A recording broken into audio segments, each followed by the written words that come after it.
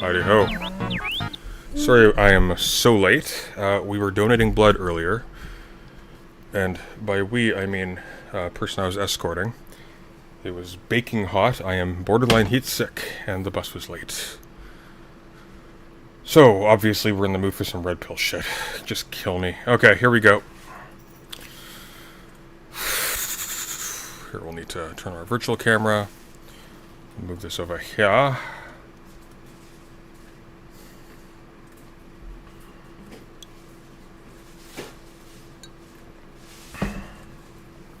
Massive feedback. Alright, let's see if this works. Can't start the cam. What is going on? Oh, I wonder if I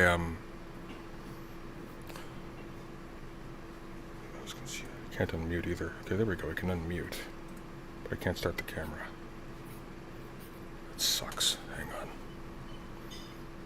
Maybe what I can do, though, is I'll turn the camera off here.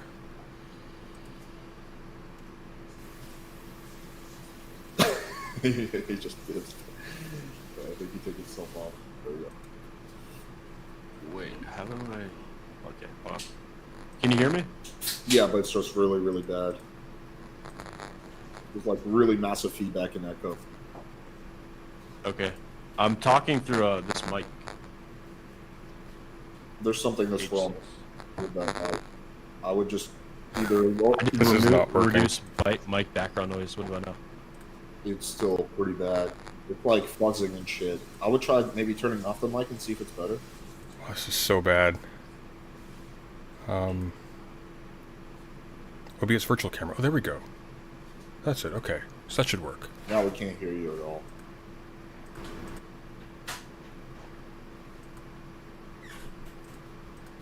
Hello, hello, hello, hello. Okay, now we can hear you, and there's not massive. Is it good or is it like shit? Yes! No, it's good now. It worked. We did it. Okay. It's a lot better. Hello, hello. Yo, what's up, dude? Sorry, I was just figuring out the, it wasn't automatically set to accept OBS's virtual camera. I wasn't sure why my camera wasn't working. Alright, cool. Alright, Alex, tell me how it sounds if I switch back to the mic now. Hello, hello. It's, so far it's okay. Okay, cool. Did I sound okay? Am I too You loud or sound, anything? you sound okay too? Yeah. Alright, cool. We can do an audio test one by one. Alright, so say something, Grace. Hello, my name is Grace. You're good. Sunday. Hello, hello. Testing, testing. You're good. Neeina. Sweet. Hello, hello. How are you? You're good. Hey, Grace. Eudaimonia. Eudaimonia here, speaking, testing. You're good. And Austin. Hey, how's it going? Alright, everyone's good. Alright, cool guys. So Yo, Alex, can you rename me Austin Summers? yeah. I was wondering why you took off your name. Well, dude, there's this feature in Camo where you can like have it. Oh, she's using Camo too, yeah. Yeah. There's this feature in the, but you're using the broke boy version. You gotta. Get the I'm Camo. literally not. I'm using the pro version. I don't know why this mark is here. Oh wait. So There you it go goes. into the app on your computer and like you can have it say your name. So that's what I was gonna do, but. Alright, it's all good. I got you. Alright. Anyway. Anything.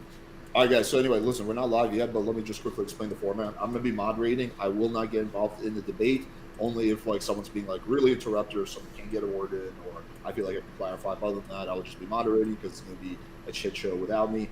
There's 3 mini topics that I picked, which I think my audience wants, so I'll quickly tell you guys what these are, and we'll go through them one by one. Dedicate about 40 minutes of mini topic. If I think it's getting juicy, we can leave it a little on longer. The first topic is the average female happiness has declined, yet women have more freedom than ever. What do you think is the cause of this? The second is, does a woman's body count lower her desirability as a partner? And the third one is marriage a bad deal for men? So I think we're going to get contrasting opinions on that. If we diverge and start talking about other things, that's okay too. But yeah, the point of this is to create an interesting conversation between people who see the world very, very, very differently. All right, with that out of the way, I'm going to go live. All right, what up, guys? We are live, so we have a juicy debate panel for you today. This is going to be people who view the world very, very, very differently, who I've debated pretty much all of them independently, with the exception of Eudaimonia. He's a newcomer to the channel, so welcome. I think a good way to start off is just letting everyone do a quick introduction, because I think part of my audience will not be familiar with some of you guys. So let's just go in order. Let's start off with you, Austin, and then we'll just go in that kind of clockwise order. Hey, I'm Austin Summers. I am a dating coach for men. I primarily teach men how to meet women in real life, and I have probably the most results in this whole industry in terms of getting students results. Okay, Yuda. Hey everyone, my name's Eudaimonia, I guess, on the internet at least. Yuda works just fine, certainly less of a mouthful. I guess the shortest and sweetest way to say it is I tweet, right? I'm Catholic conservative, Catholic convert from atheism as of 2017, and I've dabbled in content creation a little bit with videos. Don't do the streaming game too much, just engage mostly in Twitter and some level of YouTube. Okay, cool. Neeina. Hi, I'm Neeina. I'm Alex's best friend, of course, as we know. I'm a leftist. Getting into the debate sphere recently, and I'm very excited to have this conversation with a lot of different opinions here. Cool. Sunday. Hi, I'm President Sunday, and I'm just happy to be here. Awesome. Grace. Hi, I'm Grace. I'm a streamer on YouTube, Grace Thorpe, aka Joan. I stream about my family life, my e-dating life. I dance, I sing, I do all sorts of stuff. Awesome. All right, so guys, so the way we're going to do this is going to be 3 mini topics. So we're going to try a different format today. They're all going to be manosphere related things. These are all things that you guys voted on when I did the community post. So these were the things that got the most upvotes. So I guess these are the things that are most interesting to you. So the first topic is this. So it goes like this. The average female happiness has declined, yet women have more freedom than ever. What do you think is the cause of this? Yeah, just kick it off to anyone. Anyone can go. I am curious if we have any information on how happiness is being measured here. Through surveys, through anonymous surveys. Never mind. Well, correct me if I'm wrong, but I'm pretty sure from all the data that I've seen, pretty much happiness across the board has gone down. Again, you're right, it does depend what metric that we're basing that off of, and those can skew very wildly, but I would say probably just, the old happiness of everybody is probably gone down. I don't feel like I see a lot of trends where there's a specific amount of women being significantly more unhappy. Speaking of free women, where's Destiny? He couldn't make it. He has to pick up his kid. He's afraid of me. That's I why have he's- heard Oh, that no. is a This girl's is- name. I was trying to get him on. He said That is an honorable reason not to appear. He said I'm a demonic succubi, and the reason women aren't happy is because they don't listen to their daddies. That's why. Okay, please don't start with that. No, you have to have a good relationship with your dad to be happy, and then you can find a good man. Most women aren't connected. You need to their have a dads. good relationship with your mom to be happy. You could try, but the dad is the most important. That wasn't my. You didn't answer my question. It helps, but it's not the most important thing in your life. No, the most important thing in your life is being connected with your dad, who connects you to God. What That's end are what you? people- What end should they connect with their dad with? I don't know what you mean. Good. Move on. I don't either, but it just sounded like it was a trying to imply something. All right, I'll Well, why start is they this say so making hard? fatherless some- behavior. They say it for a reason. Like what? Fatherless behavior. You're doing things that would bring shame to your father. Like what? That's what makes you unstable, makes you disconnected. You think women have any idea what to do if they're not connected to men? No. Can you give me an example of fatherless behavior? Sleeping around, for example. Why is that Well, fatherless? let's also let Austin get a word in, because he hasn't. Oh, go ahead. Go ahead. Yeah, I think a lot of the issues that women face these days is it's things that people face in general, and I think it's because the further you get away from how we adapted to live, you have what's it called? I forget the name of the term, but there's like a your genetics assume that you're going to be living a certain way, and then your environment and things that are happening are completely different. and it causes this term that I can't think of right now. But Cognitive dissonance? no, Genetic I don't know if dissonance? anyone will know it. But yeah, so there's certain things like, let's say, living in the suburbs that are very unnatural. Like, ideally, you'd be living with a tribe of people around you who are your family, who are your friends, who are your current or former lovers. And it's like people that are in this tribe, they're all supporting each other, they're all helping each other. You have access to clean drinking water, you have access to local organic beautiful fruits and vegetables and animals that you're hunting. You have a sense of purpose and belonging. You have a family that is there for you. You have your kids. You have a support network of people around you. And a lot of people these days, especially in America, don't have that.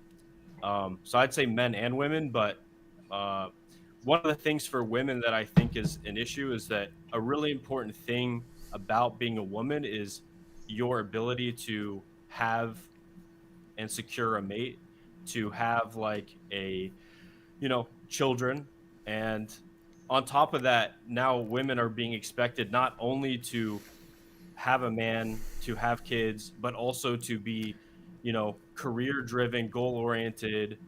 And it's so overwhelming to think of being a modern woman that it is kind of intense. I feel like there's a lot of economic pressures, and then on top of that, you have like there's the mental health issues in general caused by modern society, modern capitalism. You have seed oils. You got people eating stuff that used to be machine lubricants like canola oil, and now that it's causing a lot of neural inflammation, causing their brains to have more anxiety and depression.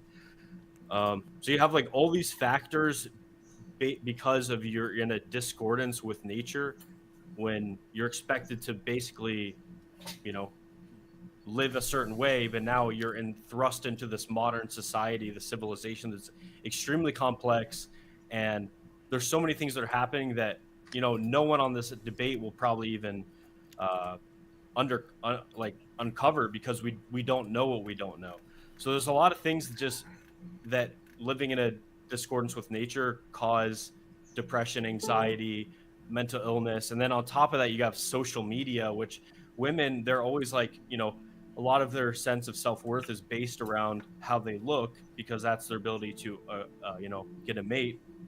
And then they see girls on Instagram that are hotter than them, or they got these guys, and it's just like the comparative bias, the comparison of like they say comparison is a thief of joy. You're comparing yourself to these girls, and then that has really bad self-image issues. And for women, I think their mental health issues just completely skyrocketed after the advent of cell phones and social media. So it's really sad what women have to go through these days, and it's sad what a lot of us have to go through. But those are some of the things that I think cause this issue with less happiness in women. Let's see if anyone disagrees with any of that or wants to respond to that. I feel I like have most no of the things that you disagreements. listed there would apply to both men and women, and I don't really see that as a direct critique on why women are like unhappy outside of like the for prompt social was media the there is average more female pressure. happiness has declined.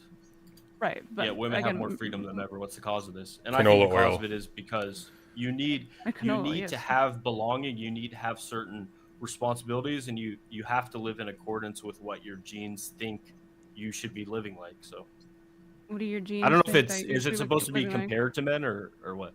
How do genes think? Well, I thought it was interesting. You said it's important for women to having children. Like, again, it's one of those things. Like, is it not important for everybody? If that is your logic, I right? agree. Yeah. I Okay. agree. Okay. So, I wanna go with you said something about canola oil giving you like some sort of brain inflammation. Could you Yeah, go into so that a little bit different more? oils that people use and cook with haven't been used prior to like 1900. They were used as machine lubricants, and then they basically thought, how Okay. can I turn this into an edible thing? So, like for example, canola oil has like erucic acid. They had to decrease to the point where it's not deadly. They couldn't even feed it to cattle prior to a certain point. And then cottonseed oil was like the first modern seed oil, and it was made out of cotton seeds, which again, that oil would kill you as well. But they managed to get a certain. Okay, I'm a little worried with the phrasing "they." Who is they in the situation? Like the food companies, or we're doing some JQing, or what? Yeah, food scientists basically had to find a way to decrease the amount of like erucic acid, for example, in canola oil. Canola oil wasn't even used until like the 1970s for food. Okay, so And it's used in what almost is everything. causing it? Do you actually have any proof that is the case? That you get a neural? I think you said inflammation. Yeah, neurological inflammation. Yeah. So any inflammation in your body can also affect your brain. So if you're eating something that's highly inflammatory, like let's say, the worst would be, like if you have some fried food that's been. The problem with seed oils is when they're in like a vat being cooked, they produce more of these byproducts that are even worse. So forget the name of I'm a dating coach. I'm not like a nutrition scientist, but there's some fooled me. Worse. But we do have confirmation, though, that the Jews do not control the food industry. These are separate entities. Just to be clear. Do not. Oh. Good. Let's hear from Eudaimonia. He hasn't said one word. Yeah, I was, I wanted to hear what others had to say to some extent. I guess I do have one question about the prompting question itself, because the question is that reported happiness has gone down despite women being freer than ever. And I guess my gripe would be with the use of the word free and what we mean by freedom. Are we just meaning absence of external restraints? Are we meaning the ability to? So it's just the absence of external restraints, not necessarily anything else. So you are free to do whatever you want, whenever you want. Exactly. That's okay. And so, I mean, if that's our understanding of freedom, that's an understanding of freedom that I take some level of issue with, because I don't think that's really an ennobling understanding of freedom, because it no longer empowers people to live in any kind of way that is fulfilling. Absence of external restraints are certainly necessary, but not sufficient for freedom. I think for freedom, you also need ennobling programs, be they through public or private means. But I think that to suggest that one is free solely when there are no external restraints placed upon them is a threadbare definition of freedom. Well, I think I think you put your finger on something that I would agree with. There's a neuter understanding of freedom, sort of between that and sort of like the freedom of nature, where you rely on societal constraints of a certain kind to give you things that you are free to do, but you don't necessarily have to scaffold that with some notion of like virtue or whatever, right?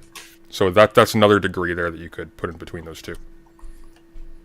Just to really quickly put the prompt to rest one for all. So a recent group of studies have found that women's happiness levels have dropped steadily over the last few decades, to the point where women now report lower happiness levels than men. So yes, men's happiness levels have been dropping off, but the point is that they've been dropping off. Women's happiness levels have been dropping off more than men, and now women are on average less happy than men. So that's kind of what is the initial discussion for the prompt. What age groups is that too? I have to look into that. Hang on a second. Question. It's a Berkeley article. I would be curious to know what would motivate zeroing in on sexual ethics to explain women's unhappiness. It's not clear to me that we're doing that for men's unhappiness, which is apparently going down as well with women's happiness. I haven't seen the study. Well, that's up for you guys to debate. That's not really my. Oh, it's a question for the panel. So Yeah. Women agree have with the more president. freedom. What about this? So women have more freedom, so we can choose to do whatever we want. But how about this? We need to freely decide to submit ourselves to men. For example, if you look at like hoes and pimps, for example, like if you look at prostitution, if you take prostitutes who like do their shit on their own and they don't have a pimp, they are much happier when they connect with a pimp. Even if they make less money, they feel safer, and their happiness is overall improved when they have a man controlling them. Did you just make So that up? couldn't that? No, you could look it up. Okay, well, no, well, Help us out. Information. What am I looking Oh, I don't for? have the studies offhand, but Well, it's but obviously Grace, a if you woman will. selling, like I'm saying this. But is do you an extreme have? Example, But could you woman- recall, for example, like the name of the study, the name of an author, anything? No. All right. But it's clearly true just based on human nature. I mean, a woman selling her body. Well, then to why did they bother with the studies then? They're wasting their time if it's obvious, isn't it? Well, I'm just saying you can look it up and find that it's true. But a Can woman who I? sells her Okay, body, why don't you do it for us since it's so easy? You clearly done it before. The links well, you on look like Google. you're the kind of guy who's The done links a lot on. of studies and Yeah, but I'm research, drunk so right now. So the you- links you- on Google, yeah, the you- links on Google will be blue. If you search for something in the past, the links on Google will be blue. You can do it really Independent fast. prostitutes, they Okay, make got more it, you money, made it but up. they waste their money on drugs and like stupid Wait, things. When they Nina, have, when they have a man I believe control her. of I their just money- want to see the study first. I'm. Well, look it up. It's obviously. But I true. don't know. I don't know what to look up. Is Help this me. study in the context Based. of prostitution Look, go in- specifically, Yeah, like or, pimp or women in general? Go Or into your prostitutes? go into your women search without- history. Just find it for prostitutes us. without pimps versus with pimps. Look it up. It's true. I don't I'm think just that saying should be a that's an good extreme sample. example. I don't think prostitutes, whether with or without pimp, should be the basis for our should be our sample size. But women the essentially prostitutes are with the pimp prostitutes, and women do essentially better? are prostitutes in a certain way. I mean, in a sense, getting married is like prostitution. You're signing up to Ah, be used like A fellow by radical one man for the feminist. rest of your life. My people. I'm not a radical. Yo, I'm not a are you feminist the at all. female I'm a John Catholic Zerka? centrist. I don't Oh, mean that's to very be. that's a high compliment. Thank you. I don't mean to be inflammatory, but I don't think Nah, prostitution she'd be dropping more is N-bombs. one of the sacraments. I think marriage is one of the sacraments. I don't think prostitution is a sacrament. Did I Yeah, say it so- was a sacrament? No, well, I'm you not said saying. I'm not saying prostitution it's, is like marriage. Yeah, you don't really say. well, I'm saying in a certain way, you're signing up to be one man's hoe for the rest of your life, right? Well, if to be one man's hoe is no. to not be a hoe. Right. Well, yeah, but like you are your husband's whore, right? You please him. What I is a just whore? I just quickly looked into the pimp thing, so I can't. The one thing I was able to find was that it seems that prostitutes who have a pimp get into illegal drugs and have their first sexual experience earlier than non-pimp controlled prostitutes. So therefore, the article is concluding that it might be more dangerous for a prostitute to have a pimp in her life. But I don't know in terms of like money or whatever. I haven't found that part. But less This is fulfilling. horrible. But less fulfilling without. Yes. I think that's the. I there's- can't comment on that. That's quick. That's the only thing I could find. All right, keep going. What do you define as a whore, Grace? I mean, there's like a colloquial definition, but like I would say somebody who Well, sells you know, her body yours. for sex. Somebody who Okay, sells so her body how when you're getting for married money, to somebody, sorry, are who you? sells her body for money. Oh yeah. So how is that akin to what you're saying with like marriage? I'm a little confused on the connection there. Well, I'm being hyperbolic, but I'm saying in a sense Right, when okay. you sign up to be married to somebody, you're signing up to be that man's whore for the rest of your life. You please him, right? But you're not selling yourself to him, right? Presumably, even under a very traditionalist mode, you're in a No, relationship you're not. still. No. You're not selling yourself to him. Obviously, there's more involved, but I'm saying, like, in a sense, the pimp and the prostitute reflects marriage in a certain way. The man controls you. You sign. But up to I'm be controlled in a similar his way hoe. as a pimp controls a prostitute by my boss at a retail store. Am I? That's and married correct. to Yeah, my your- boss? Your boss is hoe. Yeah. I'm married That's to my correct. boss. Okay.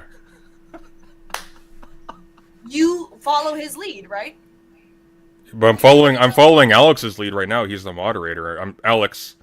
I didn't want this, but Alex is our pimp daddy. Absolutely.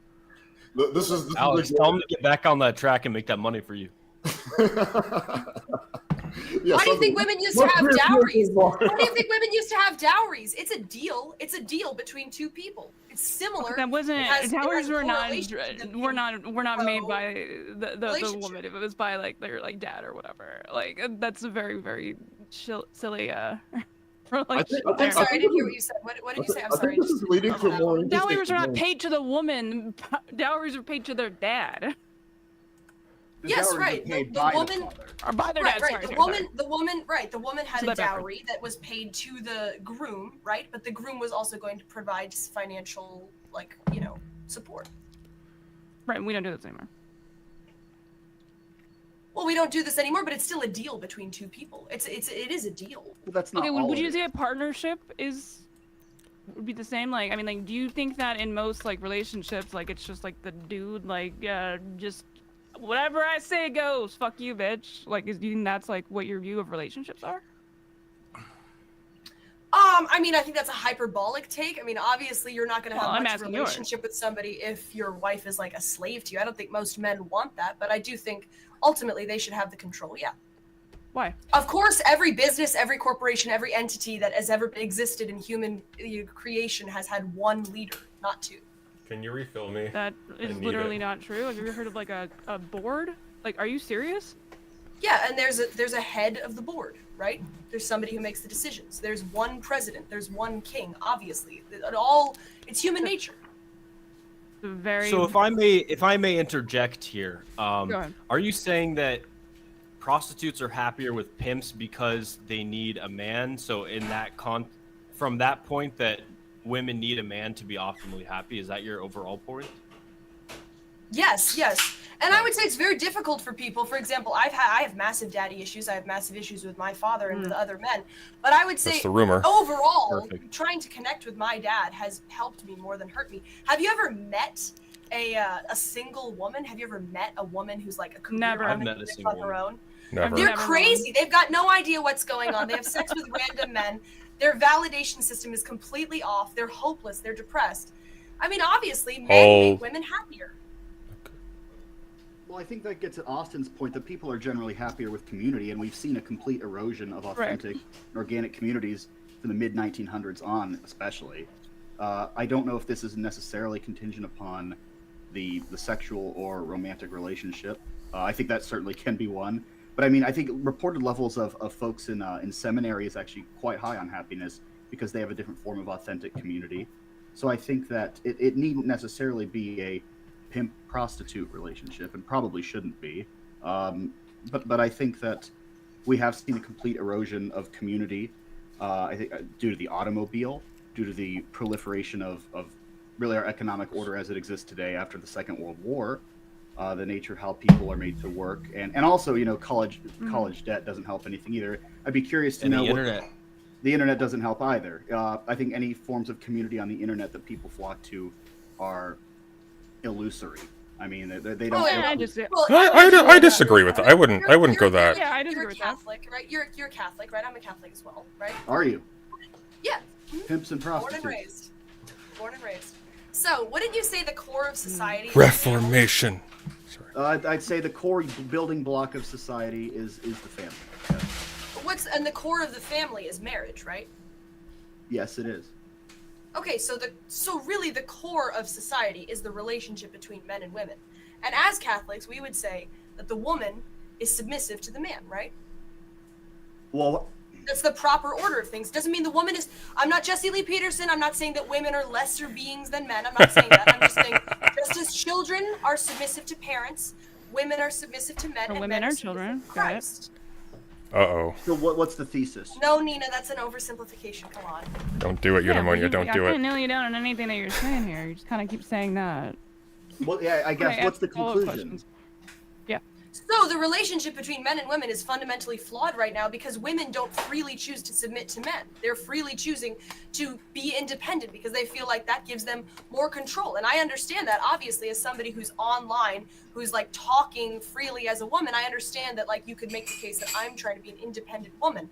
But what women really need to do to be happy is freely submit, just as men, to be truly happy, need to freely submit to God. No? Who told you that? I'm a little worried for you sometimes. I think My there's daddy, Nina. My daddy told me that. Well, What'd your daddy tell you? What'd daddy tell you, but Nina? Grace, where'd your What'd daddy get, tell me? but where'd your daddy get it from? He's a master. He has a master's in theology. He got it from a pontifical. He got it from a what? A pontifical what now? He got it from the Pontifical So, Academy. Grace, where did you become Speak so up, based? dork. How Where you- did how the- you where did become- the- Academy pontifical? Where did It the means Pontifical Academy get it from? from the teachings of the Catholic Church? Go I got on. it through a Catholic charter. What I'm asking you for here is warrant, sort of like an endless chain of, well, they got it from the woman who sells the jam, and she got it from the postman, and you know? Endless regression? Is that what you're saying? Sure. Well, I mean, the Catholic Church simply recognizes basic truths about humanity. Look through the Catechism and tell Well, you where does it it's recognize? Where does it from recognize? God. Well, hang on. Where does it recognize God. them? From God. So we have like correspondence. Then we've got like you know, we have like the chat Have you logs. ever heard of the Bible, dude? Yeah, who wrote the Bible? Did Men God inspired write? by the Bible. Did God write the Bible, This Grace? is gonna get off topic. It's gonna turn into It a is. God We're getting debate. into a religious debate. Yes, We're it getting- is. Grace, Well, yeah, 'cause that's what all these arguments side are. topic. You don't have So to make let's it say- religious. I'm not coming from a religious point of view. I'm You just saying said you're a honestly. Catholic. You literally just did. You just Yeah, but based you your can entire argue argument. it as an atheist. You can you argue just- it as whatever. I'm not coming from a All right, religious. but more importantly, But though, you were though. more You were importantly, though, arguing Grace, as a John Catholic Zerka based upon. proposes to you. Do you say yes? And do you change your name to Grace Zerka? John Zerka is kind of a simp for women. I don't know about that. He Let's gets say validation. he's like, I'm tired of- I'm he tired gets of being a simp, validation I'm from ready. having sex with women. I mean, that's kind of a turn off, honestly. I If- want What if him he's to not over get and he's that. giving his heart to your Catholic Yeah, God? his body count is like 7, he said. Yeah, he doesn't like sex or something. So But he's had 1,000 blowjobs, apparently. Okay, well. That doesn't contribute to your body count?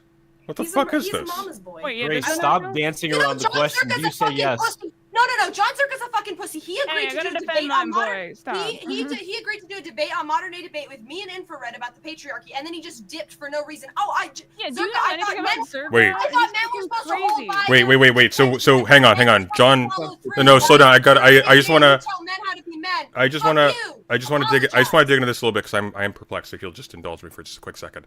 So you want to argue with Zerka on the patriarchy? Were you arguing for the patriarchy on behalf of the patriarchy?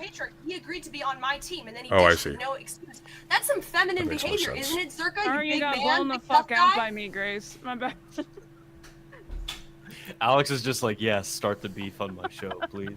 I mean, yeah. He owes me an apology. Isn't his whole thing about how men are Yeah. supposed to follow through and be the leaders, and he agrees to do something and he just ditches with no Zerka's explanation? my other Yeah. best friend. I will Yeah. not have this slander in this house. But That's not slander. It's the true. issue It's not is, slander. It's true. when you do massive, Alex, moderate. it affects your No, judgment. don't. You know, I'm gonna It's move Zerka to. on here. I want him to apologize to me Dude, he live doesn't want- on he doesn't- air. He doesn't want to talk to me. I'm not red pill enough for him. Anyway, listen. Let me move on to the second Let's talk more about canola oil. because I think this is going to get things juicy. Does a woman's body count lower her desirability as a partner? I mean, obviously, everybody knows that once a woman has sex with 9+ people, her vagina is permanently stretched to the point of unuse. It's basic biology. Wait, are you No, trolling or there's- do I you don't actually think follow you this? can tell us what the Let's inside of a vagina feels As a like. serious I answer, don't I think feel we like they improve it because then they know what the fuck they're doing. I think If that, that's what you think happens after having sex, then you haven't had sex with a woman because it's actually one of the recommended you- things to tighten a vagina is to have sex. No. I think knowing what they're doing. Do you think that? Okay. Also, that is objectively not true that is a thing. But okay, let's move past that.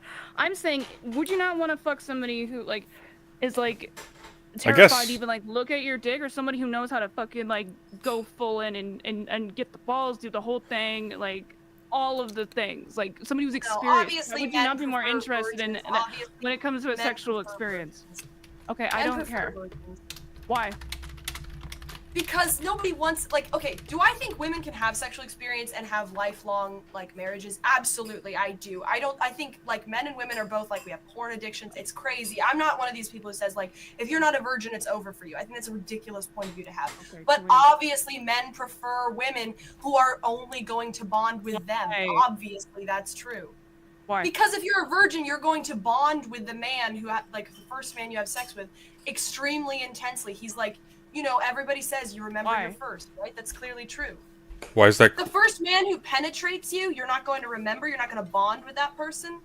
It's obvious. Well, I imagine if you probably got assaulted, I probably would not be the case. if you get raped and he takes your virginity. Well, what if picture picture this though? What if average? What if you reach adulthood, you're just horny, you hook up to somebody you're not necessarily into, but they'll kind of go along with it, and you're not really into them afterwards, but you still had fun doing it. Are you therefore bonded with that person permanently? How would you establish this? Are you saying for the woman if she does that? Either or. Either.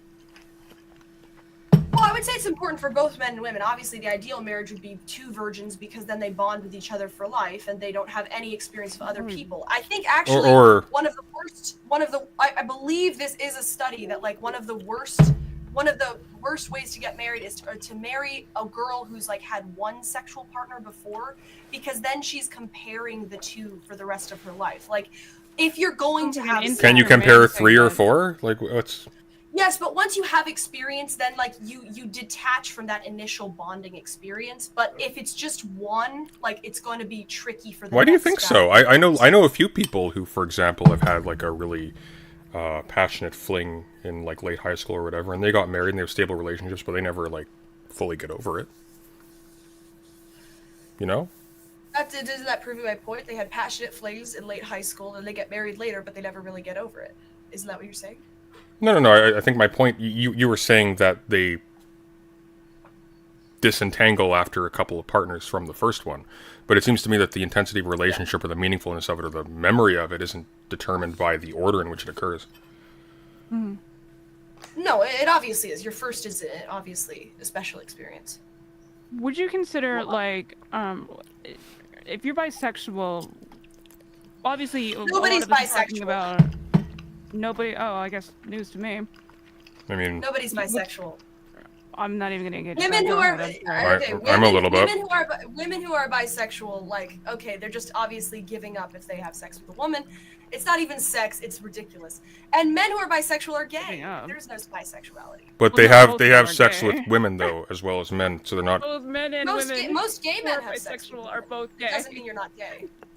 No, it doesn't. But when you're talking about gay versus straight versus bi, you're talking about who you have a sexual attraction towards. You're not talking about who you.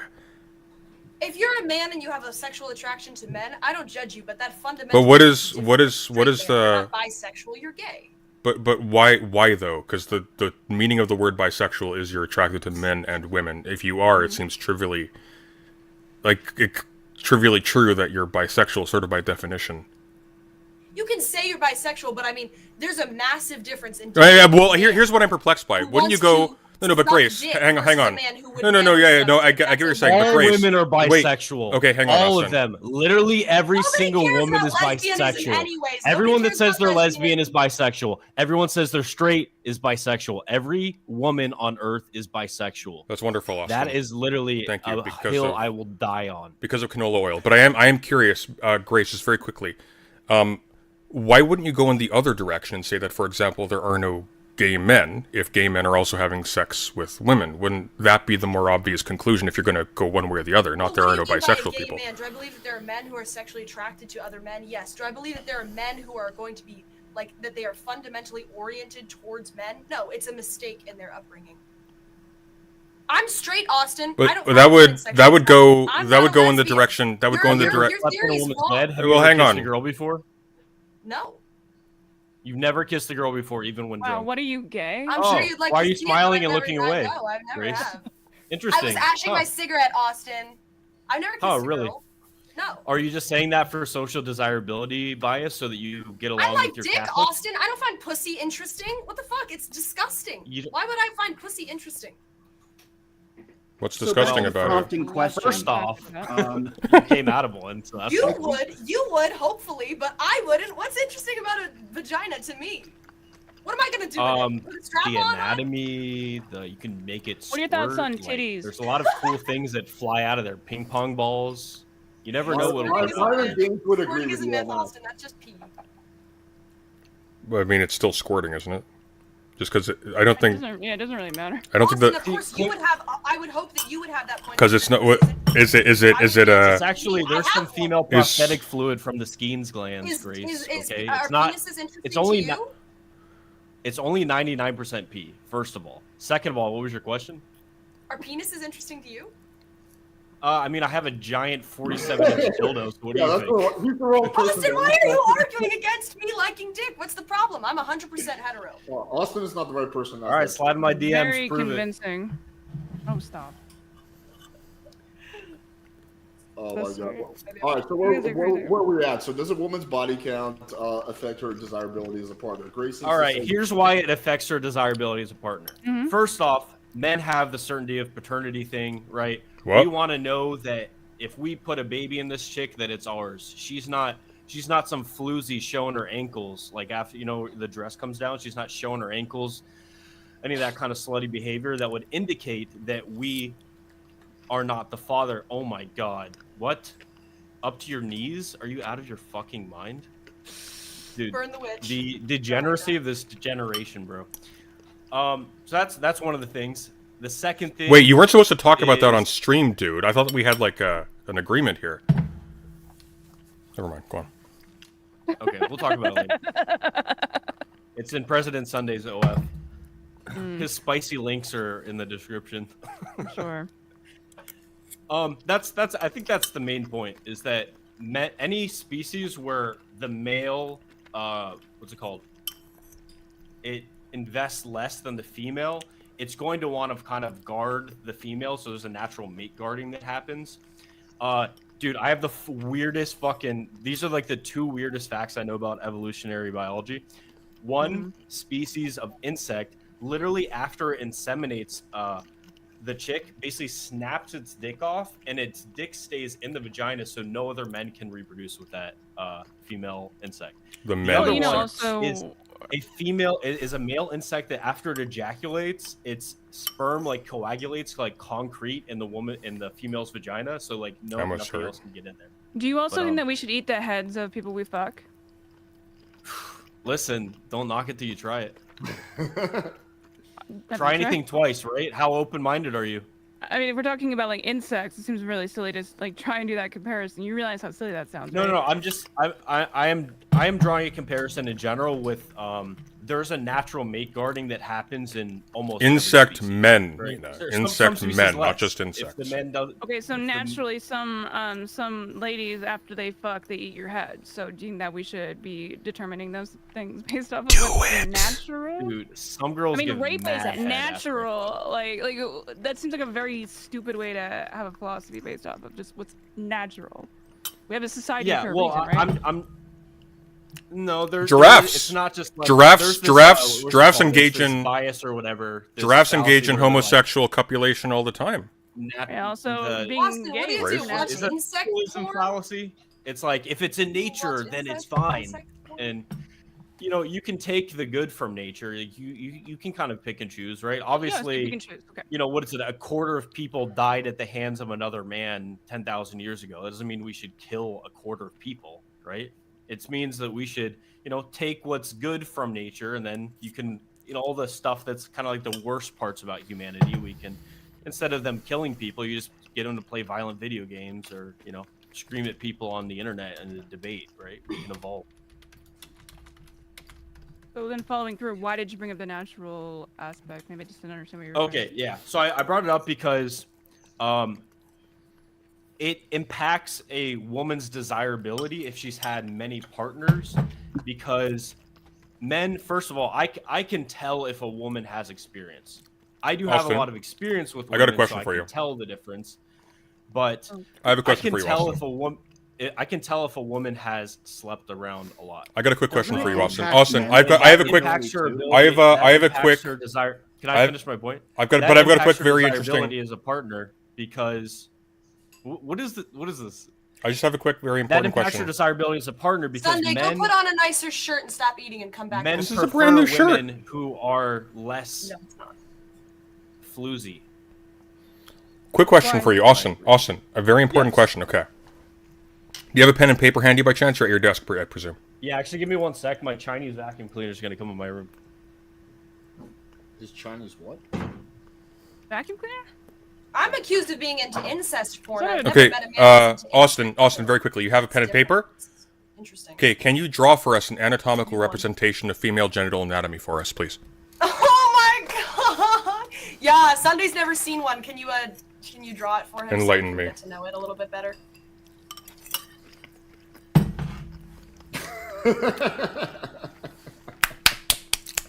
This guy knows what he's doing.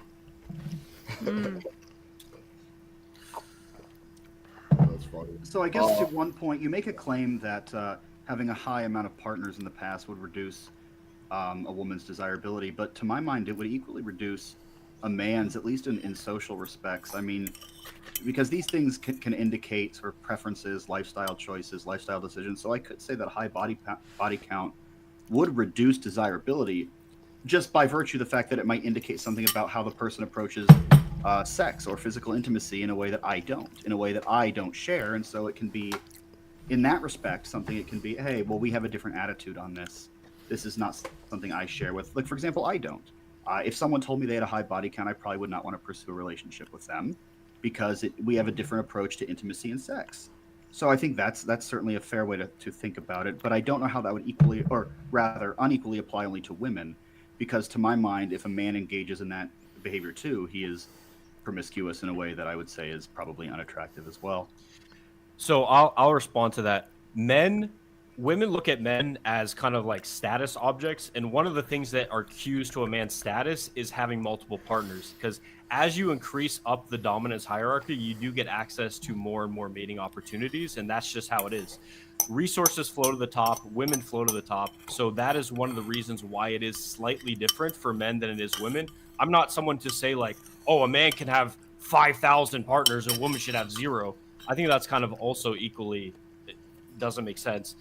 But I think, and I agree with you, that some women, if they see a man that's like, he's just sleeping with hundreds of girls, they're like, that's a bit much. That's like a disease risk. He's just accruing different strains of the HPV virus. I don't know if I want that. And then also, yeah, like their future with them. How am I going to have a future with a guy if all he likes to do is meet new women? I don't see a future for me with that man. Now, are they interested as like a one-night stand? Maybe, but yeah, that's one like caveat I would throw in there. Well, one of the issues with a man who sleeps around a lot is that he gets validation from women, and therefore you own him as a woman. So I would say that a man that does get a lot of sex, he doesn't need validation from women. I will say a caveat. I'd say about 15 to 20% are exactly what you're describing. However, most of the guys I know that do really well with women, they just love being around women and they love themselves. Like they have very high self-love. They think that they're awesome and they love hanging around women. They love feminine energy, and that's just something that they really But like. if they love women, then they wouldn't treat women like that. They wouldn't hurt them like that. They get validation from women and from taking something from women. They're slut makers and, they're worship pussy. Yeah, so on one hand, you could see it like that. However, there are women that do enjoy a man that has that kind of lifestyle. They just want access to it. Like, you look at, like, a Dan Bilzerian, you could look at, they just want access to a cool lifestyle like that. They like the guy, and he's completely upfront, like our buddy David Bond. He has 4 girlfriends. They all know about each other. They all hang out together. Yeah, so as long as you're transparent about it, I think it's fine. Polygamy, polyamory? Is that what you're talking about? Yeah. That's different than sleeping with a lot of girls. How does sleeping with a lot of women make a man more manly? How does sleeping with a lot of women make a man more manly? Yeah, He's so out of control and gets validation from pussy. That's a turnoff. Okay, so you're doing a straw man. It's not, you can't just be out of control and get women. Like, there's a lot of out of control homeless men. They don't have 3,000 women sleeping with them. Well, but Speak for yourself, Austin. That the women he's sleeping with are low value women who would give it up for a guy who obviously they're just going to be a notch on his belt. Players are loser men. So I wouldn't say a woman's they prey on value.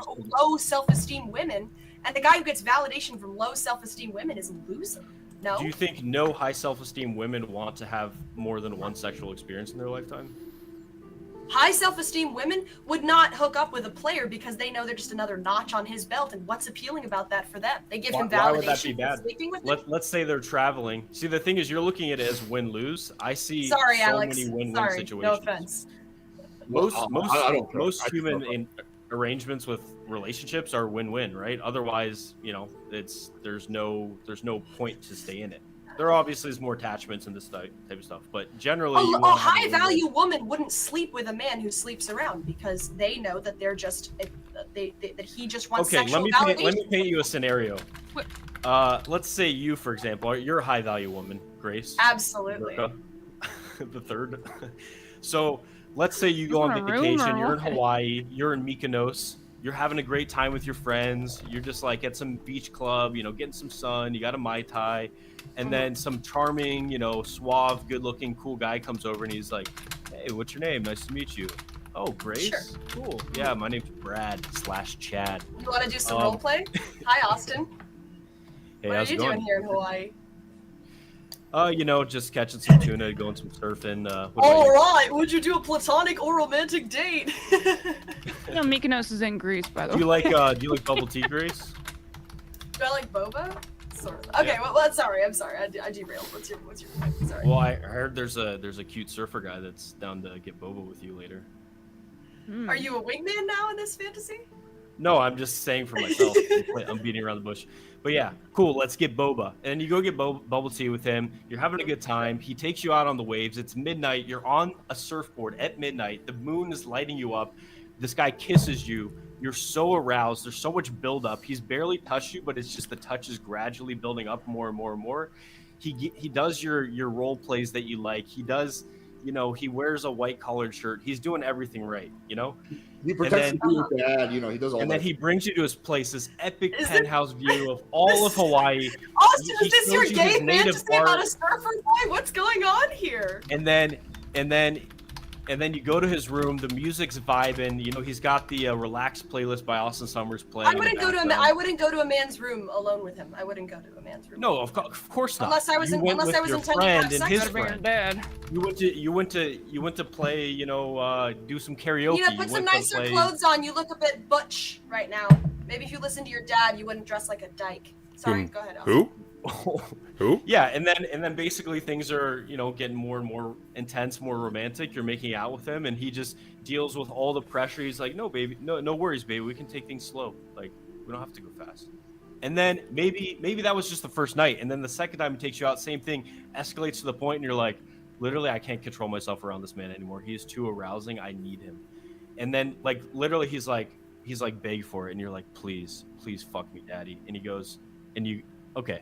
You should write a gay novel. And then you take it. No, okay. Yeah, I understand that. I mean, people make mistakes, obviously, but well, but you would have to like. Why would it be a mistake, Grace? Why couldn't this lead to a bigger, beautiful romance? You'd have to.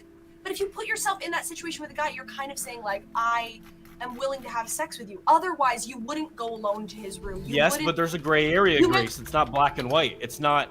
Putting yourself in Hawaii could also be, a gray area there too. You're in a vacation spot. You're in your adventurous headspace. You're putting you in a position to meet someone like me.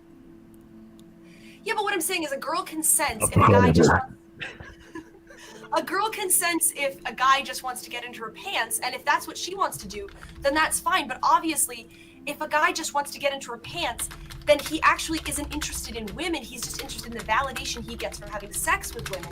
And therefore, that's a turnoff unless you are a low self-esteem woman and you get validation from an attractive guy wanting to have sex with you. Now, let's say that during that conversation, he's with you for 7, 8, 9 hours total over the course of those 2 days. He's getting to know you. He's qualifying. He's like, Grace, I love that you have outspoken, based Chad views on this. I like that you're Catholic. I like the XYZ. And you just feel like, damn, this guy's life is like this. My life is like this. And then we interact on 75% of the things. And it's like, we have so much in common. And we have similar hobbies. I like this guy's energy. He smells good. He looks good. I wonder what he looks like without the clothes on. And then, so over the course of that, it can happen. Now I'm saying there are 3 brain systems that deal with seduction, right? There's lust, which is like, damn, this guy's hot. I want to fuck him. He acts like John Zerka. And then the second brain system, and lust makes you have sex with someone. The second brain system is romance. Austin, let's say all this is true. Let's say all this is true. I would throw it all away if I had sex with him. I'd throw it all away. He'd instantly see me as somebody who doesn't care about herself as a woman. Who has low self-esteem. Story time, Grace. I had sex with a virgin, and I dated her for 3 years. If I really liked him, I didn't look down on her because she had sex with me. If I really, really liked him, I'd want to spend time with him for the rest of my life. And if he wasn't interested in that, here's where I'll disagree with you. Catholicism flips it flips the natural order. So you're putting sex after marriage. So what happens with that is you start with romance, then you get the long-term attachment commitment, and then you get sex.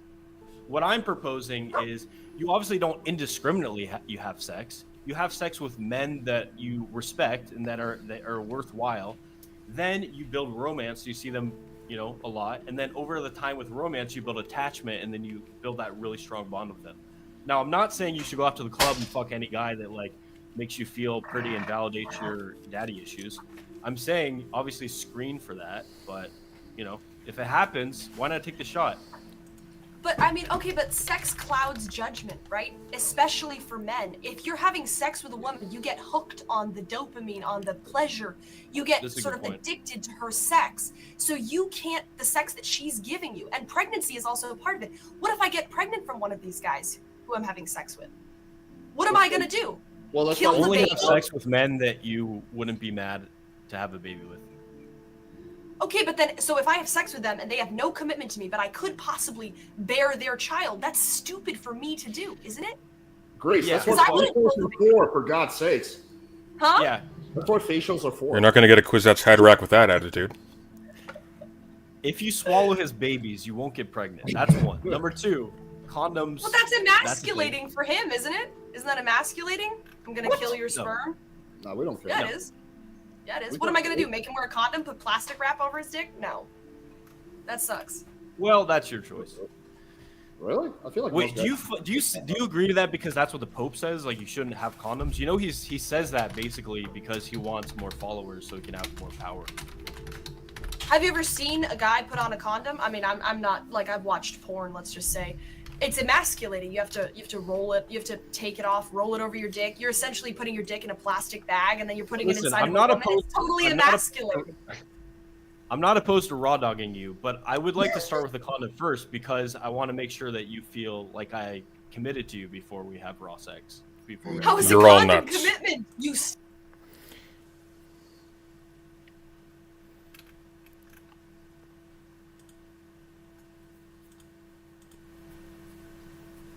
It's quite enough of that. It's quite enough of that.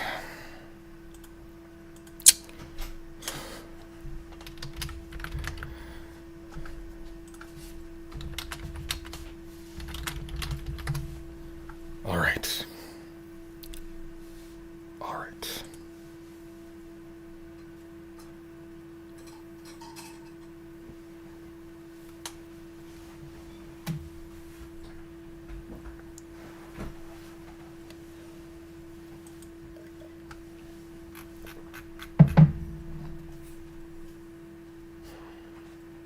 Hello. I am so sorry. That was an experience. That was substantially worse than I thought it was going to be. It was Here, let me turn your volume up a little bit. jarring. That was well, originally who it was going to involve. Where's the freaking volume thing? Hang on. Oh, here it is. There we go. Try speaking again. Hey, can you hear me? Yeah, I can. Or it was supposed to involve Andrew from the Crucible and Destiny originally. So Yeah. people I have strong disagreements with, but capable of carrying on a sane conversation. I guess they both dipped, so they got this Grace Thorpe weirdo in, Yeah, that's and whoever this Austin person is. I looked up her Twitter quickly after she started speaking, and to my surprise, she said she was Catholic, which that didn't really track with most things she was saying. That's because she's a liar. She's actually just insane. If she's you're like one of the, well, maybe you don't know. Do you know? Are you aware of who she was prior to this? a little bit, I know that the discourse around her relationship with her father runs afoul of the letter of some laws. I've heard that. That's not. I don't want to engage in that kind of like speculation, or.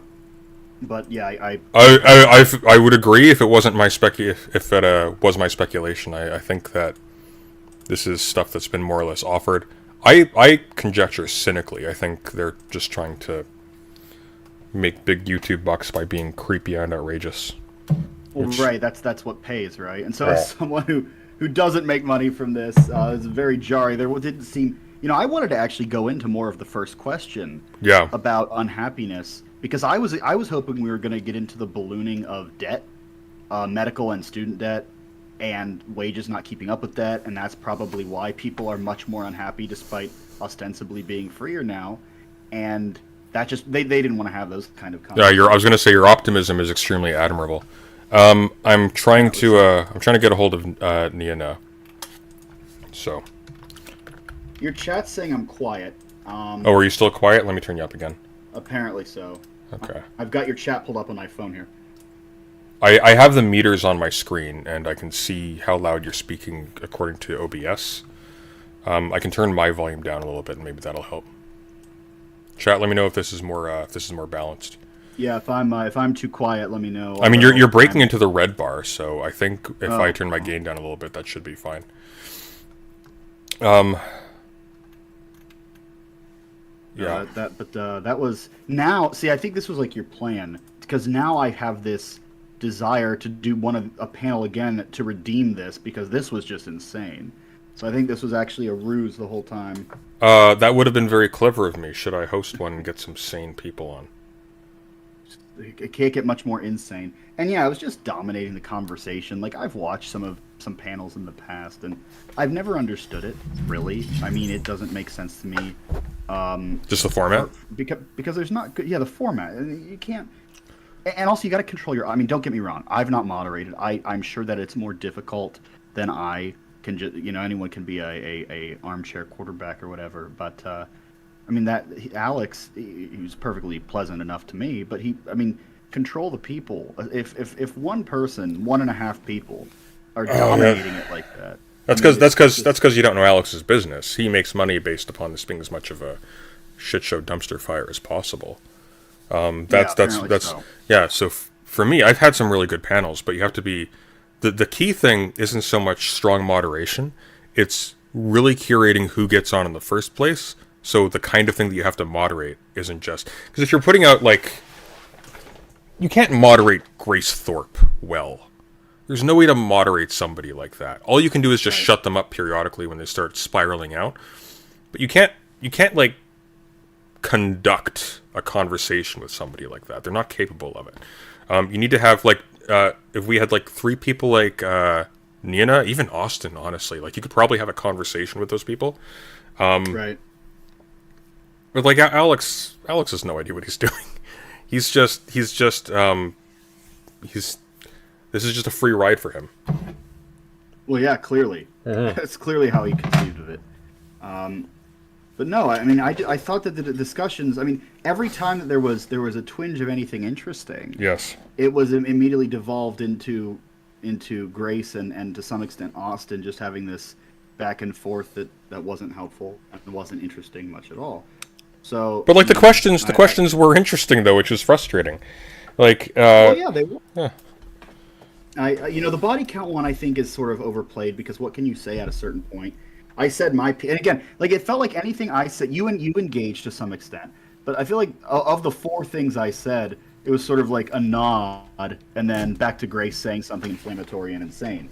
And so it's like this is what people really want, I guess. They don't actually want, not to say that everything I said was, profound or worthy of any lengthy response, but it was to the point where clearly the conversation had already established someone who was at the center by virtue of being the most outrageous.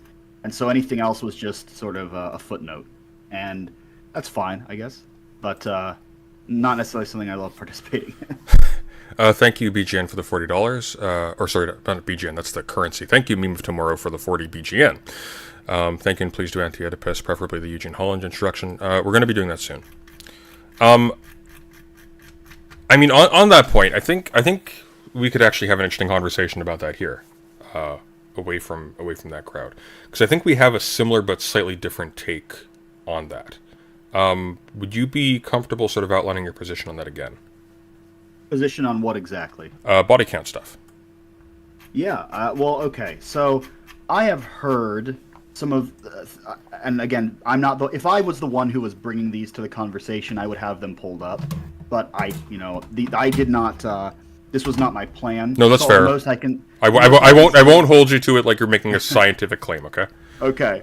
I have heard elements of truth to what was being cited about sort of, pair bonding and the release of certain endorphins upon engaging in sexual relations with someone else, both men and women. I think that I did read one paper about it once, and it was the extent to which the chemicals are released, I think, were higher in women than men, but they were still there in men. So to suggest that it's a gendered thing is false. But I think there's some basis of truth to that. At the same time, I think it's much more social. Again, kind of what I said is that if I'm in a relationship with someone and a few dates in, it somehow I would never ask, you would never ask it that way. That's asocial and strange behavior. But if I were to ask, or if it came up in conversation, Adam asked me if I was a bottom the first time we talked. Continue, please. Well, there you go. So Yeah. see, that's very forward. I don't operate quite like that. But different strokes, I guess. But no, I if it came up in conversation, I found out this person had some of these outrageous answers that you get right on like the Whatever podcast of hundreds of partners. That in and of itself doesn't necessarily. I don't think it makes them. I don't think it changes them physically, like what some people seem to think. No, like you wouldn't say, for example, like in terms of your interactions with the person, if they were desirable before, they wouldn't be desirable after saying that. Right. It doesn't change the desirability in and of itself. What it does is it indicates something to me about how they approach sexual relations, and they might have values that I don't share in. Now, of course, if we were then to have a secondary discussion of whose values do I think are better, then of course we could have that discussion. But tabling that, let's just talk about, are we a good match? I would say that the answer is no. And again, maybe you will find someone who is, and that's great. But so if I could adjust that, and you can tell me if this would fit with what you're saying, basically, that would be like a red flag for you, but it wouldn't necessarily be determinative. So you could, if this came up in conversation, like I've had 50 partners in the last couple of years, that might indicate to you something like, okay, and I'm going to be one of the next 50 or something like that, and that's not really what I'm into. But if you had a further conversation and the person was like, yeah, but I'm looking actually for this kind of relationship now, and I'm not looking to repeat that, that would probably alter your perception of like the viability. I mean, that would certainly be better than the idea of, oh yeah, you're just another notch on the bar, right? Yeah. Now I would still probably, if it was 50 people, I would still. Well, there's probably there's probably a reasonable threshold where it's like there's a certain number of partners where the amount of work you would have to put into actually going out of your way to acquire them is like there are choices being made here that you can sort of make some inferences about. Once again, like not like a judge on the person's character or whatever, but like if you're looking for a particular kind of relationship, that's, I think, perfectly fair to take into account.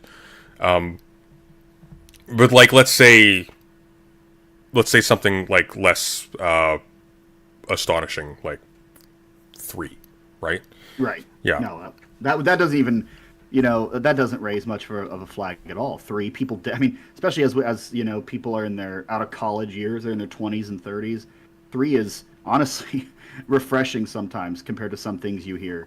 I know people who will say in the getting outside of what the internet, hundreds or 50, but I hear a lot of people in the dozens, and that's like, I'm like, really?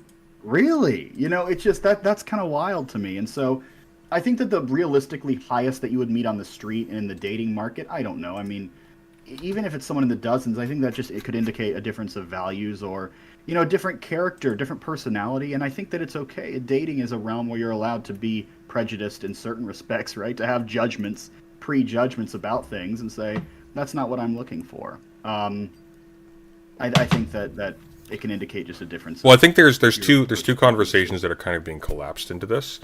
There's like, do you have a right to make inferences and judgments based upon inferences according to subjective values that may not have like external validation about other people and potential sex partners? I think that's obviously true. You're allowed to have even very bad reasons for not wanting to be in a sexual relationship with somebody, and that's 100% valid. I think on the other hand, though, there's also sort of because the way the question is framed, I think this is what people actually take issue with. It's not like, given the choice, would you prefer a partner, a romantic partner, a sexual partner, or whatever, that's had X number of sex partners or Y number of sex partners? I don't think that's really the thing that's at issue. What really gets people riled up is X a desirable partner given that fact? This is being taken sort of to determine their value and viability as a full human being and that sort of thing.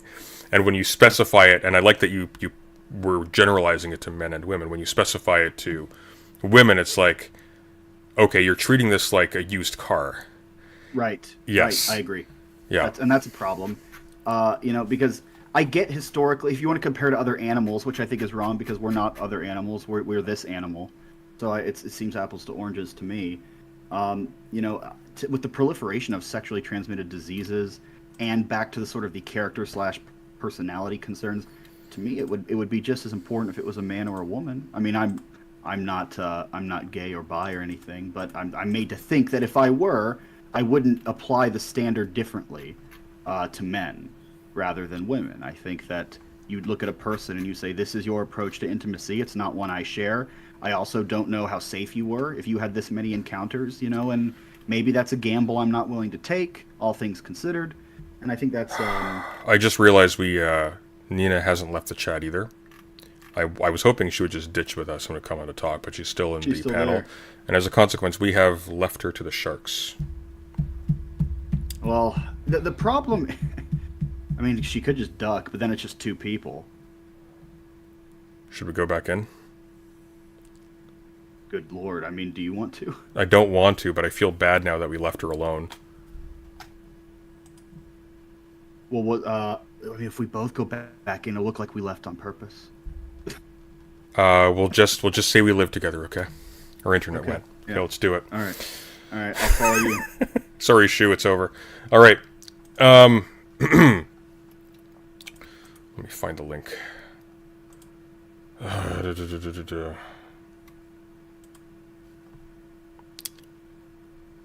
Oh, just kill me. I've gotten fucked over by, more than anything, American imperialism, where we don't have. Oh, he finished his wank off session. Welcome back, Sunday. Exactly.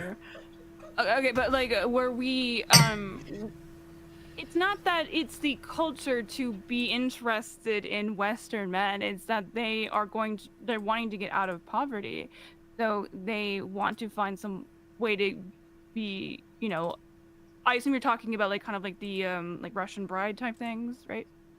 No, literally Asian women. There's a huge fetish for Asian women because they're considered to be more traditional and submissive, which they generally are. The East has very, very traditional, strict gender roles, and there are only before really we get 2 into genders. the whole passport bros thing, really yeah, racist. the reason I think, I'm gonna be honest. I think That's racist. I'm just saying that's. Have you ever heard of a guy wanting an Asian bride? You realize I'm an Asian woman, right? You understand that?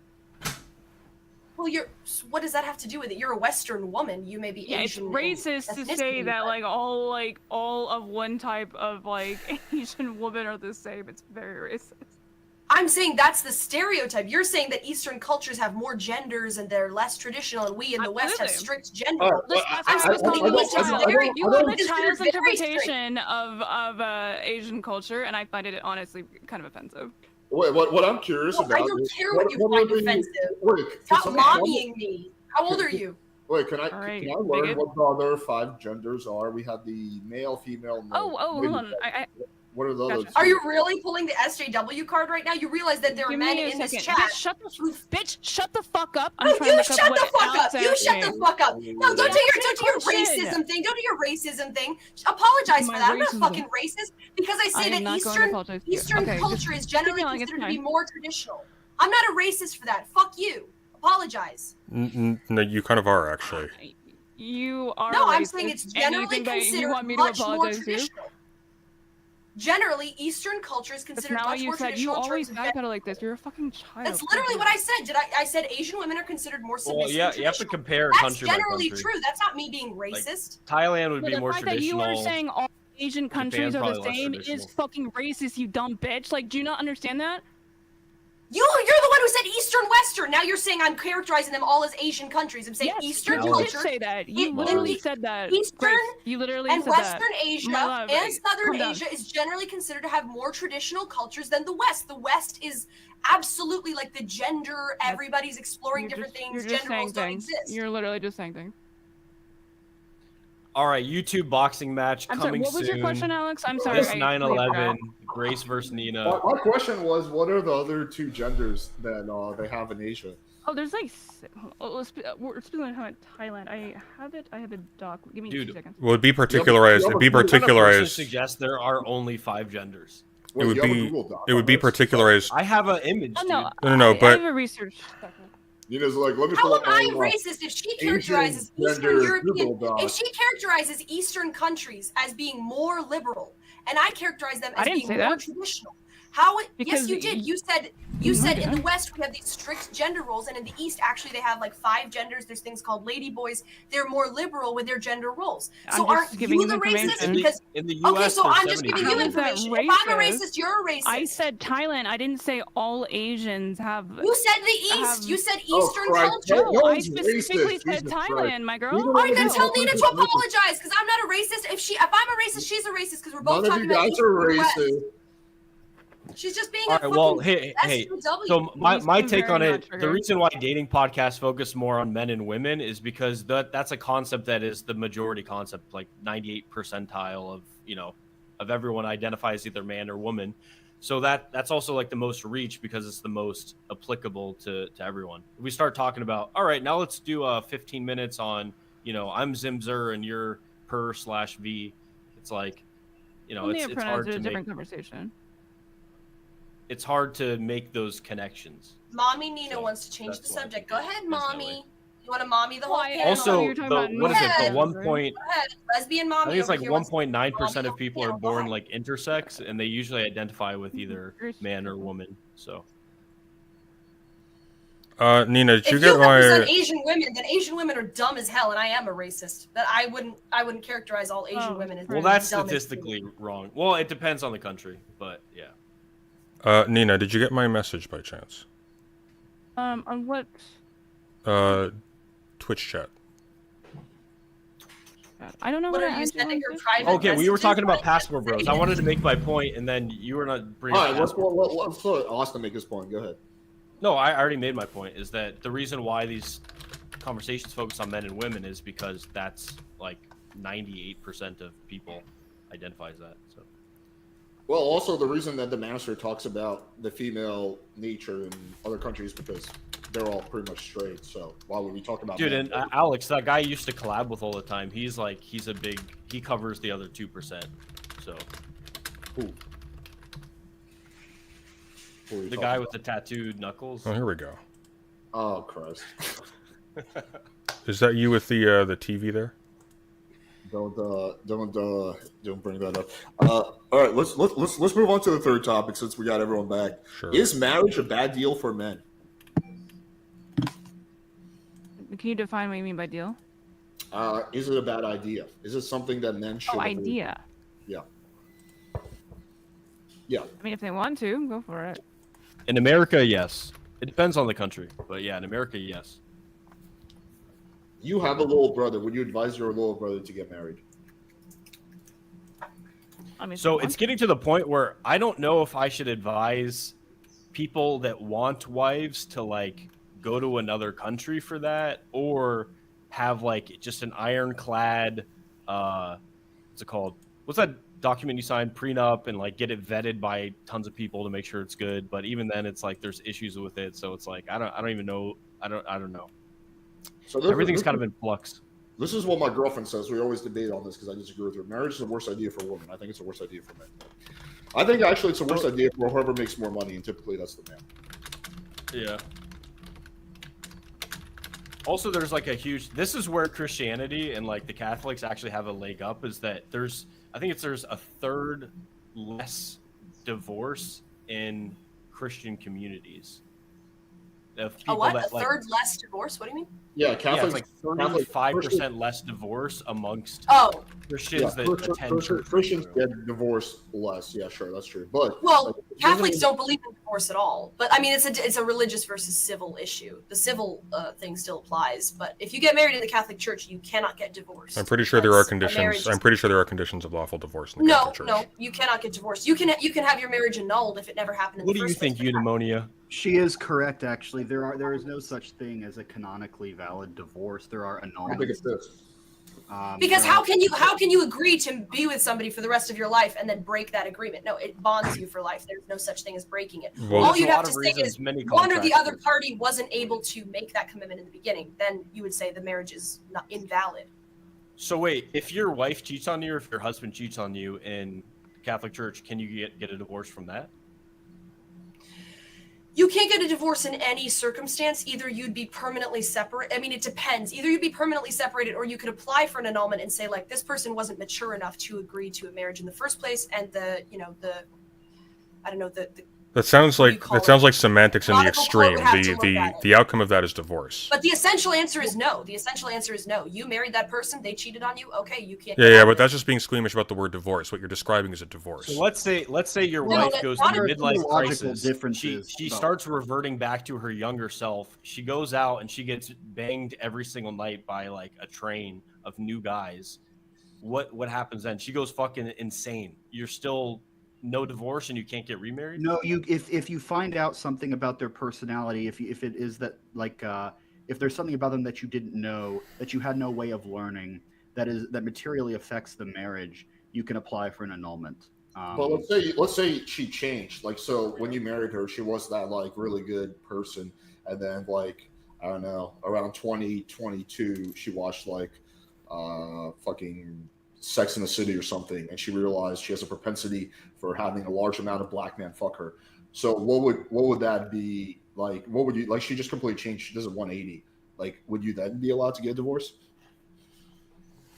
I think that I'm not a theologian or a canon lawyer, so I won't pretend. I don't want to speak with authority because I'm not sure the mechanisms through which you could end the marriage. I'm made to think you could, but I don't want to speak to it.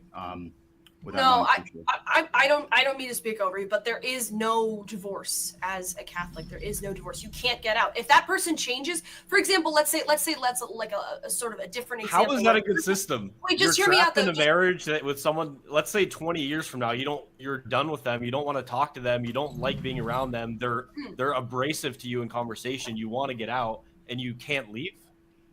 Well, what is and a then you marriage? go to marriage counseling and nothing's what working. Is a and then marriage you if just it's not a pretend it's lifelong? okay? Well, for example, let's say you get married to somebody as a Catholic. Okay. Let's say you get married to somebody as a Catholic, and they get in a car crash and they're in a vegetative state. You cannot leave that person. You can't divorce them. You can't have sex with somebody else. Whatever happens, or let's say they're paralyzed. You are committed to that person, whatever happens to them. That is the only way that marriage can have meaning. Otherwise, it's something you can break at any time and therefore has no meaning. You may as well not get married at all. What are the vows? What are the vows? So, what are the marriage? You don't have to have a lifelong business partner to have a very valid, meaningful business. And likewise, in a relationship with a woman, I wouldn't say I need to be with a woman for 75 years to enjoy our time together. Everything is changing. Everything is finite. My turn, Grace. Respect the mic. The second thing is, dude, now I can't even think. Okay, whatever, Sorry. Grace. Go ahead. Why do people say, preacher, reporter, in sickness and in health, to love and to cherish until parted by death? This is my solemn vow. If you don't mean it, then it's meaningless. It has to be until death. Emotions. Why does everybody say that? All right. Sorry about that, guys. I tried. I tried.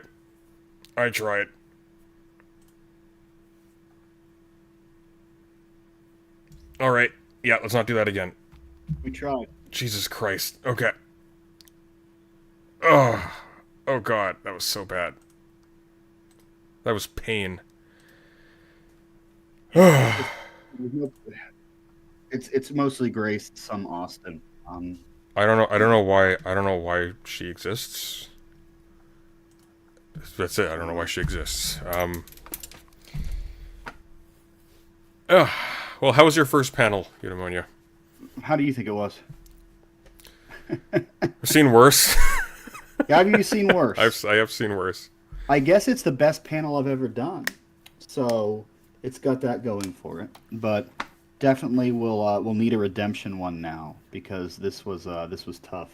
Yeah, this was tough.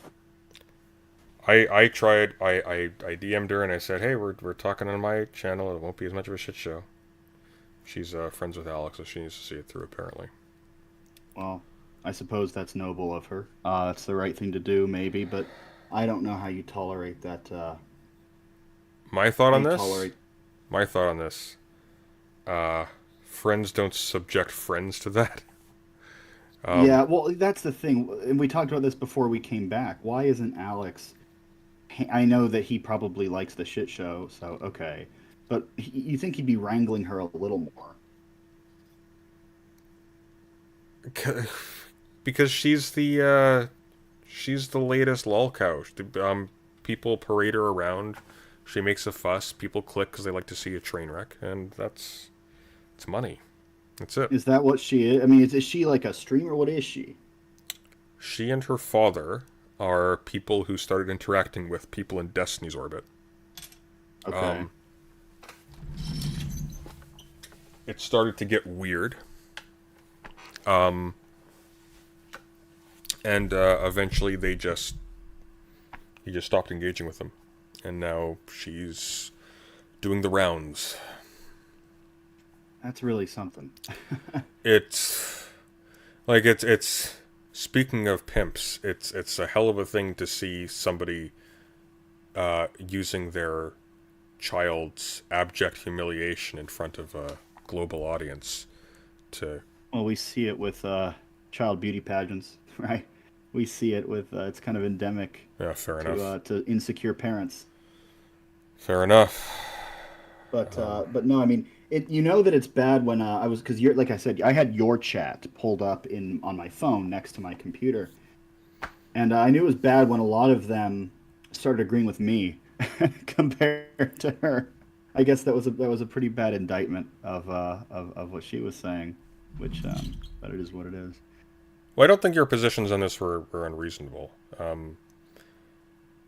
No, I think that it's almost hard to be unreasonable with a lot of these kinds of discussions. I mean, I think the only interesting thing that could have happened was us talking a little more about what freedom is at the start there. We said, oh, women are freer than ever. Of course, I would posit that men and women are not freer than ever, even externally. I mean, if Sohrab's new book talks about this. How is that, by the way? It's fantastic. It's excellent, and you wouldn't, honest to God, you wouldn't even know it's written by someone who identifies as right wing or conservative. It is it's extremely pro. Well, it's all economic. Well, that's what caught my eye. Is even Jacobin was singing its praises. Slavoj Žižek's got a blurb on the back, and Žižek's declined a little bit in my judgment, but. Well, you and most of the left that I've seen don't have him in as high regard, considering his submission to Compact. He positively talked about Deneen's book as well, which I know was a point of contention for some too. I actually didn't notice that. My main issue with Zizek, it's not even his positions. If he was sort of overtly moving rightward, and there was actually there was a theoretical move that you could kind of follow, I'd have some more regard for it. I think one of the things that really bothers me about Zizek, and I've only just started paying attention to this. Maybe this has always been the case. Is he's kind of defaulted to leaning on the parody of himself. So his engagement in almost every single panel that I've seen for the last little bit has been, here we are going to talk about relationships, but relationships are shit. Relationships are the worst. And he's going to be contrarian in a cartoonish way. He's going to be kind of cutesy, and he's going to basically say nothing. It's like a Zen koan. Right. And sometimes there can be something interesting that comes of it, but it's not like 7-year-old reading Hegel for 50 years. This is this is where you came to. It's like I don't think so. This seems like you kind of bought the bullshit around your own celebrity, and you're just being lazy. That's kind of my slanderized himself. It's a good way to put it, actually. Something like that. Interesting. Yeah. I don't know much by him, actually. I should look into him a bit more.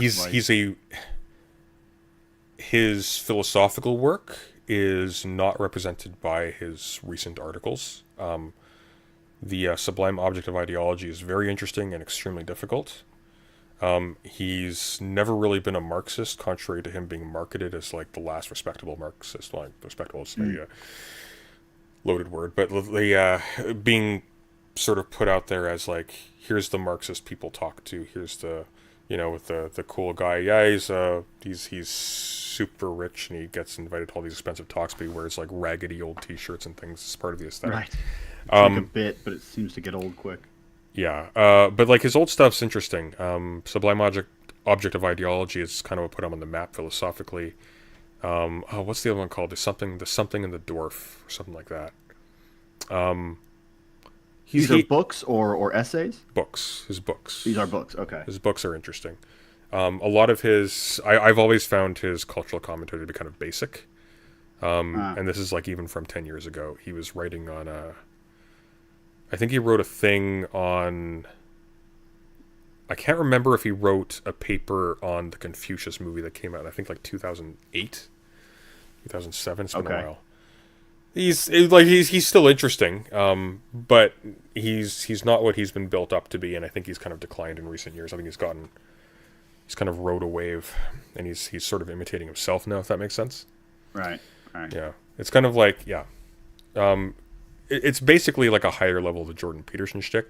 I don't think that reflects his work overall. Like, I think his stuff's actually quite interesting and pretty difficult in parts. There are people who just have like a massive hate on for Zizek in all forms. There's a funny article.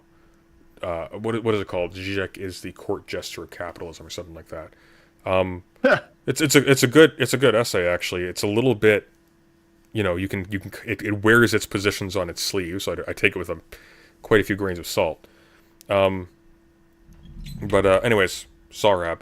Everything I've seen about it so far makes it look really interesting. Yeah, it's very good. We're talking to him next Sunday in a pre-recorded conversation, which will then be edited, clipped, and posted on the day of the book's publication. Oh, so on August 15th. On August 15th, it will be posted. We're talking on Sunday because I don't do live stuff like that much. Totally fair. After tonight, I don't know if I'll ever do it again. No, I definitely will, actually, to redeem myself.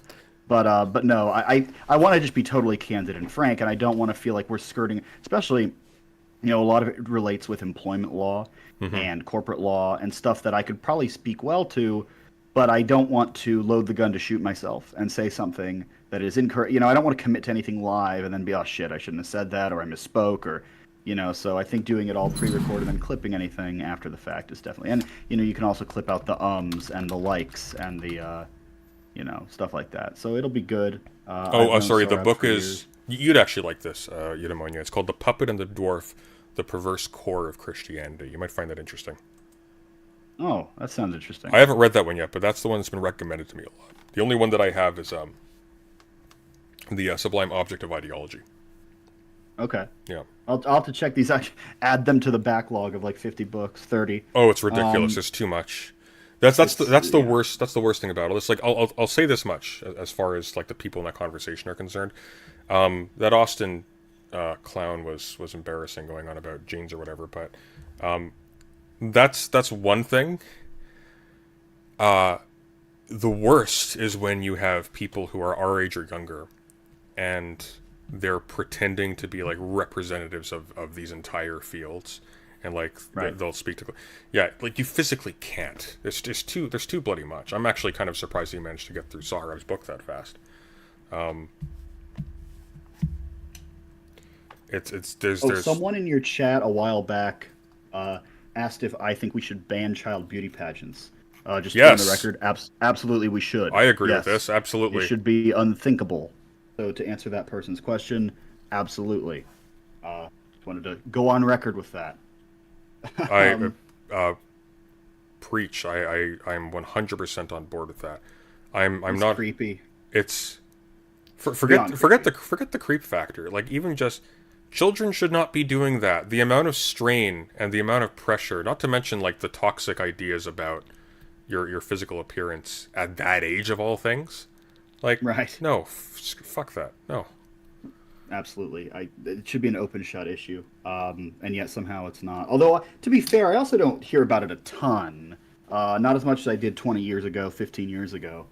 But I haven't looked into it, but I would hope it's on the decline. I think it had a brief resurgence when reality TV was a big thing in the early 2000s. I think it's big in the American South, is the one place where it's still. They're all Protestant, so it checks out. But no, that's terrible. And so after you have your conversation, obviously you can't talk about the conversation because that would be right. But I would love to talk around the conversation with you if you're game afterwards. Yes, absolutely. And after the fact, after it's actually posted, can be even more candid. The book is very good. I'm not finished with it. Obviously, I'm about halfway through, and again, if I didn't tell you the author, I don't think you would even know it's him or anyone in those circles, really. Actually, I have seen the cover. I've seen it floating around. I think Matt McManus was posting stuff. We still need to talk to him about Deneen's book once we actually finish it. Once I actually finished that book. Me I had too. I was reading that, but obviously I had to put that aside because I'm on a timeline for Sorab's book. Quick question for you before you go. This is the important one. Binding quality. What's it looking like? So I have a unedited or a proof version. Mm-hmm. So I have a paperback, crap. It's not even meant. It's not. Oh, they really don't give you they don't fully bind the thing properly. They just give you the text block itself. It's bound as like a paperback book, Yeah. but it's not the hardback what it ought to be. I can send you a picture. It's not. Sure. It's not. I don't know. Hopefully better. Hopefully when I get the real hard copy, it'll be better than the Deneen one that fell apart the first day I started to read it. Yeah, who's the publisher for that one? So that's Forum Books, which is a division of Penguin, I think. It's definitely Forum Books. They do politically conservative books for, I think it's Penguin. Division of Penguin. Published by Sentinel. Oh, are we talking about Deneen or Sorab's book? Deneen. Oh, I'm sorry. The one that fell apart. Yeah, that was If it's Penguin, it's probably fine. Penguin's hardcovers are cheap. I've not heard of Sentinel. Why Liberalism Failed, the 2018 book, was published by Yale University Press, and that obviously had no issues. I wonder why they didn't take in this one. I'm curious too. This one definitely wasn't as warmly received as Why Liberalism Failed. I mean, Obama praised Why Liberalism Failed. I don't know. It was Did he really? I don't know if that's a red flag. Maybe that's it might be a little bit. I don't know for whom though. That's the question. Yeah. But that one was pretty well received. Even just for so Sentinel published this is a oh, wait a minute. No, they're both so Regime Change was published by a subsidiary of Penguin. Because was it? Yeah, it was. So Sentinel Sentinel is linked from Penguin Random House. Really? It's Forum then, or am I mixing these up?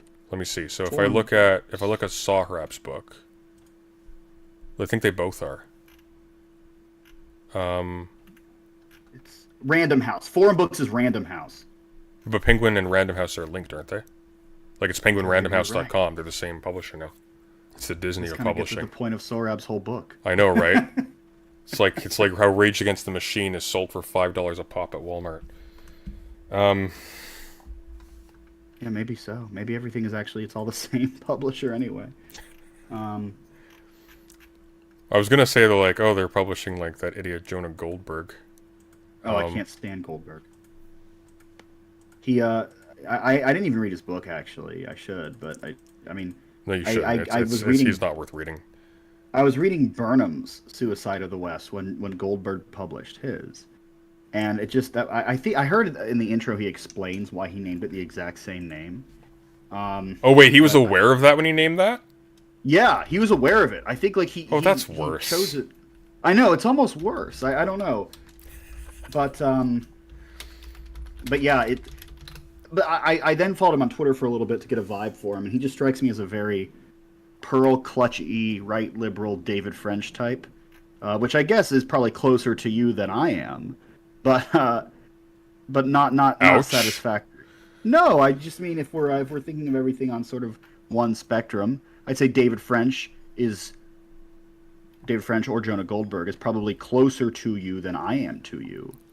I don't think that's true at all. I think maybe we're talking about different scales. I think Jonah Goldberg is a fundamentally unserious Milo Yiannopoulos wannabe. Really? Okay, that's not what I thought of. I sort of think of him as just a. No, he was like that. That's when he had his big break with the tyranny of cliches. How liberals cheat in he's always been just I'll have to check that out. I'm not familiar with that. He just is very milquetoast to me. There's nothing to him. There's nothing to him. He's wafer thin.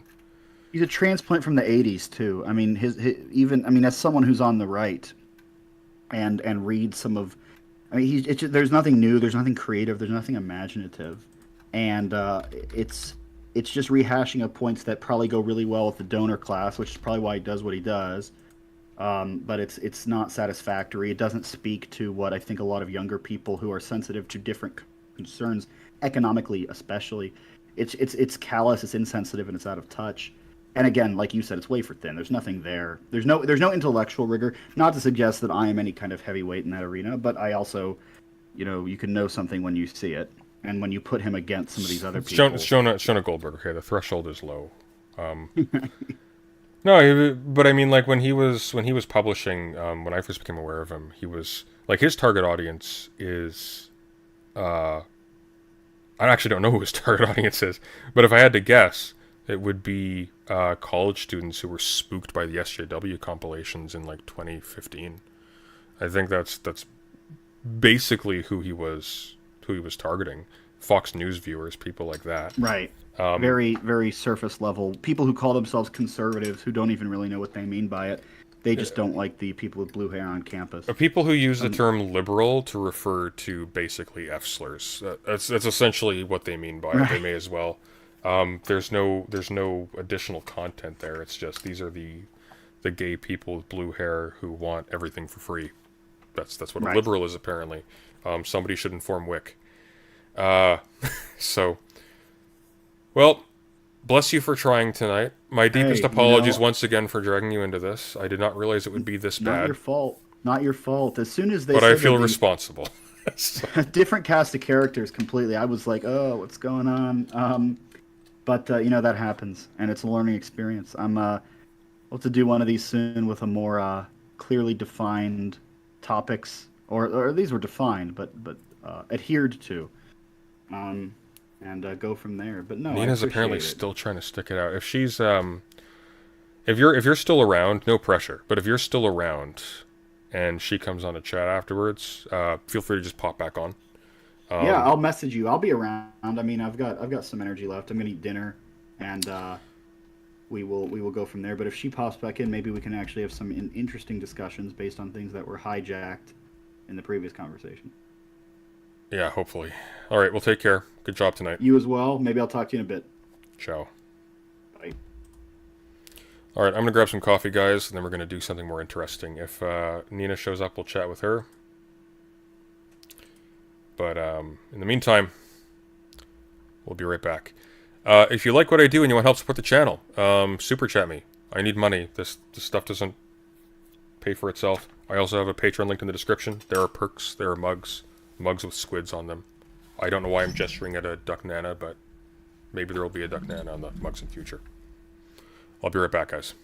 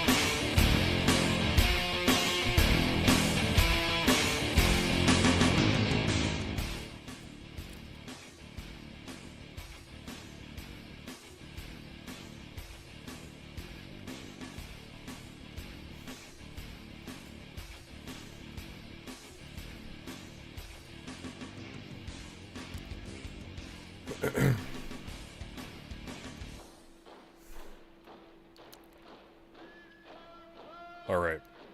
Oh, no, ad, stop! Oh, god damn it. I tried. I'm sorry. I tried to hit the I tried to cancel the ads. It's automatic. It's automatic or I'll never run them. Takes the guilt away. But I'm sorry. I didn't mean to make them run as soon as I came back. I'll wait.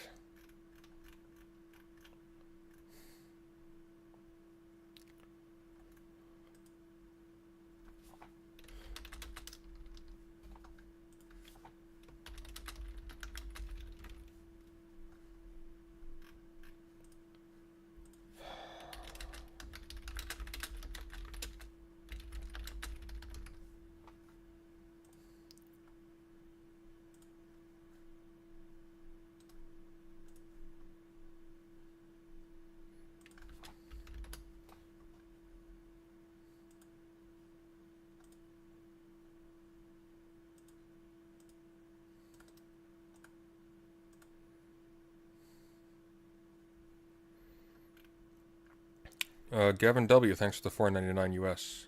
What do you think about Zinn's People's History of America? My history professor warned me about being careful with it.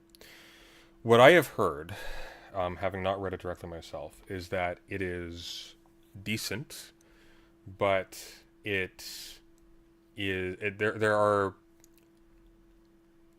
fails to be rigorous in some ways. I haven't confirmed this. But I mean, generally, you should be approaching any resource like this with a grain of salt, regardless. Everyone's going to approach their studies with some kind of bias, especially when it's as sort of politically charged as this one is. It's probably fine, but just cross-reference with other sources. The fact of the matter is, there are no perfectly legitimate books that are just correct. There's no definitive account of anything. You really do just need to check everything, and you need to just cross every T. It's just how it works. So what's the theory after this? Well, I'm looking for Lewontin's The Corpse in the Elevator.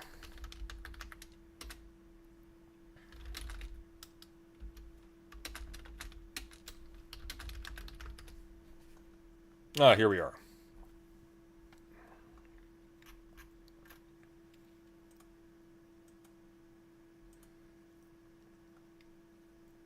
Okay, well, I found it. What I'm going to have to do, though,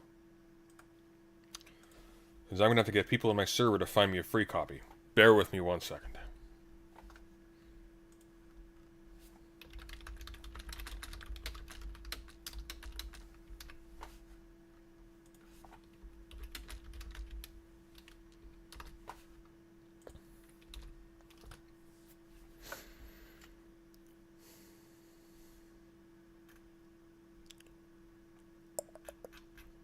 And then afterwards we'll probably do some Amnesia. Because I still need to beat that. We haven't gotten very far. Mostly because it's extremely stressful. These are typically games that I beat by myself in the dark at night.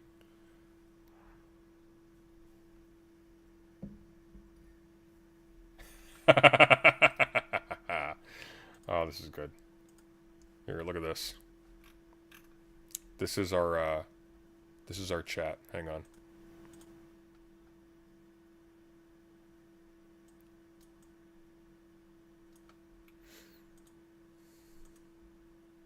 So this is the panel we were just on.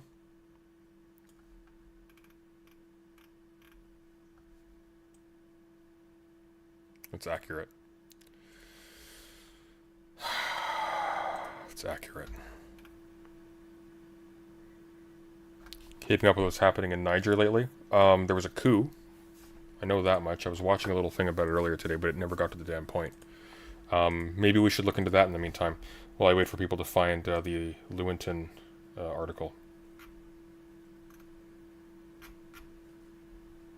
Let's see. I bet Caspian Report's got something on it.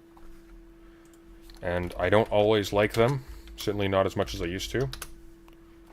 But they're often really good as a quick catch-up. Nope, no dice there. Let's see.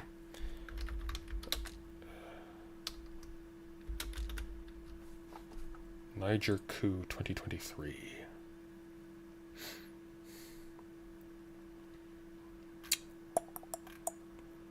Um.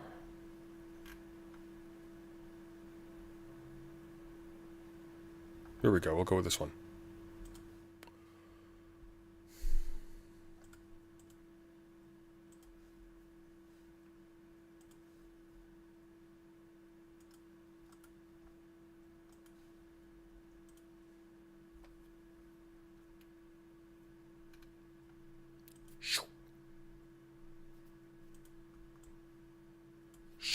Where are you? Come on.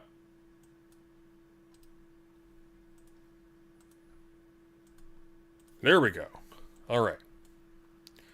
Now it works, finally. Niger's democratically elected President Mohamed Bazoum has been overthrown by the very people who are supposed to protect and uphold his office, the presidential guards who stood watch outside his palace. That is the most violently red tie I have ever seen. I'm digging it. General Abdurrahman Chiani declared himself president on state television. Niger's situation is not an isolated case in the Sahel. The decline of democracy and the rise of coup d'etats in sub-Saharan Africa is concerning. David Otto is the director for Geneva Center for Africa Security and Strategic Studies. Is now joining us from Abuja, Nigeria. David, good to have you on the program and welcome to We on Wild is One. Thank you for having me, Eric. Thank you. Now, the coup leader says they're trying to establish security in the country. What do you make of what unfolded in the West African nation? Well, Eric, as you know, Niger Republic, has experienced, this is the fifth coup, military coup that has been initiated successfully in Niger Republic since it gained its independence in 1960. The inauguration of President Mohamed Bazoum in 2021 was the first democratic transition. So there was an expectation that Niger had turned its pages into democracy. But of course, as we know, in the past 48 hours, what we've seen is that a military junta, now led by General Chiani, who has declared himself the leader of the junta, they are now in charge, and they claim that the reason why they carried out the coup is because of the economic situation, the insecurity. But as you know, Eric, this is the kind of a repeat of the playbook that we've seen very recently in the case of Mali, in the case of Burkina Faso, in the case of Guinea Conakry, but even in Sudan.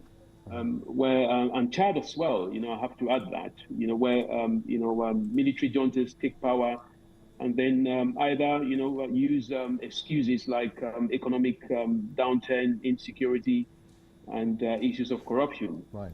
At this point in time, this was not unexpected, because of course strong condemnations, have now been known by military juntas as having no teeth. So here we have it, West Africa and the ECOWAS region, which is the Economic Community of West African States, has now faced another precipice of a military takeover. Now, the big question, Eric, is, which country is next? And this is the biggest concern at this point in time. Right. Now, several leaders, including the Kenyan president, have condemned the recent development in Niger.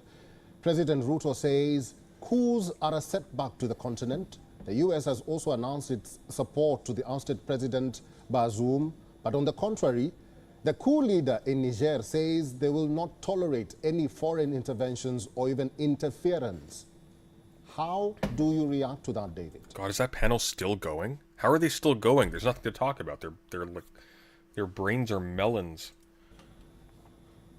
Well, Eric, from a military point of view, and also from an operational tactical point, before you carry out a coup, especially in the 21st century, you would have studied the reactions of the international community, the reaction of the people, but also the... If they don't step down in a week, there is a coalition of states that will overthrow the junta? Okay. Reaction of sister agencies, that's security agencies within the country. And you would definitely know that condemnation is going to come. So this is a normal process. The US has condemned it, France has condemned it, the United Nations, African Union, ECOWAS, and as you rightly said, Kenya has condemned it as well. So this is not unexpected. They all condemned the coups in You owe me a good panel. I'll give you a good panel, Eudaimonia. You will rue the day. Burkina Faso, Mali, I'll give you the Sudan, best damn panel you've ever had. The one in Guinea as well. Of But the two you've had. it doesn't mean that the coup leaders will say, okay, sorry for taking the democratically elected president, will give back power because of the condemnation. So condemnation means nothing to this military junta. The pro-coup protesters are showing support for Putin, according to Reuters. Can you send me the article, Titan? I'd like to take a look at that. They expect that to happen. And as I earlier mentioned, even those who will support the coup silently, I expected, from a diplomatic point of view to some kind of condemn it. I mean, look at the case of Chad, for example, where President Mahamat, took over from, the Idris Deby Itno Senior. This was not condemned by France, So look at the overthrow of or the taking out of the Libyan leader Gaddafi. This was also not condemned. So it is a double standard at some point to condemn one and perhaps not condemn the other. Look at the constitutional coups that leaders are extending power by overthrowing the constitution. Breaking: Mali and Burkina Faso, I think I'm pronouncing that right, says they will go to war alongside the coup leaders in Niger in the event of an ECOWAS invasion. ECOWAS is, let me see if I can remember what this is exactly. It's the Economic Community of West African States. So it's essentially an alliance of who's involved in it?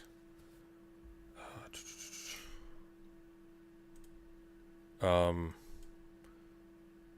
gonna butcher the pronunciation of a lot of these. Benin, Burkina Faso, Cape Verde, Gambia, Ghana, Guinea. Although Guinea suspended apparently, according to Wikipedia. Guinea-Bissau, Ivory Coast, Liberia, Mali, Niger. These two are suspended. Nigeria, Senegal, Sierra Leone, and Togo. So apparently they're saying they're going to intervene. And then here we have Mali and Burkina Faso say they will go to war alongside the coup leaders if ECOWAS invades. Now,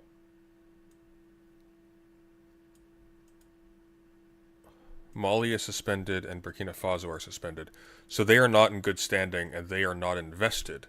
This, there's a funny dynamic that happens when, that comes to mind here, to do with sanctions. So in political science, like 200 level, we had a project to do. We had to study the effects of sanctions on, as like a form of coercion, right? And what my group found, was that mild sanctions, the light ones, and this is, you can't generalize this too much, but what we did find in the case studies that we looked at, mild sanctions can be very effective.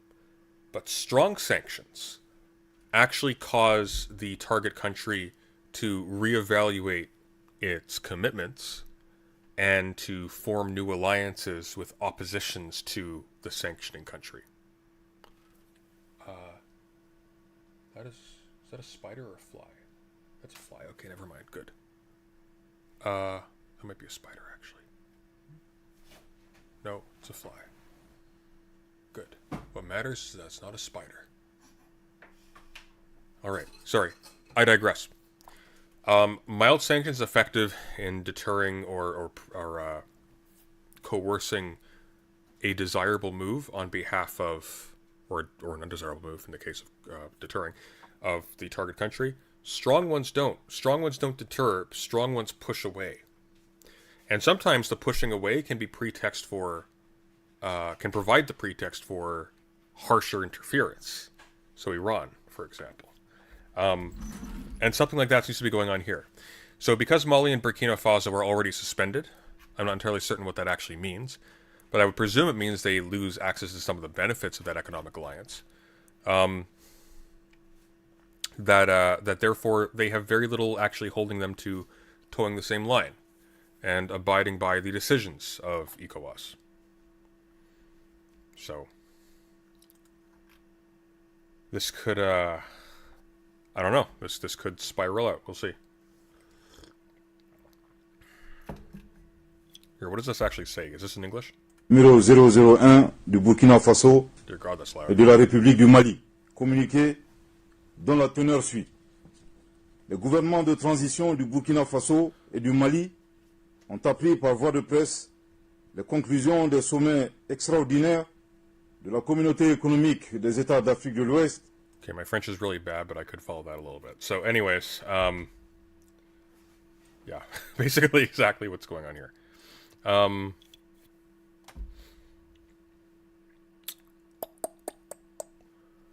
I want to finish this? Let's finish this. Maybe let's see something. Running for third term when This is from a couple days ago, actually. This is stale. How about... This is from 1 day ago. Daily debrief. Niger's coup. Let's take a look at this. People's Niger Dispatch. saw a coup last week, and it seems like a critical moment as anti-France and anti-imperialist movements in the country and the region have welcomed this development.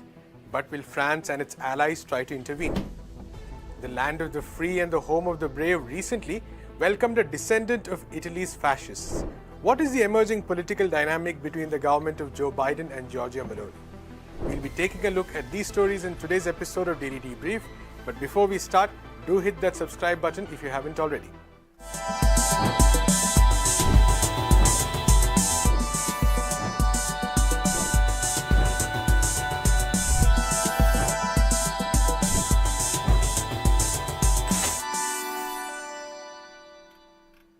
Niger's military junta, which took power in a coup last week, has warned that France... Okay, here we go. Titans got us the Reuters. This is from CNN. This isn't Reuters.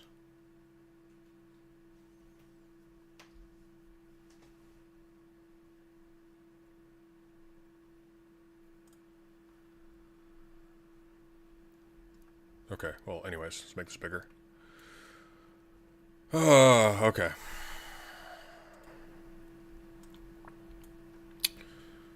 So, where am I going to go? I'm going to go over here.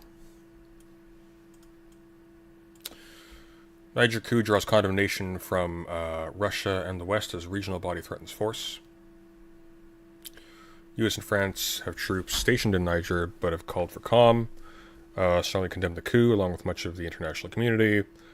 Thousands of Nigerians took to the streets on Sunday in support of the coup, many carrying Russian flags, you can see them here, and chanting pro-Putin messages.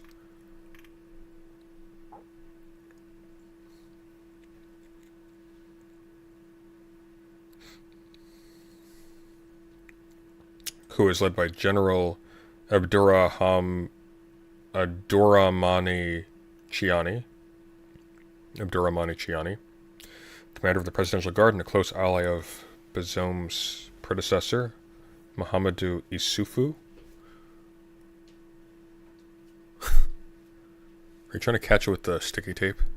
Oh. Well, let me know if that works.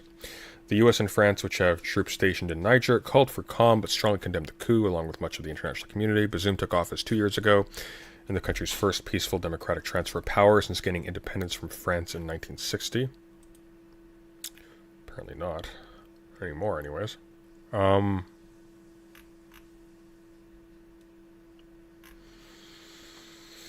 Although there is no evidence that Niger's coup was plotted by Russia, the now infamous PMC Wagner Group will undoubtedly prioritize the country for its next deployment, given the highly strategic and symbolic position of Niger in the Sahel region, said Robert Bressling, CEO of Pangaea Risk.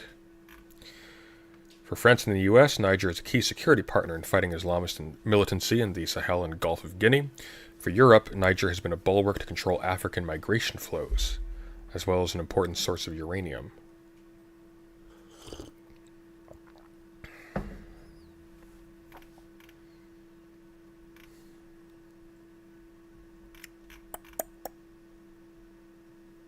Some analysts believe the coup was born out of domestic tensions between elite military units and the government over pay and salary status, after General Chiani and Bazoum failed to see eye to eye.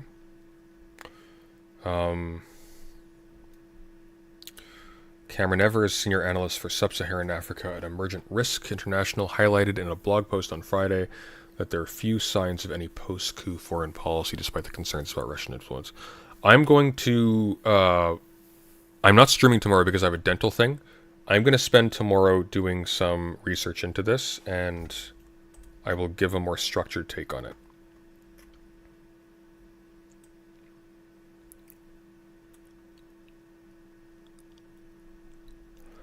Sensing that Russia has an opportunity to insert themselves here, the West may take a more gentle approach toward a post-coup regime, reminiscent of Cold War politics.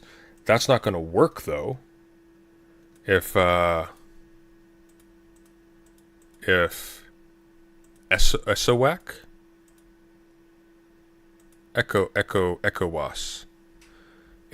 ECOWAS tries to go in to usurp them anyways.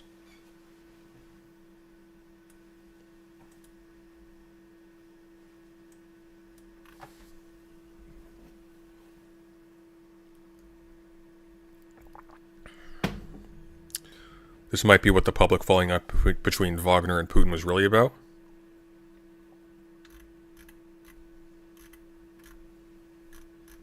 How do you figure?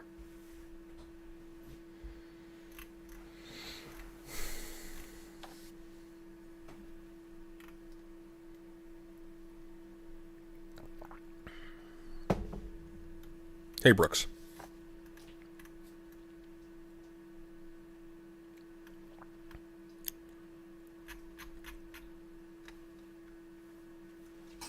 This is wild. Niger's coup is backed by nobody. Yeah, but it might be backed opportunistically post hoc. It depends on how muddy it is, right?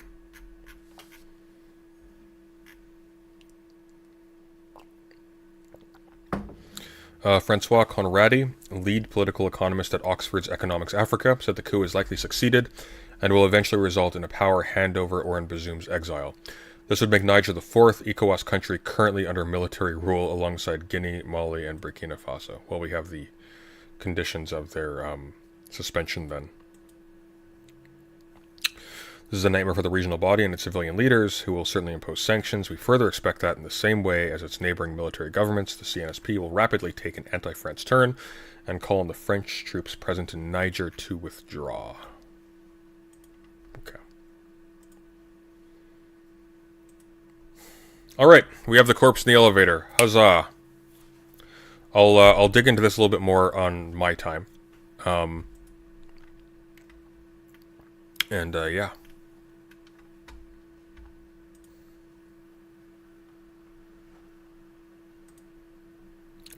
I think Neeina is still yelling on Alex's chat. I don't know why. I don't know what she gets out of it.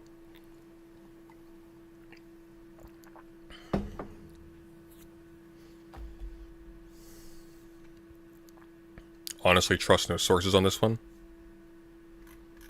The sources I've seen are pretty modest. I'm not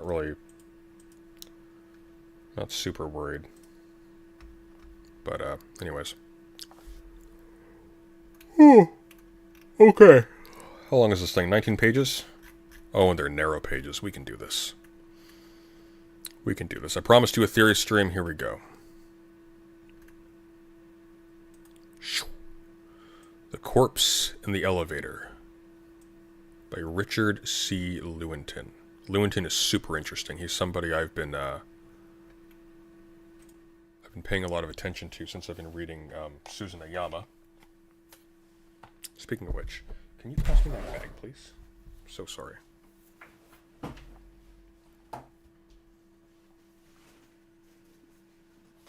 Oh, you read my thoughts. Thank you. Can you grab me the pen, too? It's in the same pocket.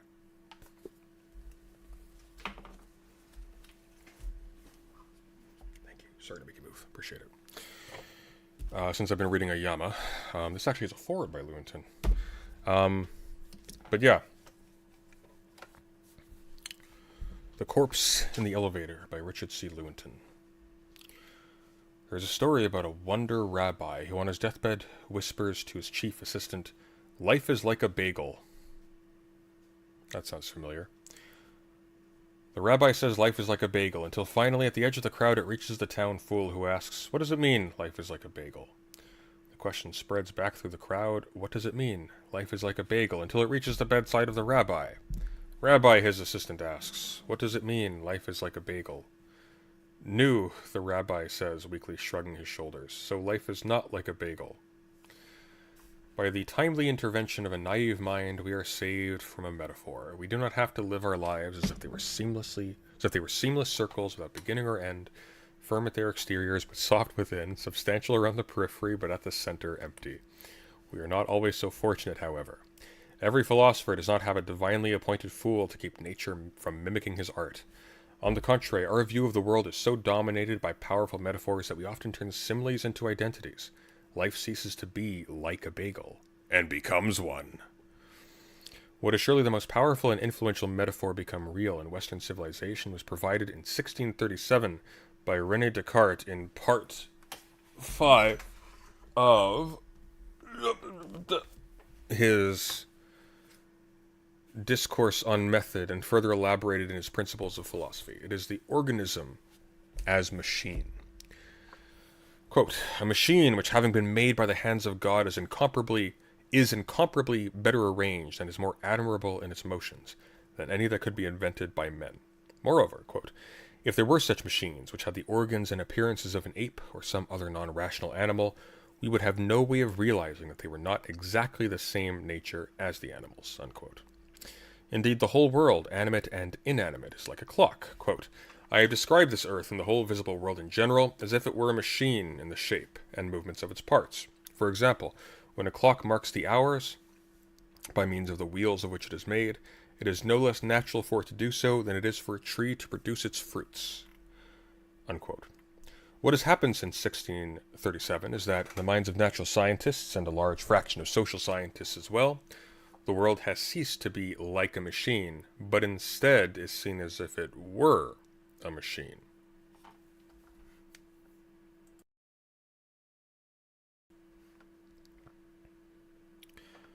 Cartesian reductionism, which regards the entire world of things as, in fact, a very complicated electromechanical device, is not simply the dominant mode of thought in natural science, but the only mode to enter the consciousness of the vast majority of modern scientists. It is no exaggeration to say that most scientists simply do not know how to think about the world except as a machine. Descartes actually infamously, believed that non-human animals were merely machines, that their expressions of pain and emotion, for example, were only like automatic responses. So horrifically, he dissected his wife's dog while it was alive. Guy was an absolute monster. The demonstration, and here's the crucial point, not a monster because he lacked empathy, but because he had inoculated himself against his own empathy through this metaphor, through this this conceptual understanding. Thank you so much, Win, for the 10 gifted memberships. I really appreciate that. That means a lot. The demonstration that living organisms in all their aspects, with the exception of the human conscious mind, could be explained as a mechanical system was at the heart of Descartes' argument for a clock-like world. And by the way, his only his point of reference for saying that the human conscious mind was not merely mechanical, because of course he's a dualist, is that there is a clear and distinct nature to your experiences. This is actually broken down really effectively by Rorty, a little bit by Ayama actually, and quite sufficiently by shoot, what's his name? I think Peirce breaks him down a little bit as well. No, Peirce does. But who am I thinking of? I'm not thinking of Kessler. Doesn't matter. Anyways, moving on. The demonstration that living organisms in all their aspects, with the exception of the human conscious mind, could be explained as a mechanical system was at the heart of Descartes' argument for a clock-like world. Part 5 of the discourse contains an extensive description of the circulation of the blood, partly based on William Harvey's De Motu Cordis et Sanguinis. Although in characteristic Gallic style, Descartes refers to him only as, quote, an English physician, unquote, who, quote, broke the ice in this area, unquote.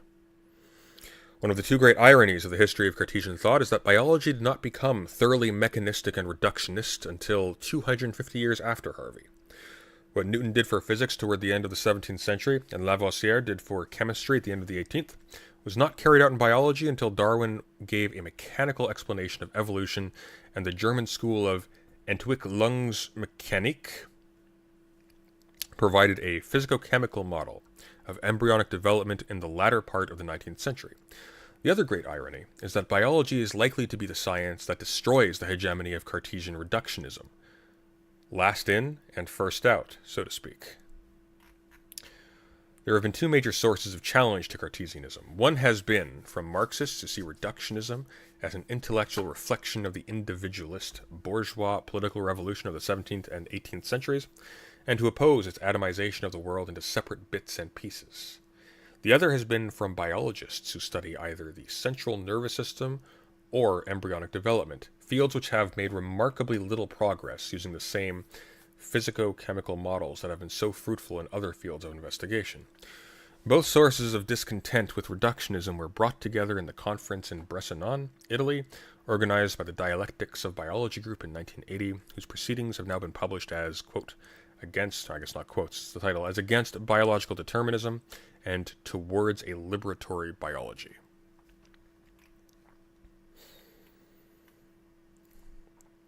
Peirce does go hard against Descartes.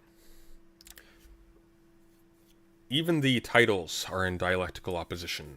The group assembled in Bressanone were biologists concerned with brain function, embryonic development, and evolution. Most were Marxists, although two, Gary Webster and Brian Goodwin, announced themselves as structuralists and prove it by ending their essay with a quotation from Lévi-Strauss, albeit a rather Marxian one. All have in common a frustration with a metaphor that is also a worldview, and that seems to obstruct both the process of understanding the physical world and of changing the social one. When Alexis de Tocqueville sat in the Chamber of Deputies on February 24, 1848, watching the dissolution of the bourgeois monarchy, he observed that, quote, the men of the First Revolution were living in every mind, their deeds and words present to every memory, unquote. So the Bressanone Conference self-consciously compared itself to another revolutionary congress when its manifesto began, quote, a strange fate has overcome traditional Western philosophy of mind, unquote. Not quite a spectre haunting Europe, but close enough. Yeah, I find that was funny too. I'm a structuralist proof, I quote Lévi-Strauss, yeah.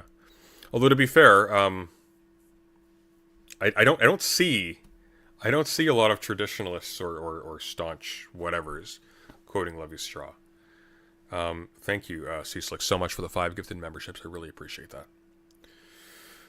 The natural historical approach to understanding the world consists in attempting to reconstruct the causes of events from observing systems in their normal state of motion or stasis. The experimental approach, on the other hand, uses perturbation as its primary tool.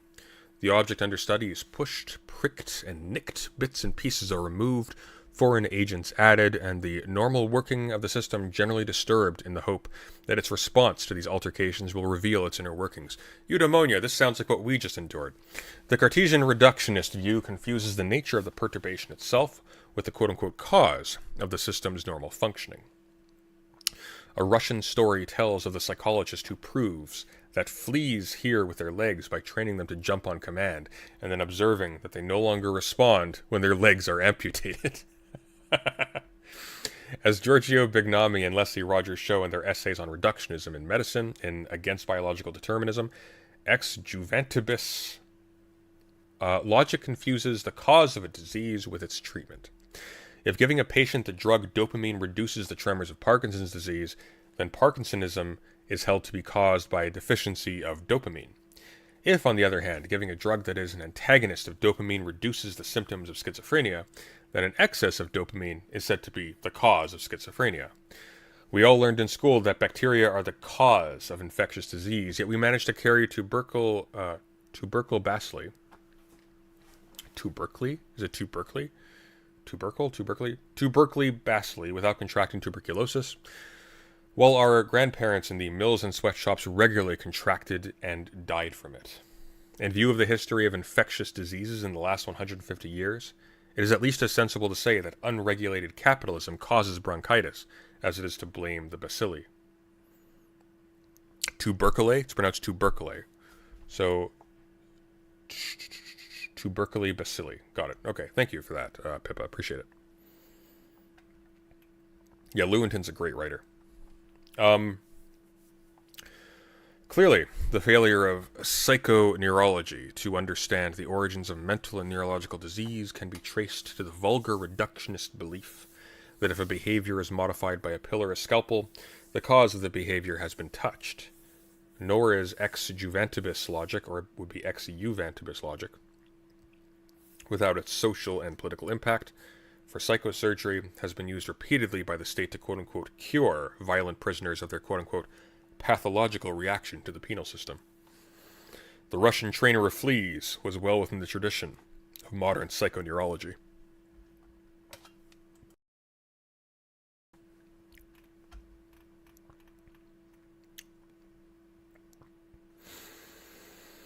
The political uses of reductionism are not confined to the treatment of recalcitrant prisoners. Theories of the physical body and the body politic come together in biological determinism, an ideology that both justifies current social arrangements and claims them to be the inevitable consequences of the facts of life. For sociobiologists and believers in natural meritocracies of class and sex, the properties of society are determined by the intrinsic properties of individual human beings. Individuals are the expression of their genes, and genes are nothing but self-replicating molecules. We are selfish because we are formed by selfish DNA. As Richard Dawkins puts it in The Selfish Gene, which, by the way, I have a lot of criticisms for, but it's very interesting and I do recommend you read it. We are lumbering robots, quote-unquote, controlled body and mind by our genes.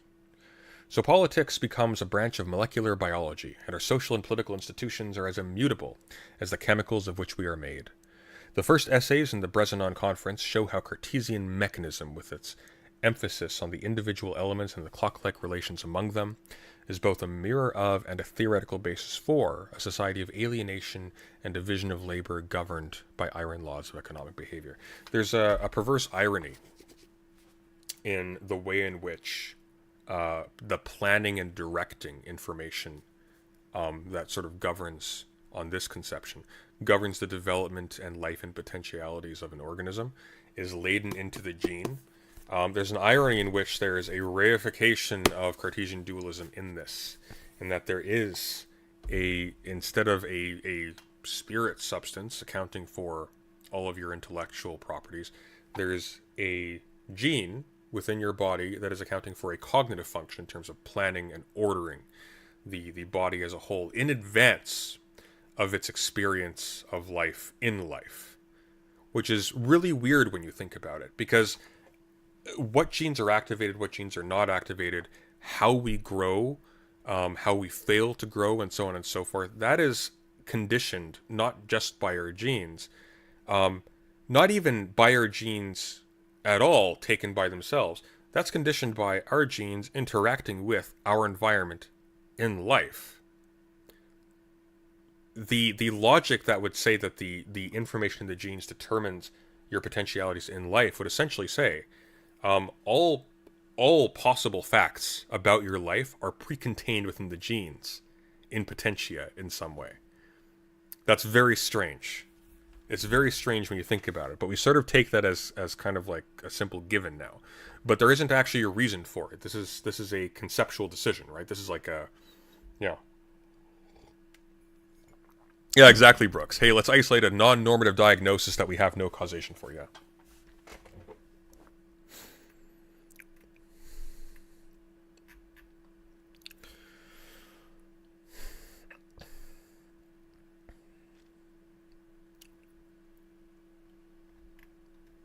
So the first essays in the Bresnan Conference show how Cartesian mechanism, with its emphasis on the individual elements and the clock-like relations among them, the clock-like relations among them is both a mirror of and a theoretical basis for a society of alienation and division of labor governed by iron laws of economic behavior.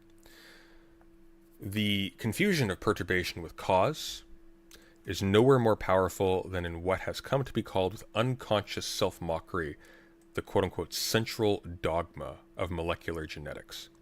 According to this dogma, the proteins that make our bodies are coded in our genes in the structure of the quote-unquote master molecule DNA.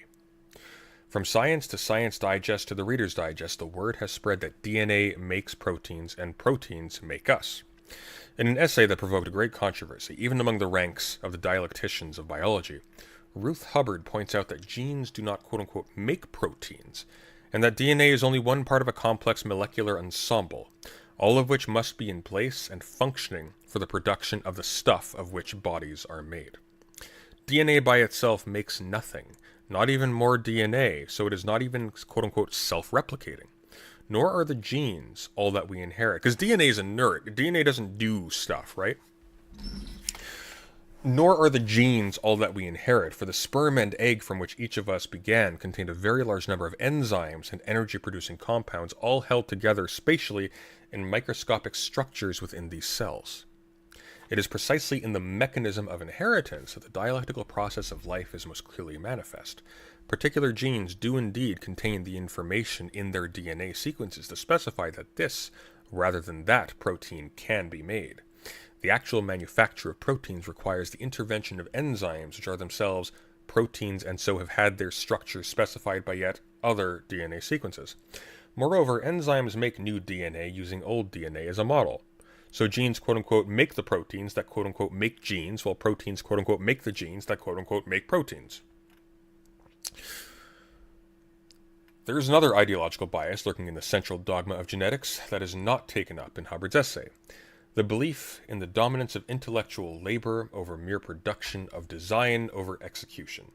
We speak of Cheops building, quote-unquote, the Great Pyramid, and of Napoleon, quote-unquote, conquering Europe.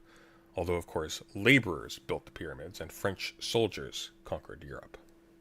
In the production metaphor that dominates molecular biology, of designs that contain the true...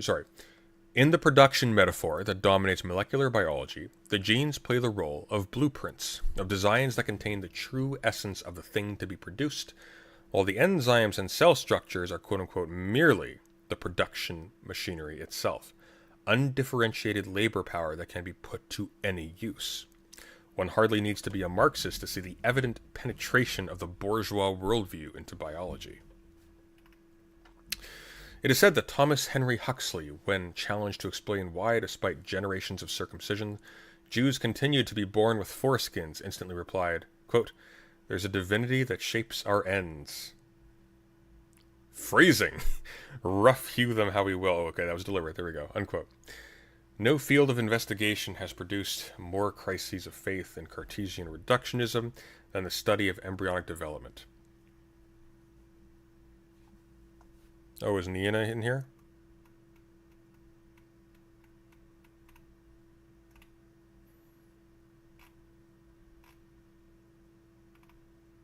Oh, there you are. Stream is concluded if you're interested in chatting, but no worries if you're into a different topic.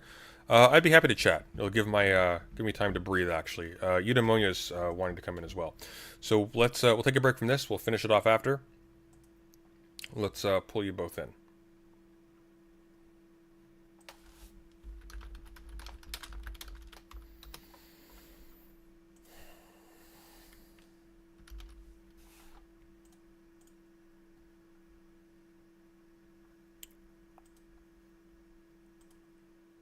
Pull you onto a voice call. Da, da, da, da, da.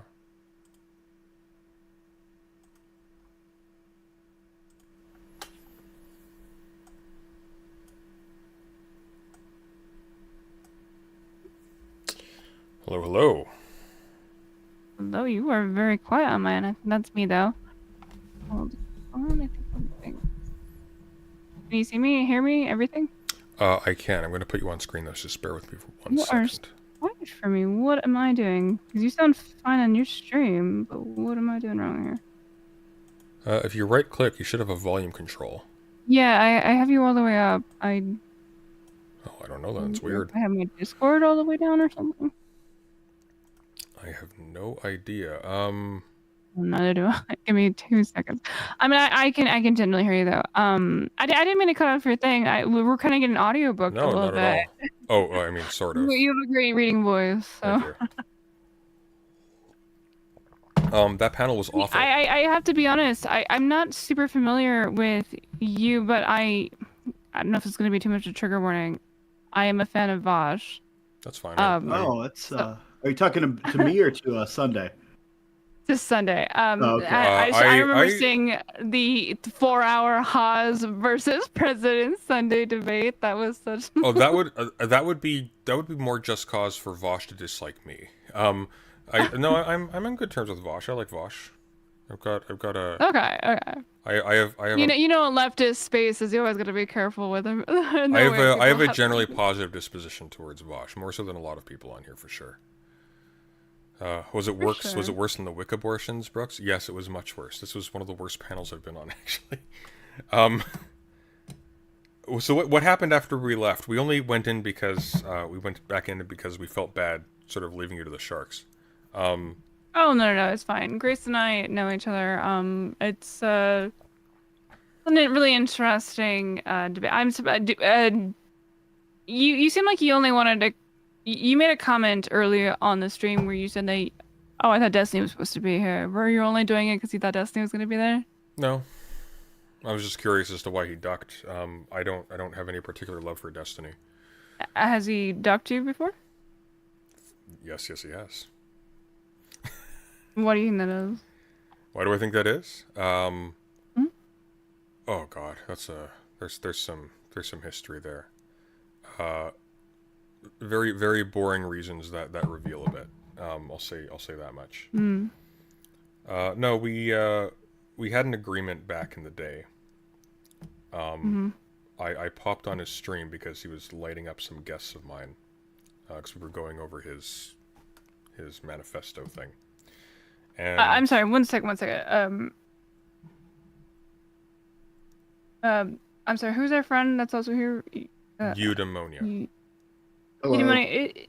Is he very quiet, or is that just me? I don't know what is going. I don't think he's been speaking. No. Is Sunday really quiet? You sound fine on stream on my end when I was watching you on stream, but Here, Sunday. Talk, you are. just let me hear you a little bit more. Hello. Testing 1 2 3. I can hear you, but you're definitely quieter than Neeina is. Am I really? Okay, yeah. So yeah, I think we're on the same. I have you all the way up. I know. I'm sorry to do the autistic I am. No, I think I think if I boost thing. myself in OBS, it should work there. How's it now? Did that fix it? A little bit better. Maybe just a little bit closer to the mic, and I think it'd be How about now? Better? Hello? I mean better, but Okay, we don't have to keep fucking with. I'll just eat my mic, okay? Yeah, that sounds great. Thank you. Yeah, so anyways, I popped in, we had a conversation. The topic went to why can't he engage positively with leftists, and one of the things that was brought up was leftists were progressives, rather were bullying people out of schools for not towing the line vis-a-vis a progressive orthodoxy. So we agreed on my suggestion to do some mutual research on both sides, look at the cases, see if this is actually the case going on, and discuss it again. He supplied me with all of his cases. I went through all of his cases, gave them back. He started to go over my coverage, stopped, and then ghosted from it. So every single case that he gave was essentially bunk. A lot of them weren't even to do with politics at all. The vast majority of them weren't people being fired or pressured out of university. They were people choosing to leave, either because they had found a lucrative future in doing tours complaining about their university experience, or it was just a mess. So Sure. yeah, that's basically. Can I? It. Yeah, please. Can I ask you just a quick, this is going to be like a flash. You're my guest. You're more than welcome to also answer. I'm sorry, I keep forgetting your name. God damn it. Eudaimonia? Eudaimonia. I'm sorry. Yeah. No, you're all good. Can I just ask you guys if you're a fan of these people really quick? Sure. Or your thoughts, your 20-second thoughts on these people. Hassan. Dumb idiot. I'm not particularly familiar. Bosch. Also a dumb idiot, but I like him more. No comment. What? Okay. Anna Kasparian. Deeply disingenuous human being. Genuinely don't know enough. I'm Anna Kasparian! Are you for real, man? I've heard of her. Destiny. Destiny?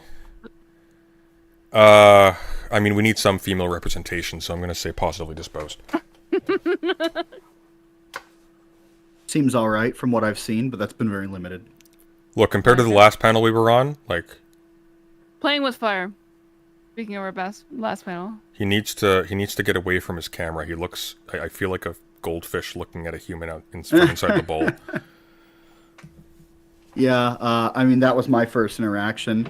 Certainly welcoming in the sense that he agreed to a rando coming on. Sunday told me about the thing, and I said okay, which I don't know whether to thank or curse him for. But anyway, he was fine enough. Just hopefully I can talk to him more without interruption at some point. No, he's fantastic. He's like one of those guys that's like, if you ever hit him on DMs, he's always open to do stuff. He's a friend of mine, so I'm a little bit. John Zerka. He's just a nutball, isn't he? I don't know. Genuinely don't know who that is. He used to roll with Hawes. And Who's Hawes? Okay, Hawes. Hawes is a clown, but I got a little bit of a warm spot for him. Not gonna lie, just a little bit. Have you hung out with him? No. Oh, he's been to my house before, and I feel what you're saying. He's kind of like just like a goober. It's a good word. He's a goober. I agree with that. You're unaware of or unfamiliar with Hawes? I've heard people discuss him. So Jackson I know Hinkle. Jackson Hinkle is like the generic obligatory white counterpart to a Will Smith buddy cop movie that nobody likes and who has to get rescued. I can see that. Is he the MAGA communism guy? Yeah. That's Hawes. Jackson Hinkle That's Hawes. Well, Hinkle is the white one. Hawes is the Muslim one. Yeah. Fascinating. But yes. Yeah. Okay. I've seen these names pop up. I'm chronically, or at least not chronically, comparatively offline, if you couldn't tell. So I'm learning. This is interesting. Sam Cedar. I'm sort of indifferent to Sam Cedar. Really? Yeah, he's all right.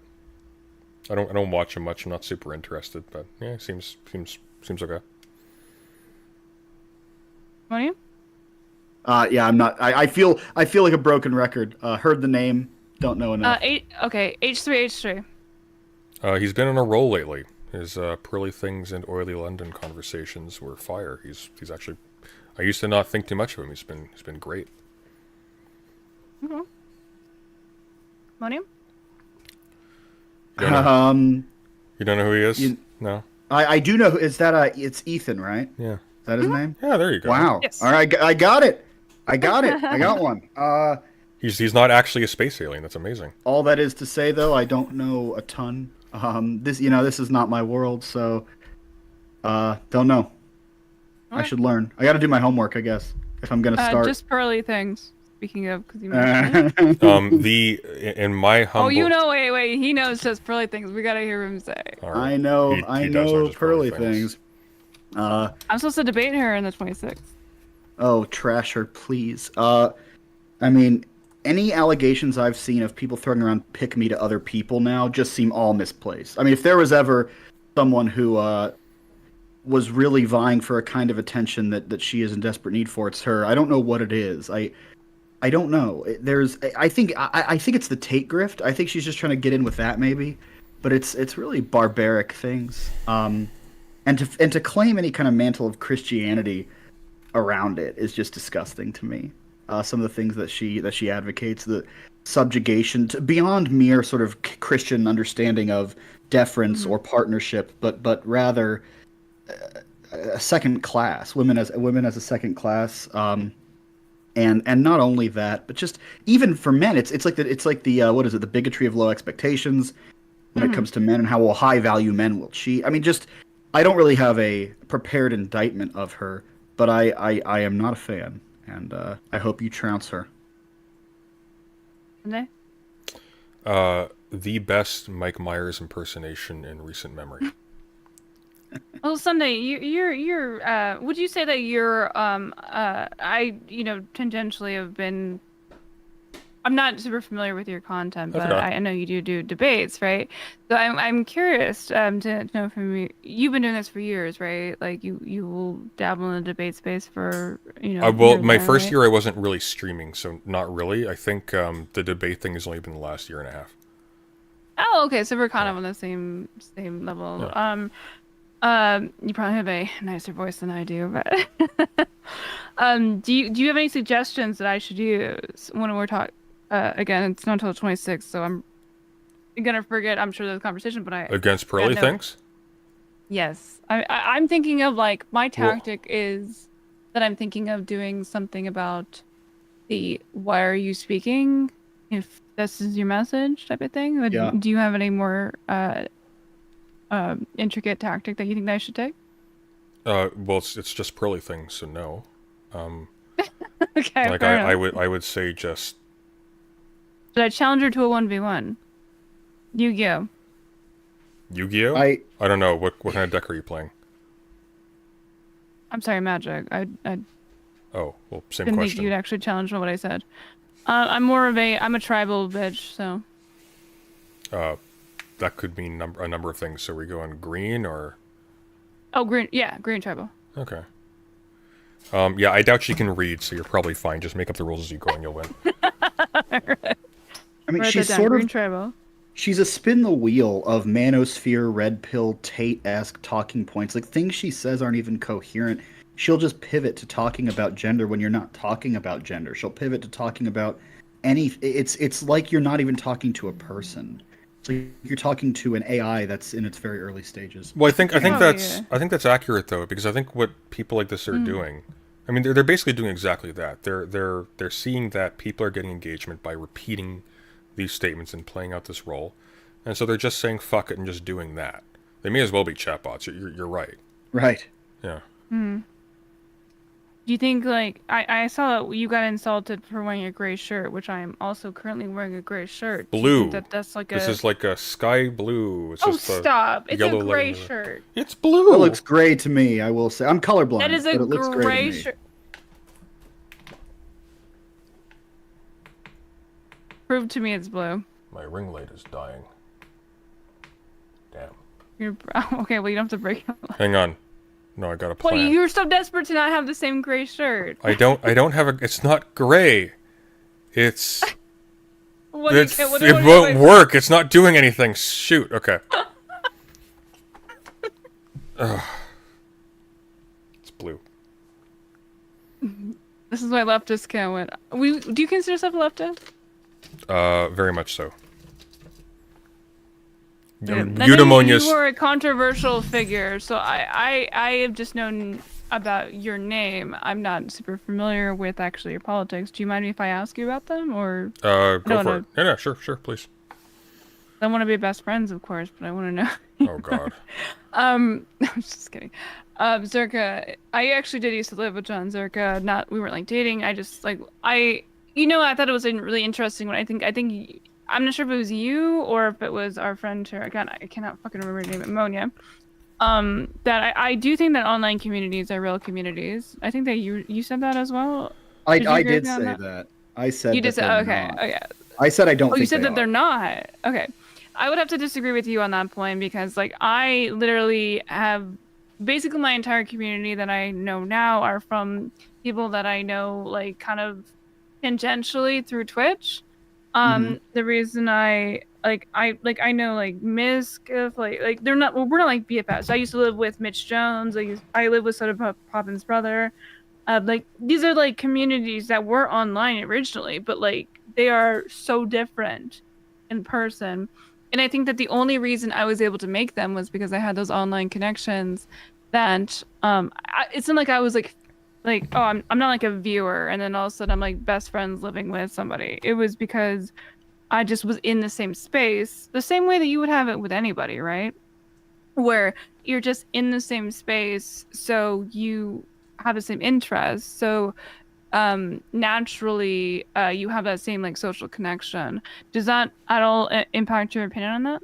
Well, I think that first of all, it's not a position that I'm wed to. I mean, I think that if I threw out more conversations, I mean, I could be moved on that. I guess just my experience. First of all of what you say is sort of undergirded or colored by, not undergirded by, but rather colored by the fact that some of these relationships became in-person relationships, right? Like they evolved into a real life.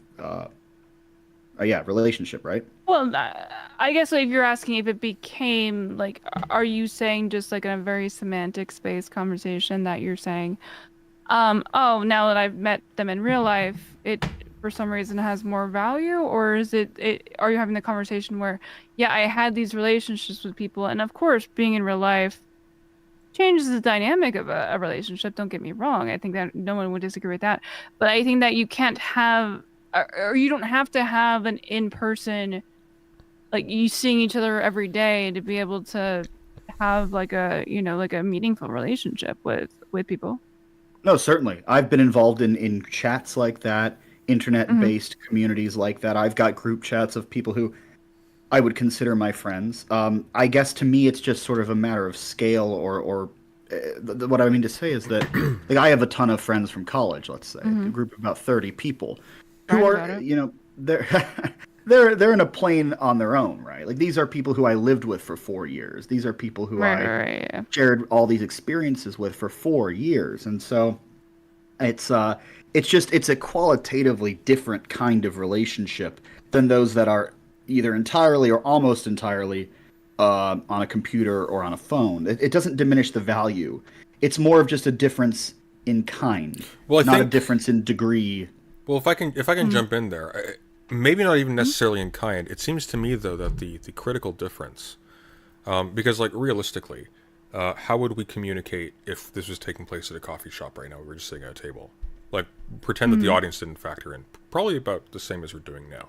I think the main thing, though, is when you have relationships with people online, there isn't the same level of commitment and responsibility that comes in when there's a chance of engaging with these people in your day-to-day life, regardless of how your relationship goes. So, something that happens a lot, you can have really meaningful relationships, then one party just ghosts, or a bunch of people just ghost. Or a bunch of people just shift from one community to another one, and people are just kind of left behind, and there's no continuity that way. I think that's a key difference there, and I've had that happen. You think that's online relationships? That's online relationships, yeah. I mean, it can also happen interpersonally. Like we all have college friends who just disappeared off the face of the earth. Right. Mm-hmm. I think that my perspective is also colored by the fact that I've observed this sort of from the sidelines, right, for the past couple of years. I've sort of seen the dynamics at play, and I've seen friends, for the sake of clout or sort of tribal politics, publicly disown people with whom they've been friends for years. They call it, and then not only do they do it, but they make some sort of video on it, call it "Why I'm Burning a Bridge" or "Why I'm Doing X, Y, or Z." It just seems that there's not an actual concept of friendship. There's rather a concept of allyship. And these things can overlap, but I think that I've seen a lot of people publicly drag friends through the mud for something that everyone would have forgotten about in a month. And you're talking about content creators, though, right? Like, well, right, and I understand that not everyone is a content creator. I don't consider myself one, even, but I mean, you are one. Oh, not really. You were, but really though. I don't know you. I don't know your history. It's kind of important to the conversation. We don't want explaining.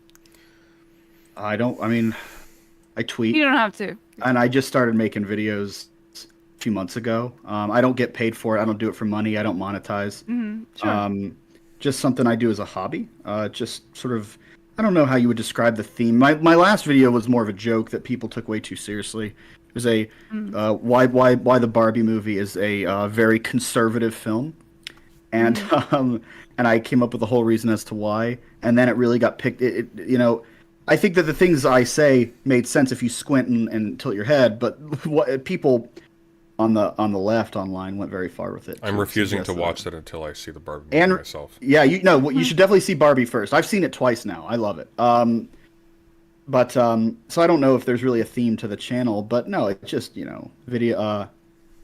Sunday has seen a few of the videos. So I don't know. It's sure. Again, so you would consider it more like a leftist, or? Oh, certainly not. Certainly not. Okay, I'm sorry, I misunderstood. Oh no. But you like the Barbie movie, though. I heard it was very feminist. Our being on friendly terms has absolutely zero explanation. Eudaimonia is like a trad cath. I was just surprised because the Barbie movie. I heard. I have not personally seen it.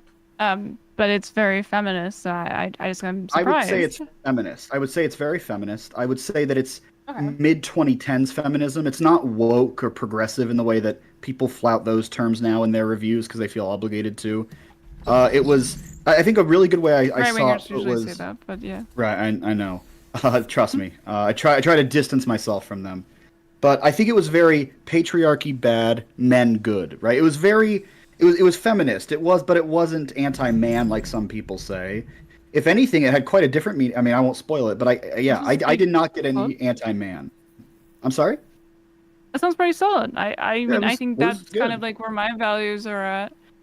Like, you know, I am anti-patriarchy because I think patriarchy. I think we would all agree here. Maybe this is gonna be too leftist for you, but then patriarchy is bad for men.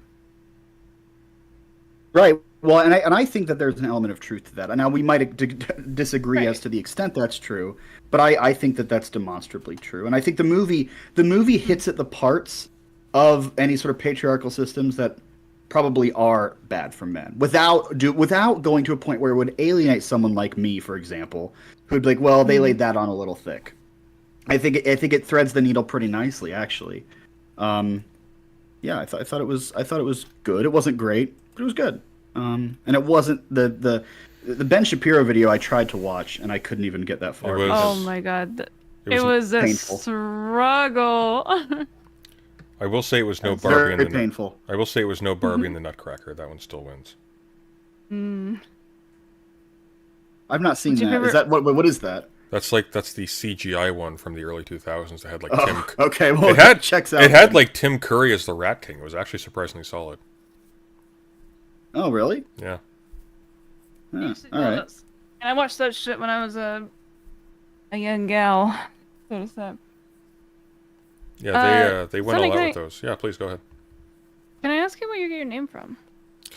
That is from a novel which I don't know where I have it. It's way up there. I can't reach it. By okay. G.K. Chesterton, called The Man Who Was Thursday. G.K. Chesterton. You? Yeah, you surprised? No, I guess not thinking to the beliefs you used to hold. Still a bit surprised, though. Well, What beliefs did he used to hold? Put him on blast. Come on, we're here. Oh, well, actually, I will say I don't know fully. I just know that he didn't believe what he believes now. I know that he's had something of a change of heart, for better or for worse. I'm a relatively recent leftist as far as people in the space go. Well, he likes Vosh, so of course everyone hates him, right? Do you find that you have an issue? Like sometimes, like I talk about, like I'm a big fan of Vosh, and I feel like a lot of people are like, when you say his name, you're like, now I'm gonna have to deal with the people getting mad at me because I like Vosh, you know? I don't have much of a problem with that. I've argued with Vosh before. I definitely am not like a Vosh simper defender or whatever. But I wasn't saying that you were. No, my general interactions with him is that he's a fairly genuine person who's engaged with me very decently, and I have a good deal of warmth towards him and towards a lot of his community. A lot of the friends I've made here, like the actual friends I've made here, have had a similar experience. So. What's your thoughts on Shoeonhead? Oh, just I mean, it's like I don't know. We know why Eudaimonia is not on camera because he has to sig heil every single time he goes to visit. Oh no! But no, shoes. Got all of his limbs doing it. I've got disagreements with Shoe. I'd have to review a whole bunch of the stuff that went on. My general impression of her recently has just been she's kind of a normie who came out of the I don't apologize for it sounds weird talking about this in front of Eudaimonia like this, but a general like normie person, reasonably intelligent, came out of like the kind of Sargon sphere, used to hang out with those guys, made some inroads with Vosh and some like casual lefty people, and then had expectations set for her that she didn't meet, and then there was friction that resulted from that.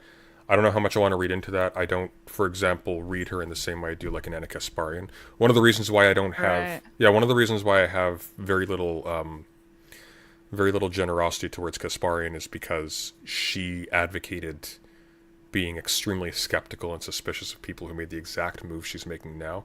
My impression of Shu is that she didn't do that. So my impression of Shu is she was built up as like a lefty progressive, who wasn't as lefty progressive as people wanted.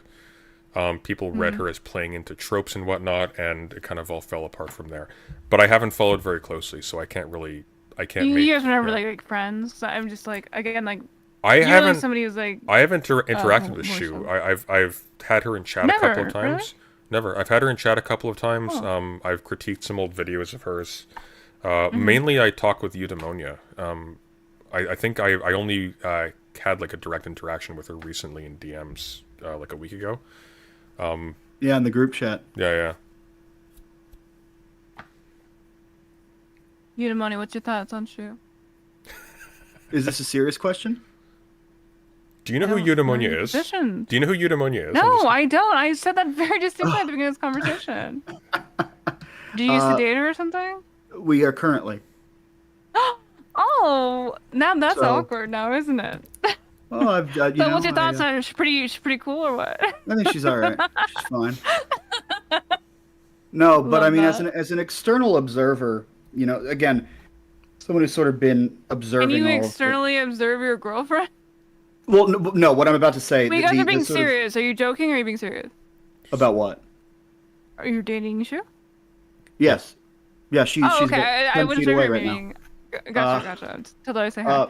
I will let her know. Or I think she's in Sunday's chat. She was in Sunday's chat anyway. No, I observing I think what Sunday described is pretty accurate from my detached perspective. It just seems like there was sort of this coalescing of a group when it made sense to coalesce in 2020, and then standards were applied to folks who maybe didn't actually meet those standards or shouldn't have been coalesced into the group.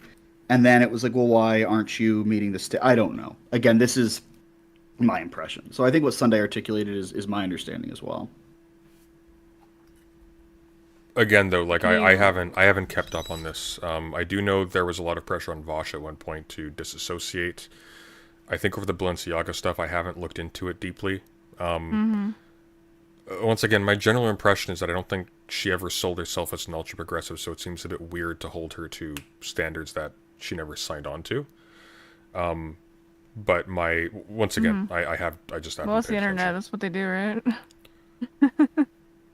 Yeah, I think some targets are more appropriate than others. Like for me, the threshold is if somebody sort of stakes out a claim in a space and says, like, these are my standards, this is what you can hold me to going forward. And by the way, I'm going to attack people using these standards myself. This was something that Kasparian did. Then I tend to. What is going on with Anna? Honestly, what do you guys think is going on with the fuck with Anna? Do you think it's just like she's grifting now? Like, I don't understand what has made this, like, insane pivot. Well, it's not that insane a pivot. There's been a general... Yeah, she's always been at the word about crime, but yeah. I mean, outside of that, though, I think it's, like, the trans shit seems really odd to me. Well, it's the nature of the move that she's making that makes me think she's being cynical. But, I mean, the move itself isn't that outlandish. She's kind of slow to get on that train, actually. There's been a general...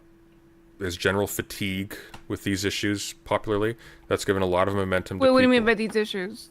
Wait, like just trans rights? Trans issues, anything discomforting on like a sexual gender dimension, things like that. Wait, can you explain that? What do you mean by that? You're saying that people are getting I'm sorry, what was the word you used? I just think there's no political capital left for the people who advocate for those things in particular spheres. So, you mean that literally? Like literally, they're out of political capital. Like, I assume usually when that term is used, is it about like making money, right? Or well, not exactly. So sorry. What I mean by that is, okay. There's a certain amount, in very loose terms, of generosity that you can leverage on the part of people you're saying things to that I think we have somewhat run out of or run low on, so that there's not a general perception that people who are advocating for trans issues or trans rights or are making claims or arguments that would imply a looser understanding of things like gender and sex on the part of people they're talking to. I think there's generally an atmosphere developing of simply not having to care. And so... Apathy? Apathy, hostility, because a lot of us haven't been very pleasant in how we've gone about it. There's a lot of bad blood.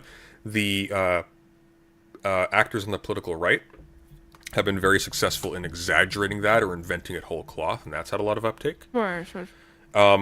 But long story short, we're not in a situation where people are sort of primed to take us very seriously, and there's a lot of emotional incentive to take us not seriously, and there are a lot of people who are very much on board with that. There's a lot of distrust between official sources, between academia and the public, between medicine and the public, and so on and so forth, and all of this coalesces together.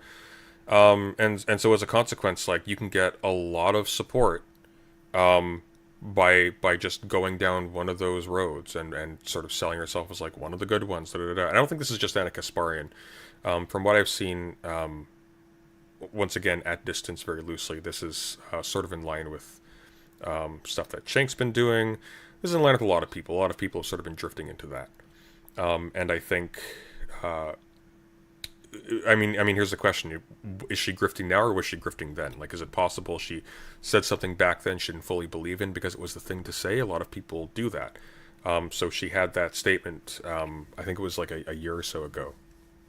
I've been running it on my stream whenever I cover her, where she talks about how the only reason why conservatives pretend they don't get the gender sex distinction, or they overblow like the danger of inclusive language, is because all they know how to do is fearmonger about nonsense and whatnot. So show absolutely no charity to these people.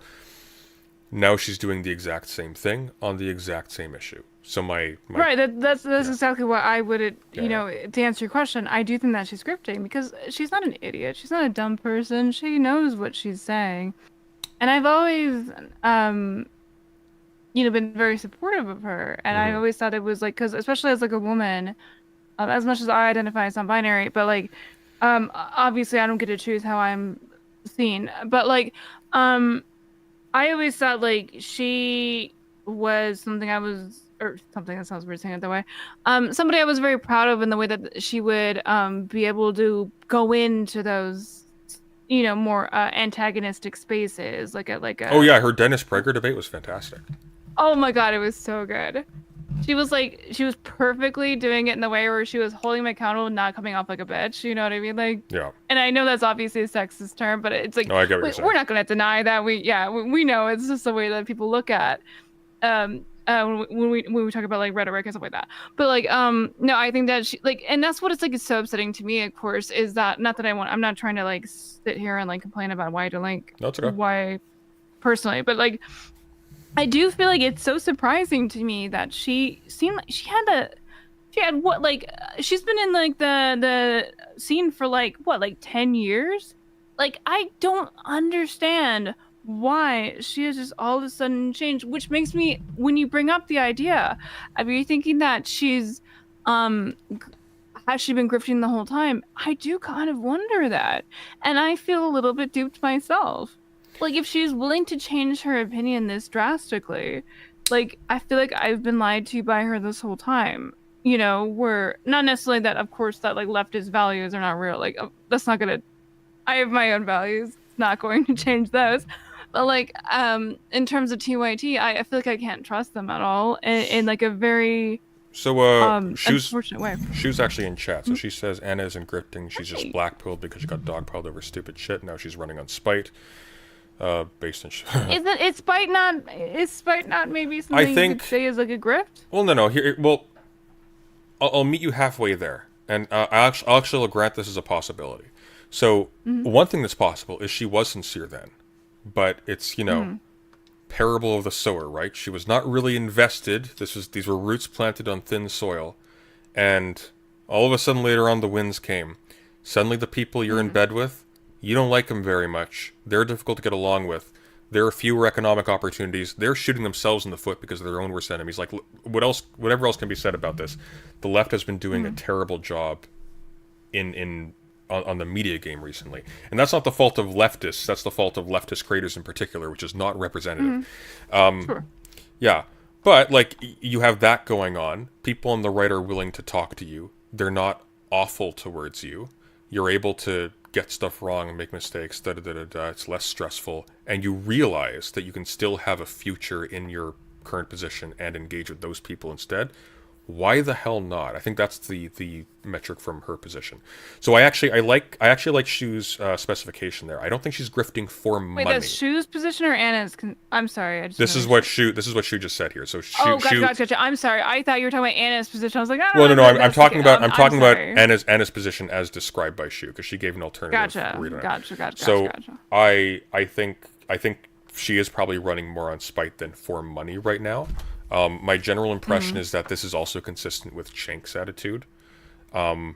He's been a bit more cowardly It's amazing. about A it. lot of fucking grifters come out of TYT. It must be something going on, dude. This is Well, true, but I mean, like, what Hassan Piker, like, as an stop! example. Not Hassan. You know that's not what I'm talking about.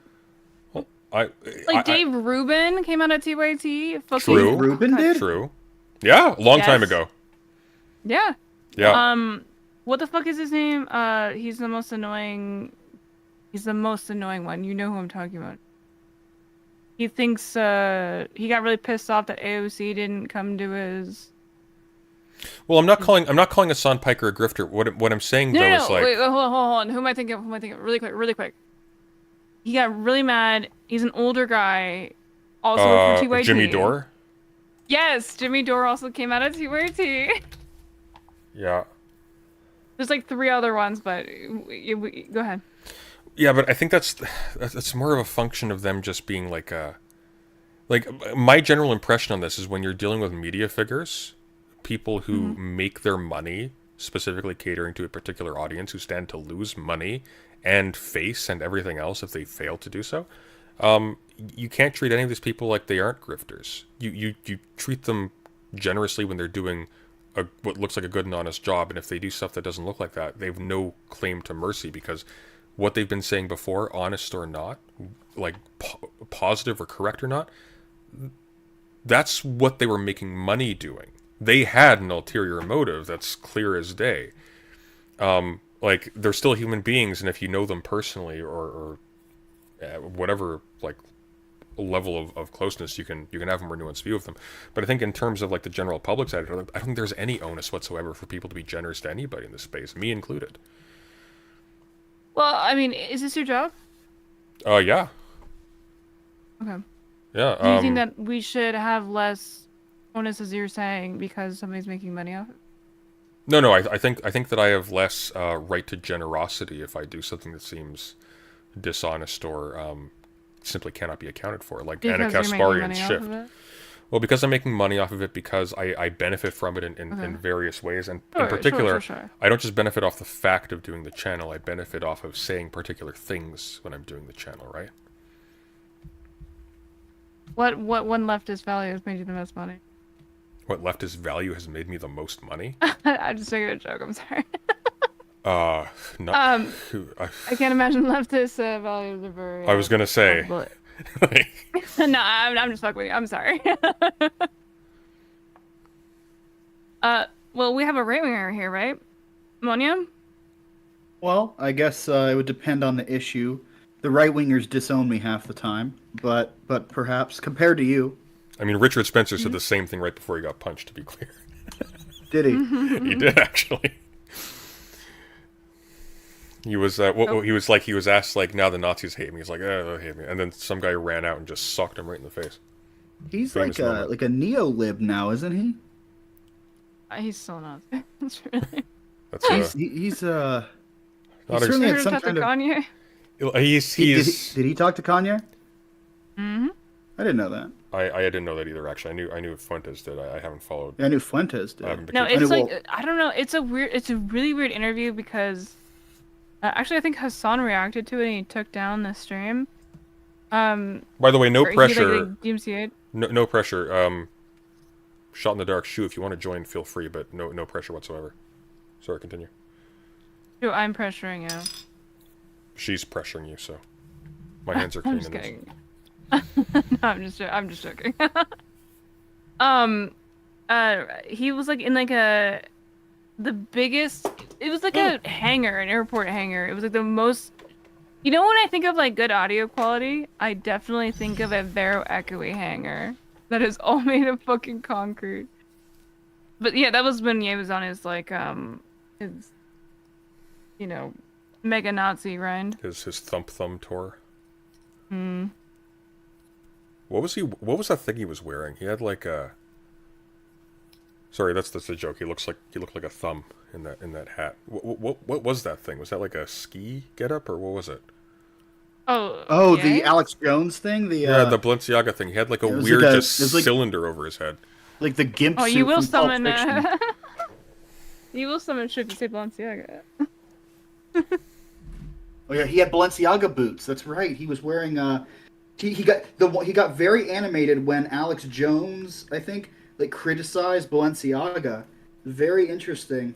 I don't know why he was so defensive of that. He has a lot.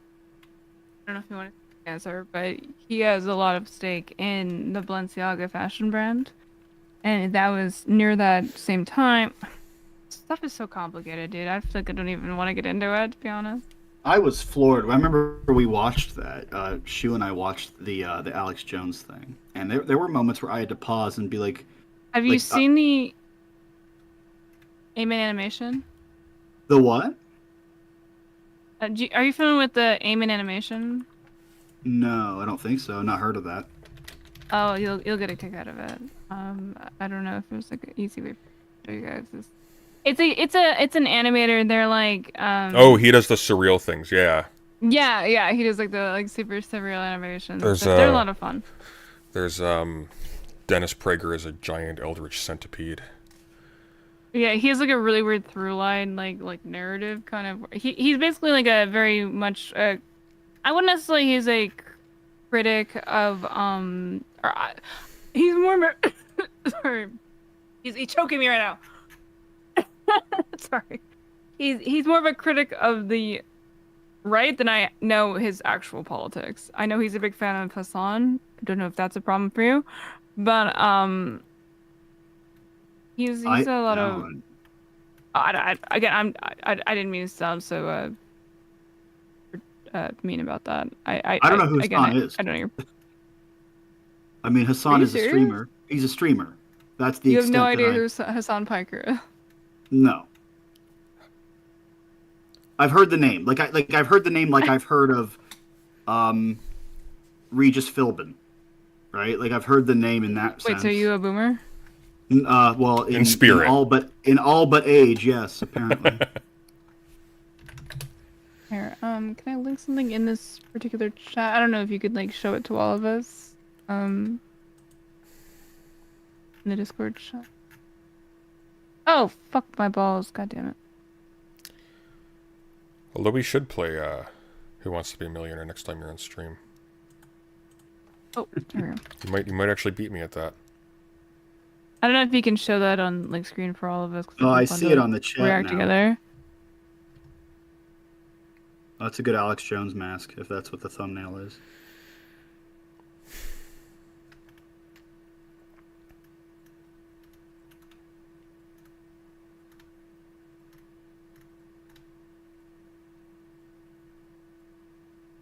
The Cathedral, your Discord, Sunday? Oh, it. I have no idea what's going on.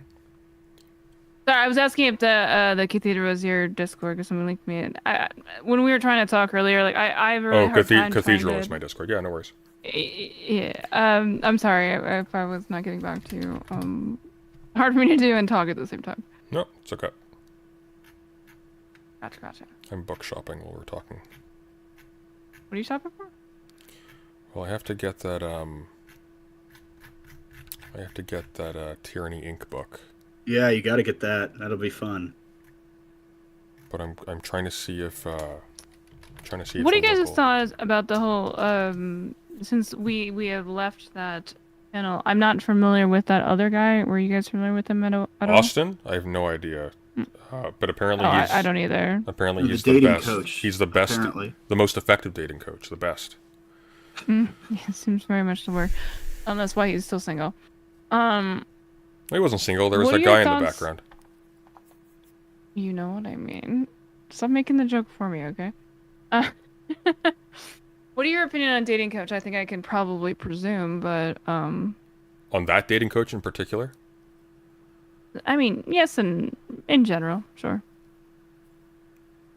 You seem like you're like personally offended by like even being like in the presence.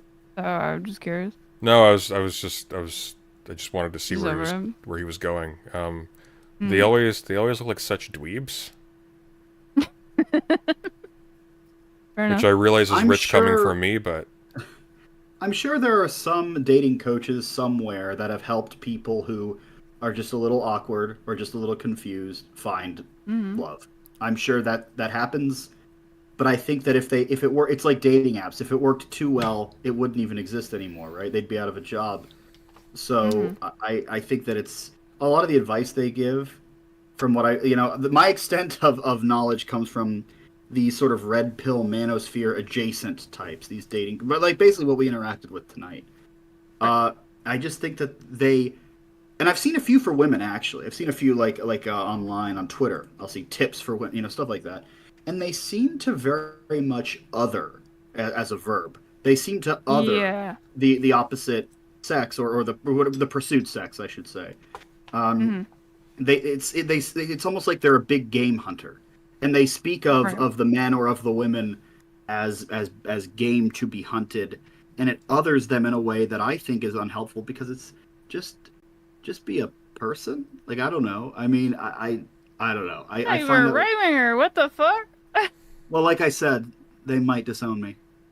I absolutely agree with you. I am a gender abolitionist. I don't think that this is a thing that we can force, because that'd be way too authoritarian in our own time. But the way that I am, maybe because I'm autistic, I very much agree with what you're saying, where I do think that it's like really odd to think like, I don't want to play the game. Okay, the game is stupid. The game is dumb. The game is not well balanced. I'm not playing League of Legends anymore. Okay. I think that we don't need to do this game. We have evolved past the idea of playing this game where we have to have like gendered expectations, of like, oh, girls have to act this way and guys have to act this way. Like, I think it's very stupid, and I absolutely agree with everything that you said when it came to that. Yeah, I think in the realm of dating, especially, I mean, well, not especially, but particularly in the realm of dating, a lot of the internet right, the online right, especially when you get into this red pill or red pill adjacent sphere, it can be very unhelpful, counterproductive, and again, it others men or women in ways that are unhelpful. Right, I think that, exactly. I think that, and even elements of the religious right can wade into this. I think that there are, of course, normal. I think the people in religious every right is camp. worse at that. But yeah, Do you? I hear what you're saying. Yeah, I think that, like, I mean, there are certain, like, passages in, like, the Bible or whatever. They're like, oh, yeah, if you're on your period, you gotta stay in another fucking tent, bitch. Fuck you, whatever. Like, I think that's, like, ultimate otherizing is the way that the Bible talks about men and women. Like, I absolutely think that is significantly more harmful than even it is in, like, our day-to-day basis. Well, I mean, reasonable minds might be able to differ on that. I don't think it's as harmful as what the manosphere adjacent types say. I think here's, if I may, if I can just jump in a little bit, because I come from a similar background with that respect, and that was jarring because I come from a background that I think was a lot more liberal about that kind of thing, and so there was some dissonance there. I think the key difference in what would make, like, for me, the manosphere type significantly worse is that despite the fact that, yeah, there is a lot of Old Testament reinforced othering of women, certainly on biological grounds and things of that sort, there is a distinction between sort of inheriting these claustrophobic norms around gender roles and so on and so forth, and then taking that a step further, sort of pseudo breaking away from that, and then leveraging it again to kind of take what you want sexually by exploiting them and treating them like livestock. That is, I think, what the red pill side does. They're both bad, in my judgment. I think the red pill side, though, sort of self-consciously predates upon that previous thing. Well, that's what people like Pearl Davis do. Yeah. I mean, she will cite religion. She pretends to Catholicism while othering women in a way that I think Catholicism doesn't allow for. Also, correct, Shu, he's Catholic, so he's a pagan and doesn't read the Bible. Right, exactly. I'm Catholic, so I don't even read the Bible. That's true. I will say that, we're all on Twitch, so I know we all can. Well, I'm on YouTube, but I will say, like, in principle, yeah, we're in the Wild West here. I will say, in principle, I don't actually have a problem with the idea of somebody, for example, being a quote-unquote dating coach, in the sense of teaching somebody, like, okay, here are things that are clear signs that you can ask questions like this. Da-da-da-da-da. Here's where it's appropriate to offer to invite the person to your home. Here's where it's not. Here's where it's ambiguous. You consent. Yeah, and there are people who are socially awkward. That's totally fine. But when you see dating coaches, they aren't doing that. They're saying, okay, okay, look, here's how we're gonna like use all of this woman's internal insecurities and whatever to just bend her to your will, so you can use her like a tissue. Like that's gross. Well, I mean, that's the difference between a financial advisor and a financial advisor, and like a confidence man. Yeah.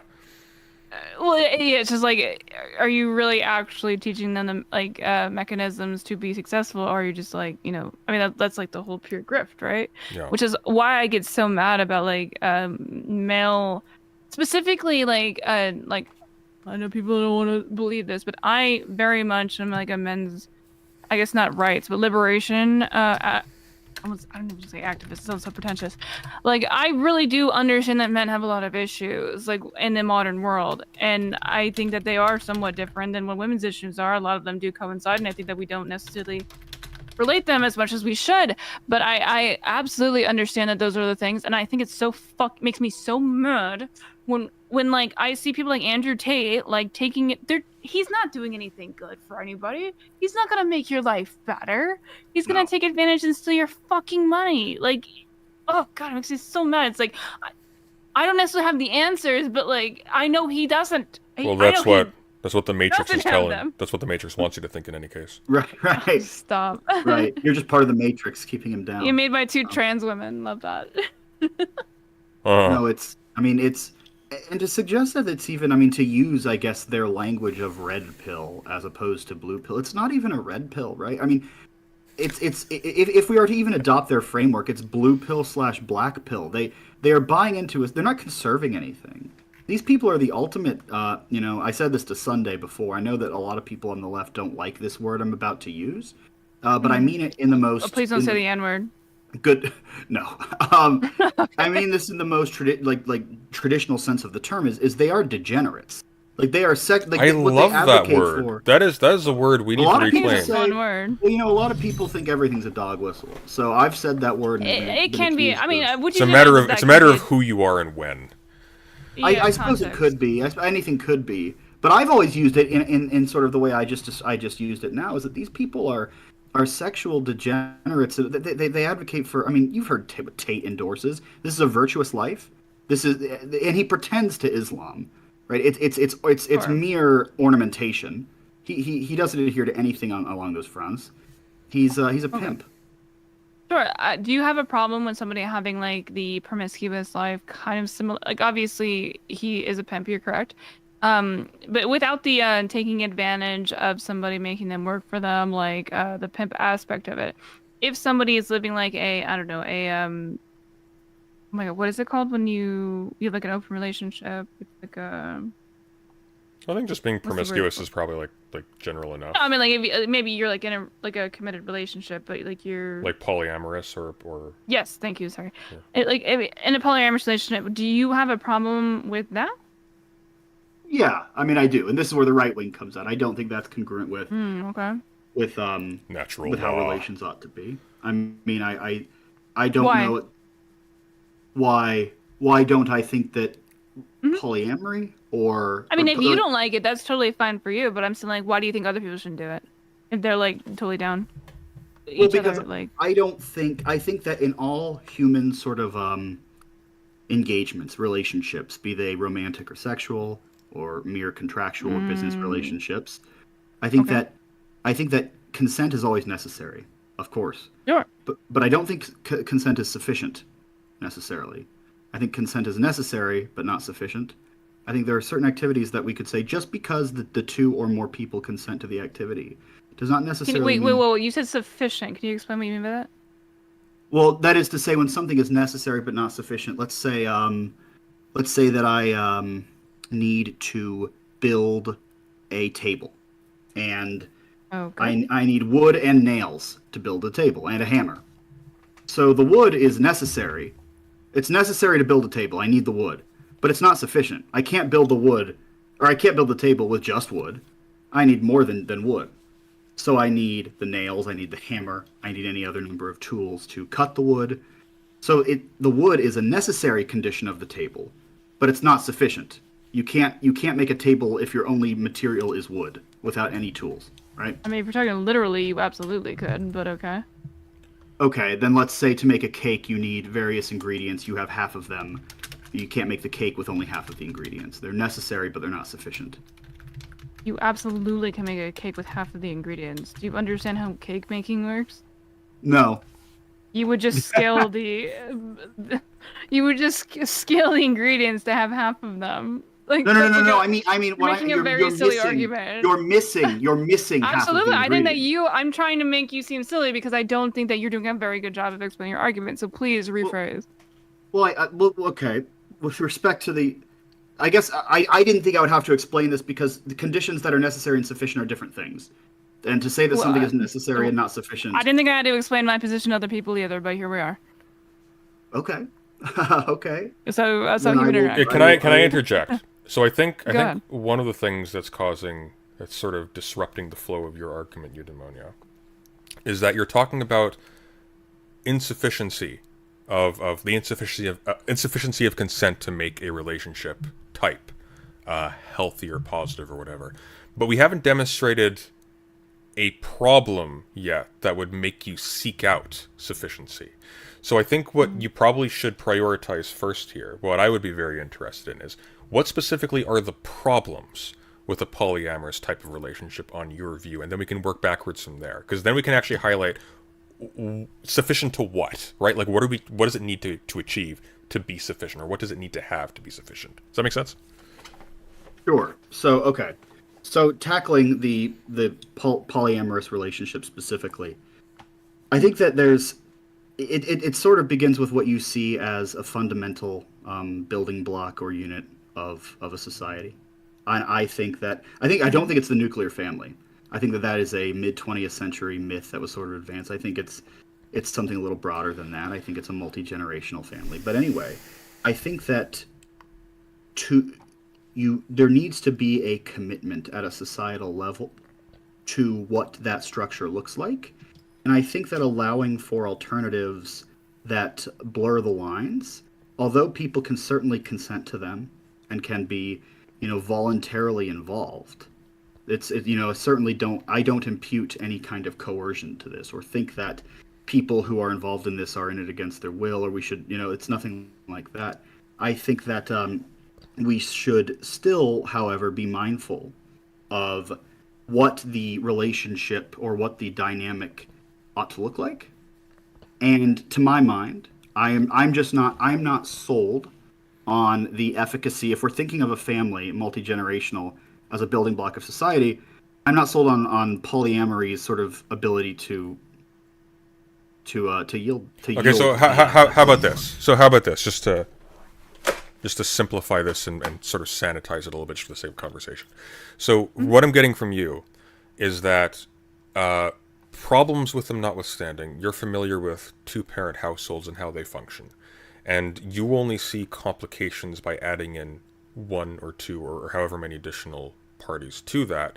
And that, therefore, you think that a polyamorous type of arrangement stands in need of additional justification because there's sort of a sliding scale of complications already whenever you're dealing with more and more people.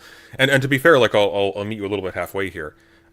There is like a legitimate concern when it comes to different types of relationships involving multiple parties. There are still concerns involving only two parties, but like for instance, you can have situations where some parties are in the polyamorous relationship to please one of the other parties, and maybe they're not fully invested. And sometimes it can be very difficult to kind of suss out where that is because of precisely those pressures. You can have people become dependent upon, like there may be a standard of living that's achieved by the coalescing of all of these incomes together, and that can create those pressures and things like that. So I think that like there's stuff to be concerned about there. I think you have similar issues with, normal nuclear families with two parents, in which one has all of the income and maybe owns the vehicle and the insurance and the house, etc., and one stays home and raises the kids and therefore has no mobility. Raises things like that. A lot of issues. Yeah. So, but is that sort of like a fair characterization of your primary issue? Because I'm not hearing a lot that's like really positively targeting polyamory as such. It just seems like a deviation represents an unknown factor that can introduce complications, and that therefore it should be treated with a high degree of suspicion. Is that more or less? I think that in the United States, as it exists and as it will likely exist going forward, I think that is a realistic summation of my hesitation. Yeah. Okay. See, I don't want to undercut you because you guys were having a back and forth, but my immediate response to that is, while I don't think anybody would not concede that the vast majority of relationships are massively dysfunctional, therefore a good majority of polyamorous ones are going to be dysfunctional as well. To say that polyamorous ones are uniquely more dysfunctional strikes me as a bit of a leap. In every single case, it's going to be conditioned by the parties involved, the particular history of the relationship, the conditions in which they're living, and so on and so forth. And it doesn't strike me that a prohibition against relationships that work but are of a non-traditional style would necessarily lower the number of relationships that are dysfunctional. Does that make sense? Yes, and I mean, if we're sort of leaving the realm of what is viable or what is politically possible now, I mean, I'm happy to apply these standards. I think that's politically possible. There are functioning. There's few of them. There's not a lot, but there are functional, healthy polyamorous relationships that exist. I know one or two. I don't doubt it. Yeah. I don't doubt it. I think that I'd be perfectly fine applying these sort of more robust standards to the what you might call the traditional household as well. I think that we could probably afford to take a bigger look into. Can you clarify a little bit what you mean by the more robust standards? Well, being more suspicious of what it really centers on, to my mind, is. Oh, I see what you're saying. Okay. Once a child comes into play, and how a child conceives of their family and their upbringing, and what the nature of their home life is like. And I think there are plenty of two-parent households, heterosexual marriages, that are not conducive to the child's flourishing. So I'm not blind to think that that the problems are unique to any other structures. I think that we need to equally apply them.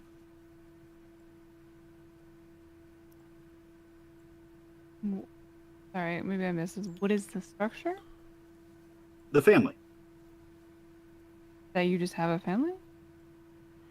Well, I think the nurturing of the family, I think, should be the sort of the primary goal of the state. Right, we're talking about polyamory. You think that you I mean, like, that used to be how it used to be back in the day, right? Where I think I don't think it was you. It was our other friend. I'm sorry, I forgot his name. Who was in the panel earlier with Grace. He was very much like oh, you mean Austin? Austin. Yes, yeah. Austin. Yes, thank you. And we take a village, like that used to be like a big community, and I don't think he was wrong about that sentiment. I think the way that he uses his analysis, obviously, I didn't agree with, but I do think that like the idea of like, I don't think you should have to have like some like super like insular, like, oh, if you cannot be near my child unless you do a blood test and you are related to, like, you know, I think like community is important, and when it comes to like having kids, I don't really think that polyamory either takes away or adds to on either front on that. I think it's just fine. Yeah, I was like a neutral. Yeah, that's what I was gonna say too. I'm curious. Are there particular problems that you would point to with polyamorous situation with children? Now, of course, once again, and we'll have to concede this, If we have any of the complicating factors that we just described, of course, but those are not unique. We all agree that those are not unique to polyamorous situations. So, Absolutely. yeah. So assuming all else being equal, what about a polyamorous situation in particular? Apparently your tacos are ready, by the way, Eudaimonia. Yeah, I just saw. Hold on. Get them tacos. Yeah. Well, here, you want to take a little too? I need to run to the bathroom too. If we want to take. Yeah, I'll be right back, or I'll scarf these down or something. I'll be right back. I'll mute myself. I'll just sit here then, I guess, alone.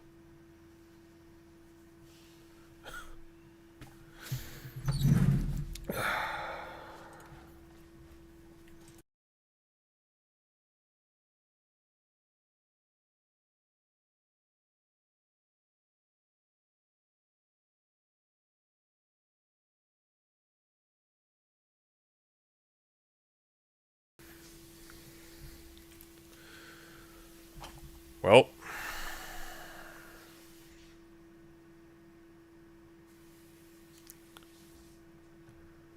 entertain us, President Sunday? What do you think I am, a dancing monkey?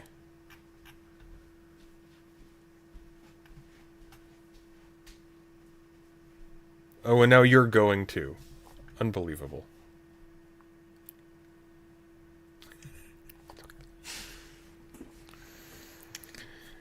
Oh, hey, Glitterbell. Hi from Nina's chat. Please enjoy Ben. He is an Ein? What does that mean? Maybe someone can help me out. What on earth is that thing? Oh, here she is. She's back. Have you read Berserk? I've read like 3 volumes of Berserk. I'm still going through it. I have to read the rest of it by the end of the year because I'm doing a video on it.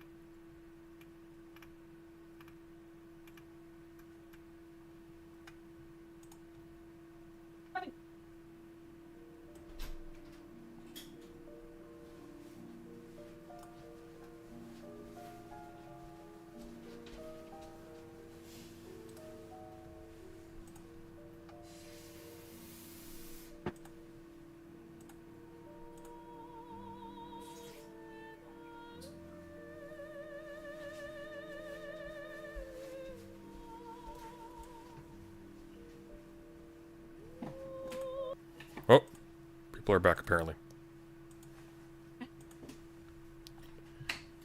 Wanted to make another drink. No, you were drinking too. You were drinking some beer, right? I was. It's all gone now, unfortunately. What was it? Was it a? It looked like an IPA. Hey, can you hear me? I can. Very loudly, actually. You have to drink an IPA if you have a bookcase behind you. She wants to join. Can she join? Yeah, I invited her earlier. She'd be my guest. I know, but she wanted to reconfirm. Oh yeah, go for it. All right, hold on. Although she needs to be nice. What is this? No, Way to go! Oh, get fucked, idiot. What is that thing behind you? Which I have many things. The one that looks dog? like a radioactive Hot Wheels track. Oh, it's just the light strip that I'm too lazy to actually put up in a nice way, so it's just kind of casually sitting there. Gotcha. That's a corgi. Oh, doggy. Okay, I'm not actually friends with Shoeonhead. Shoe, you're gonna have to friend me on Discord. Sunday Riddler cosplay when? This is my Riddler cosplay.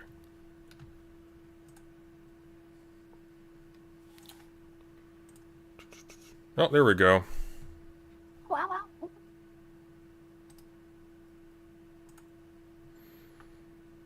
It's not accepting friend requests. Okay, I see how it is.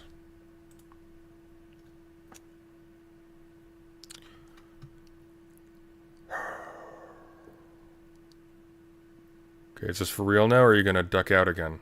Oh, hello, duck. Hello? Speak of the devil. You Hello. hear me? I can. Mm-hmm. How's it Hello, going? guys. Hello. Pleasure to meet you. Nice to meet you. I just want to say hello. I've been listening to the stream, and it was funny when you were asking, "What do you think of Shoeonhead?" I was like, "Does she know?" I don't know. My suspicion is I have that to admit, my only information I know about you is through Vosh, so I'm very charitable about the yeah, I am aware. That's my only information about you. So I don't hold that against you. It's by any means. okay. But yeah, I just wanted to say hello. I don't know. I just made dinner, Hello. so I have to steal him in a few minutes. But What'd you make? enchiladas? Yeah. Chicken or cheese or beef? Beef. I'm judging. Oh, those are the worst. Really, Really? beef? You'd make some beef and you're not doing some shredded chicken? No. Next time. Next time. I like beef Are you enchiladas. Are you being a? Is the trad wife meme about you like a real thing, or I don't really? I'll be honest, I don't know why people say that. I think it's. I thought they maybe, said that like- you said that. No, I think it's maybe like the way I dress, but I don't know. I've never said I. This is a meme that you have never said. I've never said I'm traditional or a trad wife. No. There's a lot of misinformation. She's a Well, girl boss. not even like as like a joke. Like, is it a meme? Oh no, that I've like played into the joke, of course. Oh, but okay. I It's think never that's more been of like it. I am Gotcha. traditional. Like Well, no, it's that's probably never- because Right, right. apparently you dress as a 13-year-old. So Right, according Yeah, to that right. one guy. That was weird. This Dude, makes me a I- pedophile. well, You're the one set up. if the shoe fits, Right. just kill me. Right. No, that was a wild accusation the other day. That was so funny. Literally, I'm like 3 years older than you. I know. And they were like, he's obviously a pedophile for dating her. Like, what? Well, I think we're like the same age. I just got the Asian gene. I don't know if like that makes. I don't know if you're Asian at all, but I feel like it makes me seem younger. Wait, how old are you? I'm 32. I'm 30. You're Okay, 32. Uh-huh. I'm 32. Oh, I saw That's a weird. meme of you once that was like, this girl is aging backwards. No, I just learned how to do my makeup better, I think. Like I used to wear more makeup back in the day. And I just looked like a clown. And now I think I'm like figuring it out a little bit. Less is definitely more. When it comes But to has your makeup. not fajita, has your enchilada game gotten better? Or worse? It's gotten better, I guess. I'm like not good at cooking things that aren't Italian. Like I Oh yeah, only you're know, Italian, like- right? My boyfriend's Italian too, so I'm like, it's always like the joke with like a woman in the kitchen. I'm like, I'm dating an Italian. I have no place in the kitchen. So, Shu, now that I've got you here, how is your journey across the Tiber progressing? The what? Wow, Eudaimonia, you're just wow. How's so much for that great commission, huh? Yeah. Splitter. Wait, what? You guys have so much levels of irony, dude. I don't understand anything. I feel more autistic than I've ever felt. Okay, I am a little curious though, because traditional Catholic is not my read on you from what I've seen of your past shoes. So how do you two get on with that? I'm. Oh, I grew up Catholic, so like my family's very Catholic, and Oh, I didn't know that. Interesting. I was like baptized, had communion, whatever, like big on that. So dating a Catholic was very easy for me because Are you still? You go to church? Yes, we go to mass, but You- I'm like I've always been very like agnostic about it, I guess, but I'm very like culturally Catholic, I suppose. Okay. Well, there you go. What does that mean?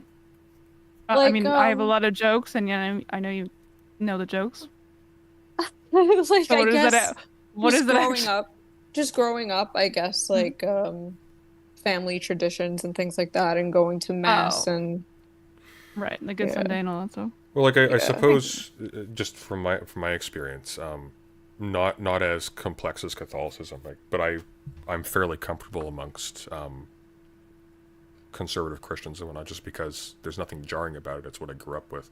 I can go into a church. I don't feel out of place or weird about it. I was still identifying as Christian when I met my partner, who's absolutely not, and so on and so forth. Like that doesn't surprise me that much. I just didn't know that was the case with your background there. But That's funny because Yeah. I still feel like a fish out of water in church because it's all still so comparatively new to me. Yeah, Oh, yeah, 'cause we you're went a in. convert, right?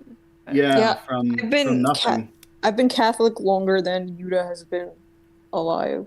Oh, so Are it's you your related fault. to that, or yeah? Did you groom him? Yes, I'm the groomer. No, it was independent of her. It was years before I met her, made the switch. But no, it's I still feel like a fish out of water sometimes because I'm almost the opposite.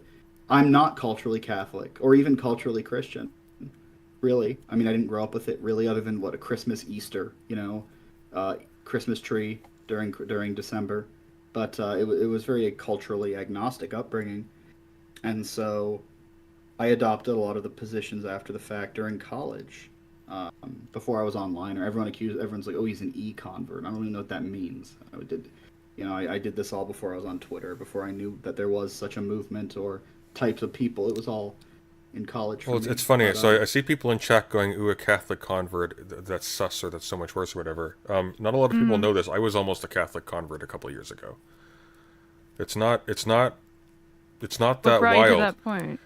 Well, because at the time I was still sort of embedded within a Christian Okay, space. let's be honest with me. Be honest with us. I was trying to Is it answer the that. fucking? Is it the drip? No. Oh, Catholicism, like the aesthetics They are goes hard. ripped out. Fuck yeah, dude. Yeah, well, Oh, like- not exactly. Like that probably played a role sort of in the background, but there's a particular reason for it. So one of the things that's really frustrating for a lot of people who are sort of coming of age in a lot of like Protestant churches that are so sort of non-specific and non-committal to, or just they take the stuff so unseriously that it's very hard to even say exactly what it is they believe differently from other denominations or whatever. Is that there's a lack of structure, which means a lack of sort of unity, common purpose. You don't have the intellectual culture that it looks from the outside, like a lot of these more sort of, I guess, culturally dense churches have. And so there's a lot of appeal there. I think that's why a lot of people move over. It's like I'd like to think it's a higher order type of thing, but of the same type in essence in terms of the move you're making. That like an Andrew Tate follower does when they become Muslim. It's because they see stuff there at a superficial level that seems to fill gaps in what you have presently. I'm not necessarily down on people for that at all. The reason why I ultimately didn't is it's a combination of factors. Incidentally, when I tried to reach out to people to talk to them and build those connections, they just flat out didn't respond, which is great. Thanks, guys. And the other one was I sort of just educated myself out of needing the things that they provided or having like the emotional or the cultural or I guess maybe my perspective was just changed where it didn't seem to me that it would do for me what I thought it would do back then. And so this is why you think I'm sort of on your path, just a few steps behind. No, because you went in the opposite direction. I That's hold true. I hold out hope for you because I think you're sincere, and I think that goes a long way. I think that's more important I than guess being that's- right. Also, an interesting aspect. Like, I feel like you have to. I mean, I don't want to be offensive by any means, but like, just to be completely honest, I grew up in a Christian school. I feel like you have to lie to yourself quite a bit to be any sort of version of religion, and it's like a cope. And I don't necessarily think that cope is a bad thing. The way that we like, oh, online cope, whatever. Like, yeah, people need things like that to cope. Do you? I think maybe for some and people, I think maybe for some people that's true. But I also went to a religious school growing up, and I didn't think that at all. I had a Wait, bit- wait, you didn't. Wait, can you explain exactly what you mean? What you didn't think that religion? Oh, I could didn't. cope? I didn't have to lie to myself. I don't think I was lying to myself.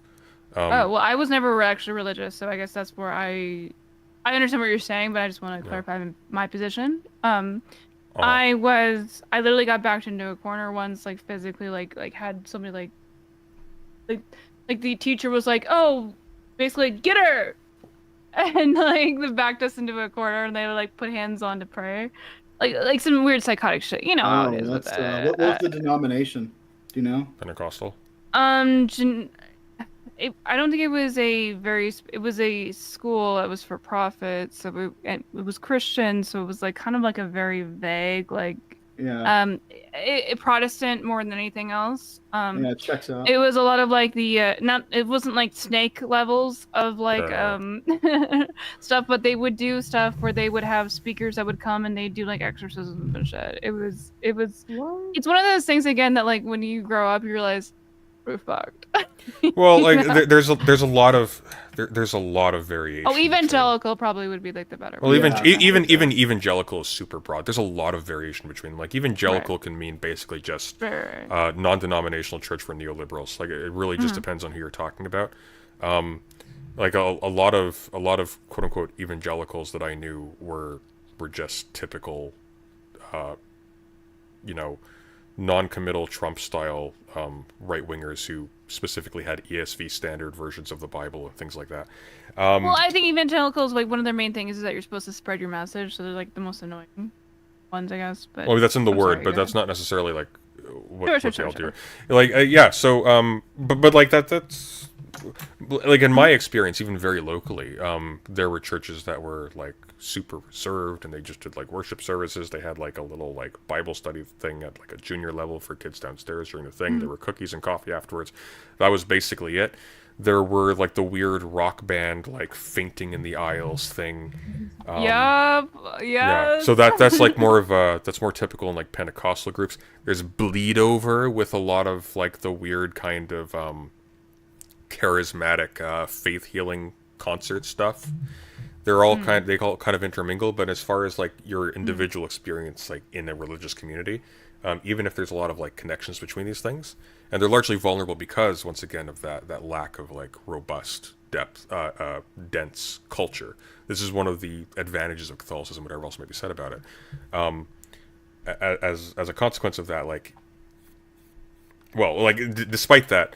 I don't think I understand you. I don't want to cut you off, but I just don't even think I understand your point at all. Like, you're saying that, like, the Catholicism has a more in-depth, like, I don't know, history? Well, I think it's wrong, but for example, it has, like... We're gonna run and eat, so that we can, eat the enchiladas while they're semi-warm. I'm sorry. Sure. No, you didn't know. But I will either pop back on later, or I know before Shu got on, we were in the middle of a conversation, so I don't want to drop that necessarily.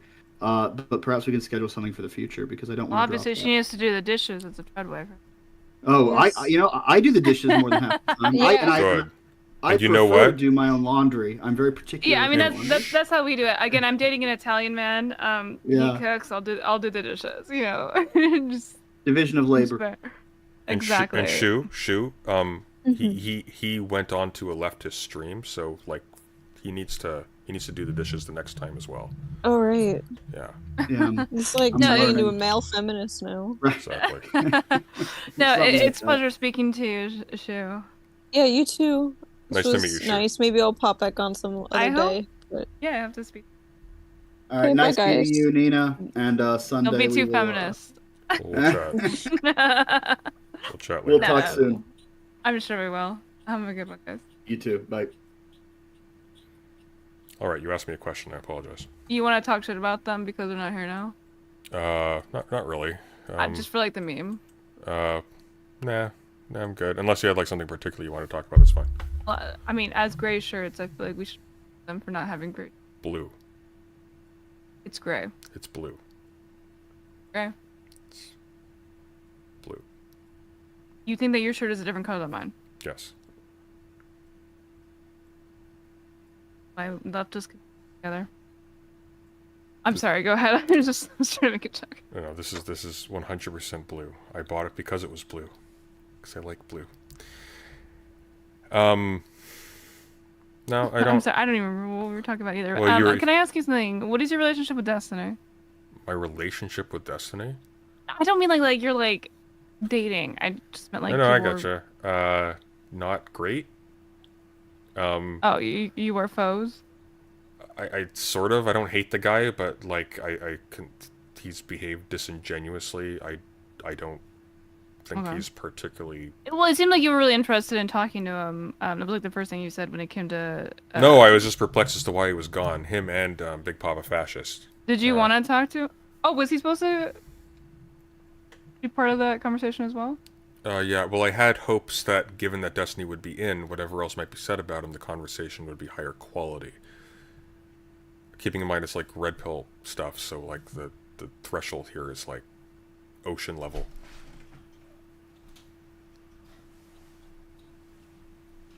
Okay. But you like talking about Big Power Fashion? I feel like he doesn't really have that high level of contact. Again, No, he's I'd agree my with that. third best friend. Your Big Papa Fascist is your third best friend? Yeah. Oof. John Zerka, Playing with Fire, and I say this ironically, but no, there are John You Zerka used to can- live with me. You can talk with Big Oh. Papa Fascist. He's a good moderator. I'll give him credit for that. He tends to steamroll people in conversation. I do think the conversation would have had to do with something of more substance than whatever the hell Austin was. What were rambling you, what about. were you looking to have? Like, do you think we can have that conversation now, or obviously I think we're more aligned than we are at all different. So maybe we can have the same conversation. I have no idea. I'd be happy to. But I think that the conversation would have been less insane because I think the premise of Destiny and Andrew being there would be Destiny that, was there. You think it would be less insane? well, I think Grace Thorpe wouldn't have been there. I think Grace Thorpe was there to fill in for Destiny. Oh yeah, don't they like hate each other? Ish. I don't even think Destiny hates Grace. I think Grace is just unmanageable and insane. I feel really bad. I meant what I said. Do you feel the same way, or any thoughts on that? You don't have to talk about it if you don't want to. I What are feel you- like what that are you might be referring to? inappropriate. You know the situation with their dad. Oh, I don't think that's legitimate. I think that's played up because they're grifting. I think he's grifting, but I think she lives with him. Very Oh no, inappropriate. it's grotesque what he's doing Yeah. in particular. Right. But I think there are elements of that that are played up as a part of the grift. So it's still really dark. It's just not as catastrophically dark as it seems. Although I wouldn't place a monetary bet on that. Speaking of which, thank you, William Quirk, for the 499. Any particular intellectual reasons you stopped converting Sunday, like metaphysical reasons? I just didn't find it philosophically compelling. This is referring to the Catholic thing. Gotcha. Yeah, sorry, it was a super chat. It's All good. I can leave you here if we. I don't want to like take you from your chatter. I mean, I'm enjoying it. no, it's fine. We can keep talking for a bit. That's totally fine. Okay. I'm not in a I rush. was like, I mean, I have to leave in like maybe like a hour, but like, no, I am enjoying our conversation. I am curious on a lot of like, I have known you. I've known President Sunday the name. What is your most, not to do like a BuzzFeed style thing, but if you don't mind me asking, I'm just curious. Okay. It's the first time I've spoken to you, of course, but I know your name as being a very contentious. When I should have asked you, Professor Flowers. What about Professor Flowers? You know how I asked you your opinion earlier? About like a certain amount of people. I just like named off a bunch of people. I should have asked Professor Flowers. I feel like that's probably where this comes into. 'Cause I mean, you it's seem like my opinion's going to be stale. I haven't seen anything by her in I think over a year. She's done some decent video essays. She's not stupid, but highly egotistical, highly fragile, and she's been trying to post hoc justify throwing the debate with Vosh due to her own arrogance for. So you think long that she time. just threw it like because I kind of like. Well, I that's wanna what be that's charitable. what she says. Like so her. Okay. But do I think she's telling the truth? I don't know. So what she says after the fact is that she just wanted to dunk on Vosh. She wasn't really worried about winning the debate with him or whatever. Yeah, she came in hard with those brownies. Well, that's the thing. Like, I don't know if she was actually taking it seriously. It depends on how what she means by. But what would the joke be? Well, I wonder if she thought she could just skate through just by being condescending and just kind of a dick to him. Why would she think that though? Just overconfidence. Thought she was better at what she was trying to do than she was. I think her position had some merit, even if she botched it. I've revised my stance on her more general like positions, maybe because those have changed since that conversation. Sure. Based on stuff that she said on Twitter, stuff she said after the debate and things like that. Sure. But Wait, so what do you think her positions are now? I mean, again, I don't keep up with that stuff, unlike and I don't really... the right to genocide thing, Mm-hmm. I don't know. I wouldn't have faith in. You don't those want. positions We don't being talk good. about it if you don't want to. No, it's fine. I'm just saying, like, it's legitimately ambiguous to me. Her initial, the initial. So if it ambiguous, okay, sure. You're already getting into it. I'll let you. Sorry, go ahead. That's exactly my question. Yeah. I think you're getting into. Yeah. So the thing they really were, the sticking point was, do states have a right to export? I guess not export, to deport members of their population. Right. And there's a sense in which that's trivially obvious, right? That's a part of sovereignty, is having the right to execute literally anything within your borders. It's not a question of whether it's right to do so, or whether or not that wouldn't be just cause to interfere with what it does, but it would sort of be trivially the case. If you have sovereignty within a But you're talking about people? What's being deported, yes. Okay. So if you have sovereignty, this is why I'm not a statist, by the way. So if you have sovereignty within a state, then what that definition includes is the right to dispose of literally anything there. That can include, for example, you have the sovereign right to just nuke yourself and things like that. So the retort to that is like, if a people. Wait, so I want to make sure you are not making this argument. You're saying that she's making this argument. Well, I'm saying that this is the logic implicit in any claim to sovereignty by itself. That's what sovereignty means. That's what sovereignty means. I mean, okay, but okay. Yeah. But can you is that your, not your stance, or you're not thinking that's her stance, or what do you I think I'm going to ask you this because I think you're asking the question prematurely, and that suggests, I think I probably am. And that suggests to me that you're reading something out of what I'm saying that I haven't actually committed myself to. Would you be upfront about that? Could you elaborate on what you think I'm saying? If I am doing that, I want to make sure that I'm not. The reason I'm asking is I want to make sure if I am aware that I want to do that, and I want to make sure I'm not going to prematurely be, as you said, making decisions. So I want to make sure that you're not saying that. So you're just kind of setting the stage right now, right? What am I not saying, just for absolute clarity? Oh, you're not really trying to make a point. You're just setting the stage for the position that you're going to talk about, right? Well, I'm making a point, but it's not normative. So if the argument... Yeah, so when we're talking about a people coming into possession of a state, when we're talking about a state, what's latent into that is do you this mean that notion, in terms of like a like taking over from taking over from an oppressor class, say, or or maybe maybe just or maybe just like establishing a state somewhere else is something new or whatnot. Insofar as insofar as we're considering that thing to be a state, and we're talking about the thing that they are appropriating as a state, what's built into that concept is the idea of territorial sovereignty. And when we're talking about territorial sovereignty, we're literally saying who can do whatever they want within this space. And that's going to include some very bad things as a thing they, by definition, have a quote-unquote right to do. Now, what I want to be really careful with, though, this is the point, this is the word that gets people confused. I want to be very careful about this. When I say a right to do this, what I do not mean is a right to do this unimpeded by other people. As in, if another state comes in because they see you, for example, executing or deporting a large part of your population and says, hey, we're not going to let this stand, you can't retort with, well, I mean, you could if you want, but it wouldn't have any force. You wouldn't say, well, what are you talking about? This is our state. We have a right to do so. Sometimes states actually do make this argument, but that would have no moral force, right? It would simply be a trivial fact of sovereignty by itself. And if another state's able to prevent you from doing so, like if the Allies are able to beat the Nazis and stop the final solution and stuff like that, the bare fact that by dint of having sovereignty, they technically were sort of recognized as having the right to dispose of what's within their territory as they will, has no force whatsoever, because that right is established by force.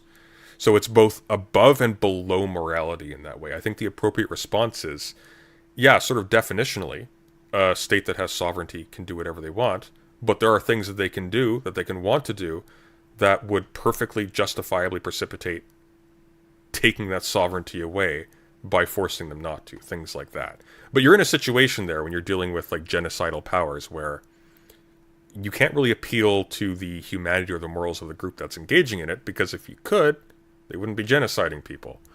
So you're in a situation where it comes down to basically competing forces. Does that make sense?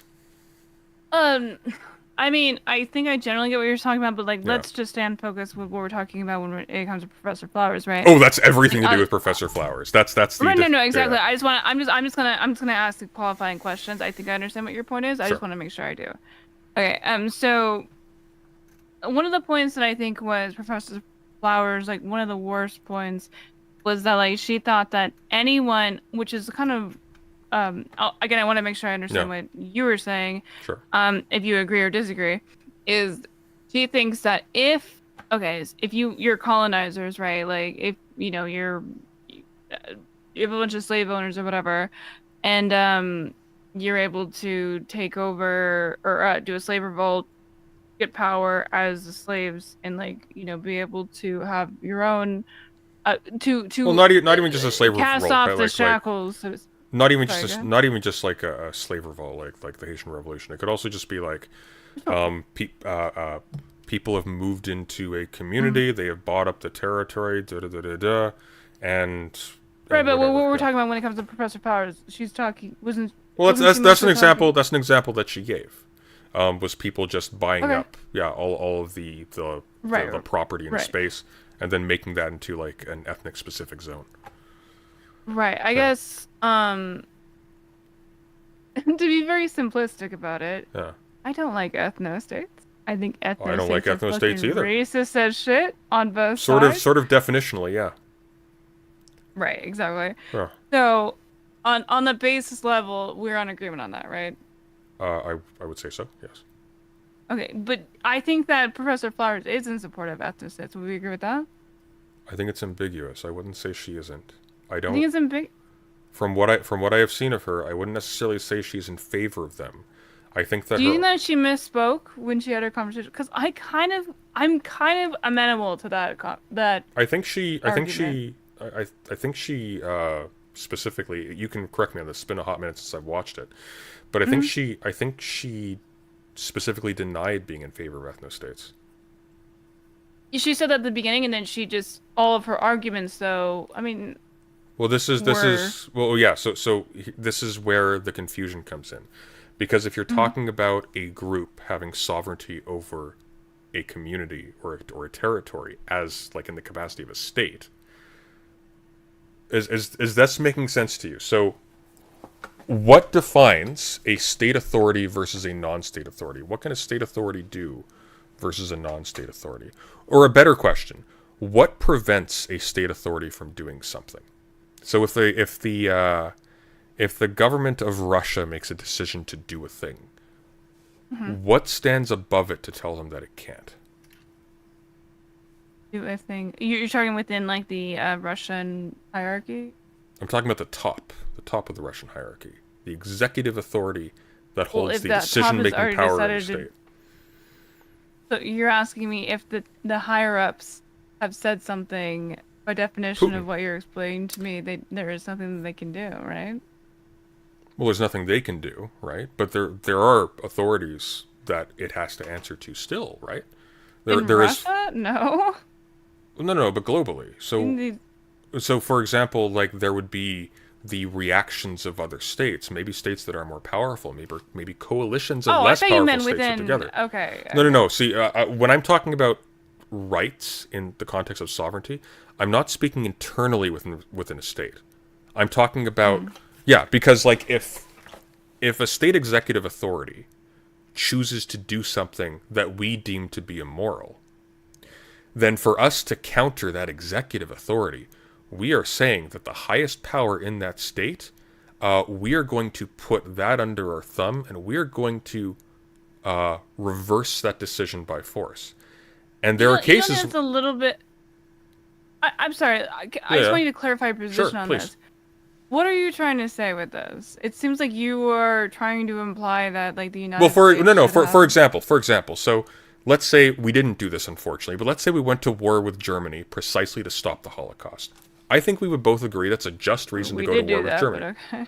Well, not for the Holocaust, unfortunately. We did also stop the Holocaust, but not for that. But let's say we did. Gotcha. We would both agree. Correct. Wait, hold on. I just want to clarify. I think you're being very subtle here, so I want to be very specific. I'm really not. Just the only reason. No, I feel like you're being very like specific about the reasons. Because of course, obviously, I would support them going for that. But like, but there's a reason. Specifically because of the Holocaust, and it's because we only knew it. What? Yes, sure. But I promise you, there's no trap here. Okay, so. No. I'm just trying to ask you clarify. I don't think you're trapping me. I'm trying to ask him clarifying questions. Okay, so. Suppose we went to war specifically to stop the Holocaust. I think you and I would both agree that's a good decision. Good reason to go to war, right?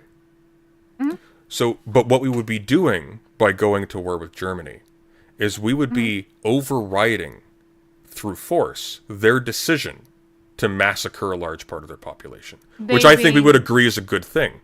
They being Germany? Germany, yes. Gotcha. Yeah, or like the Hitler regime, if you want to particularize We would be it. overdoing their sovereignty. We'd be overriding. We'd be removing from them the power of decision. And they could take a fat L, I guess. Yeah, we'd be taking away their decision-making ability in Germany. I don't think I agree with that. Wait, what do you mean by taking away the decision? Because they could just surrender. You think that's not a decision that they could make? Well, if they surrender, they would surrender according to terms of surrender, right? Which would include, for example, that's the not how Holocaust. that works. Okay, but it's not an unconditional situation. Yeah, precisely. That's what I'm saying. Choice. You're right. They do have the choice to surrender or, have the choice taken from them with additional explosions. Because if they don't surrender, we're going to fight them until we still win, and we still get to force them to do what we want them to do, which is to stop the Holocaust, which is a good thing, right? Sure. Yeah. So, but if in so doing, we have indeed destroyed the sovereignty of the German people. And it's good that we did, but that's what we're doing. Does that make sense? You see where I'm going with this? Sure. Yeah. Sure.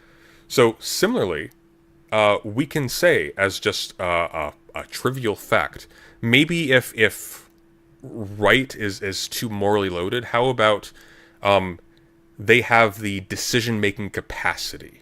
They have the capacity. Who is they now? Are we talking about the government or the executive authority of an ethno-state, say, right? Or an aspiring ethno-state. There's a rightful authority. It is the legitimate government that wants to perform a genocidal action. Well, if another country comes in or another power comes in and takes away its ability to do that, that's a good thing. But in the process, you are indeed taking away their sovereignty over that territory. Yeah, exactly. So there's you have to be kind of careful here, because when someone is saying, so in the other direction, even if they don't commit a genocide, for them to not have the decision to sort of presumes that somebody else does. Somebody else is holding that decision and they're saying no, right? Which means they don't have sovereignty. So the United States has, by the way, but could commit a genocide. Doesn't choose to. But that unencumbered ability to make a decision is definitionally packed into the idea of it being sovereign over its own territory. Am I making sense? I'm sorry to ask this. No, please. It's okay. That whole last phrase. I was with you up until that last thing. I'm sorry. I started. I got a little lost there. Okay. Just that last part, like your last closing. Yeah. So the United States is not actively committing a genocide against a specific ethnic group.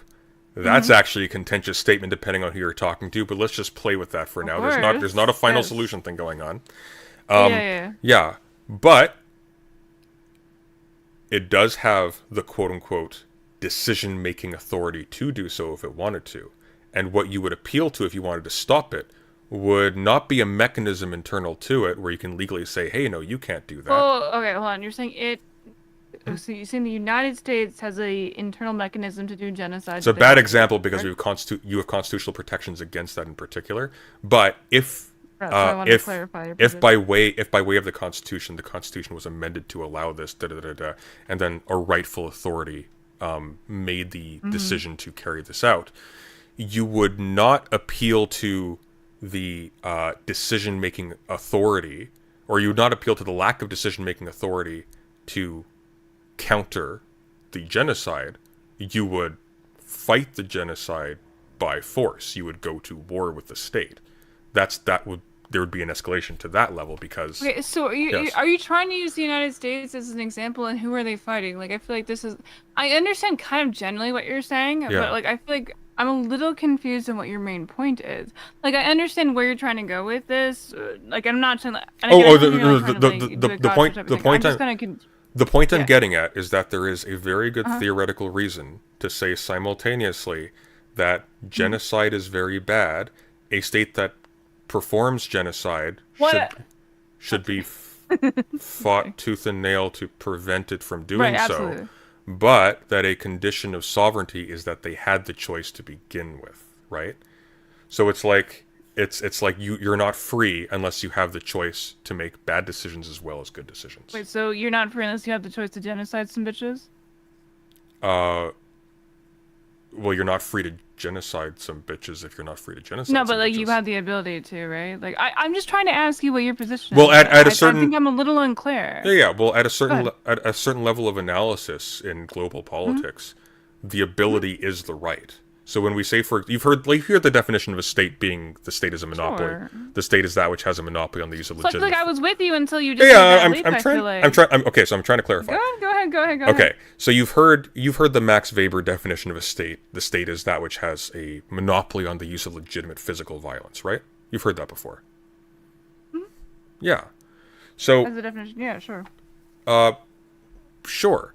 So if the state has a monopoly of legitimate physical violence, and a state, I mean, I don't subscribe to that though. Does that matter? Like that, I don't necessarily. I understand what you're talking about. So, like, if all of the understanding is that I just need to know what you're talking about, I absolutely understand what you're saying. But I'm not co-signing that.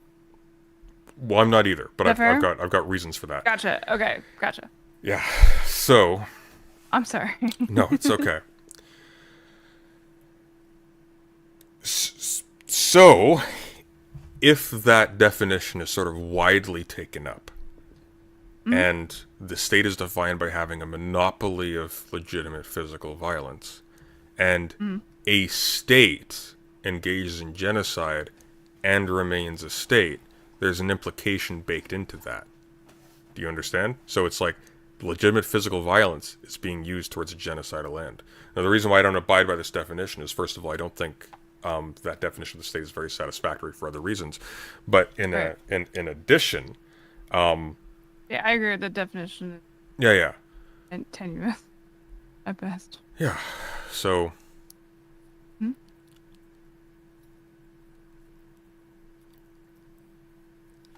Okay. So if a state has legitimate physical violence within a territory, what do you appeal to when a state does something that you think is morally abhorrent? What do I appeal to? Yeah. as, How like, do you propaganda? how do you stop it? If you feel like if it's bad enough that you need to stop it, like let's say this state So over another here. state like the Nazis, genocide the Sure, Jews type of Nazi thing. Germany. Nazi Germany is a state, right? I mean, I'm not against as much as I fucking think that leftists are allergic to say it. Political violence, is the only way that we can ever change things. When it comes to drastic measures, such as something that you're describing. Let me know if I'm off base and where I'm going with, because obviously we're talking about like metaphors, right? Yeah. If we're talking about Little like, I'm sure you're aware of this. Like, in World War II, there was a lot of like leftists that were like, well, we're gonna go to war like against Nazi Germany. What are we, like, war hawks now? Like, there was a lot of like psychos that were just like the annoying pacifist idiots who were just like, you're not like. It's kind of ironic that we see all these things. It's kind of fun when you look at history. I'm a big history buff. where you see these patterns that just go over and over again, where you see the same fucking Twitter lefties writing for newspapers back in the day that they're like, we can't fight the Nazis. Then we're the actual authoritarians, and it's like, yep, Yeah. that's definitely what happened. Yeah. But not to like completely. I'm sorry. What was your original question? I was going on a little tangent, but I did have a point. I just don't remember your exact. I don't think I asked the question. Oh, you didn't know. Oh, sorry. I do think that like there is a very funny level. What's your point? What's your opinion on Ukraine? On Ukraine? With respect to what? Like am I pro Russia? No. Well, I mean, the reason why I'm asking that is because, like, when, like, literally a lot of the people who are anti-giving, like, I think that Ukraine conflict is very complicated when it comes to, like, the reason we're not putting boots on the ground. We're just supporting an ally that we agreed to. We actually did the exact same thing for our Soviet allies at the time in World War II. So that's why I'm kind of trying to relate that. I'm curious on what your opinion is of do you support Ukraine? I would say so, pretty generally, yeah. I'm not in favor of a regime that's bombing civilian centers and stealing territory under specious grounds, so on and so forth. Why do you think that it seems like it's so hard for a lot of leftists to like not do the Warhawk narrative? Or do you also maybe agree with them? Well, I think there's a general perception that which can be sort of looped into quote-unquote Western interests is therefore in some sense anti, pro-colonial, et cetera, and there's probably like, I mean to a certain extent, insofar as you're advocating in favor of any state, that's sort of inevitable because the state is a colonial structure both on the Russia and the Ukraine side, regardless of where you are. But I think that's largely where it comes from. It's just people are confused and being kind of reflexive and falling in line with what they think is the appropriate position for their side. Oh, so do you not have like any like particular? I mean, I feel like you seem very like very low key, very sarcastic. Love the humor. That was fun. Obviously speaking with Grace, but I feel like you're more vitriolic in like your videos that I've seen.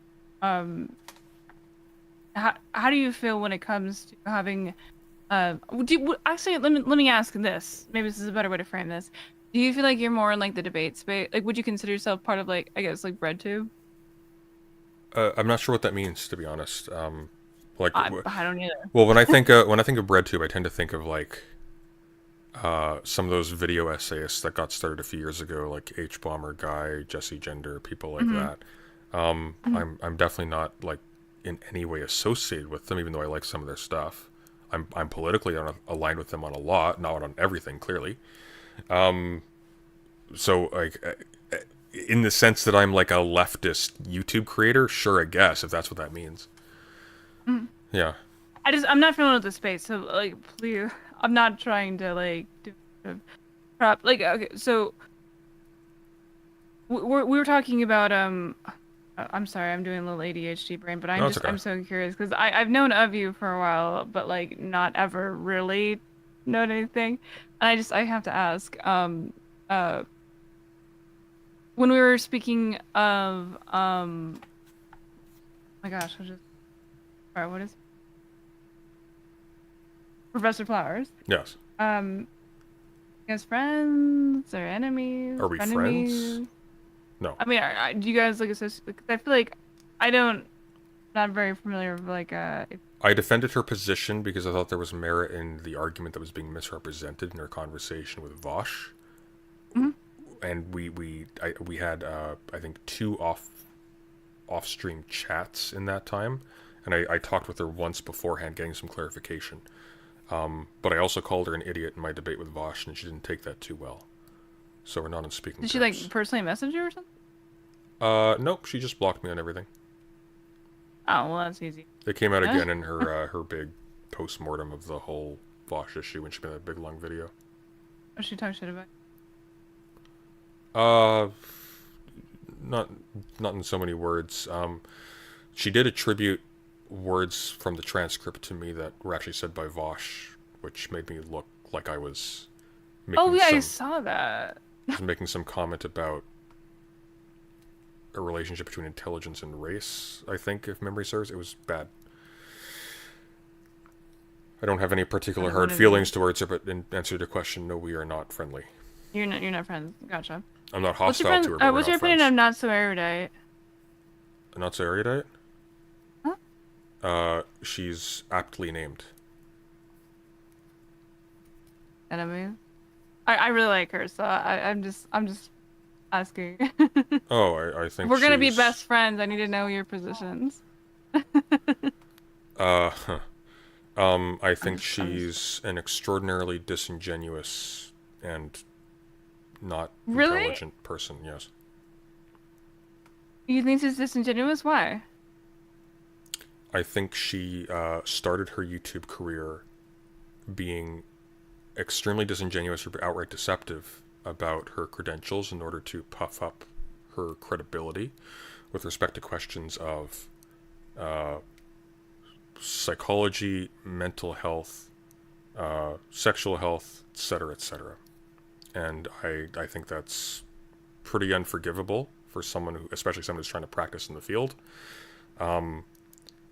And well, she seems like she's able to speak for herself when it comes to debates. I mean, have you done like debates with her? That's immaterial. I've talked with her once. Really? Because I feel like she knows her stuff. I've talked to her. Have you seen my stuff on her? I have not. No, I'll give it a look. I'm sorry. We should maybe change topics here. As far as enemies, the last time we spoke, she threatened me to play nice because she had my docs. Kill your dog? Docs, D-O-X. Oh, oh my. Okay. You know what? I don't want to be a part of this. I'm gonna go ahead. Come on. Again, I don't mean to keep you. If it's okay. I'm enjoying the conversation, but like, I don't know. Again, like, I am not familiar with how your stream usually goes, so I don't want to be derailing it. If I There is no structure. There's no plan. It's okay. There is no structure. What's your favorite book behind you? My favorite book behind me? I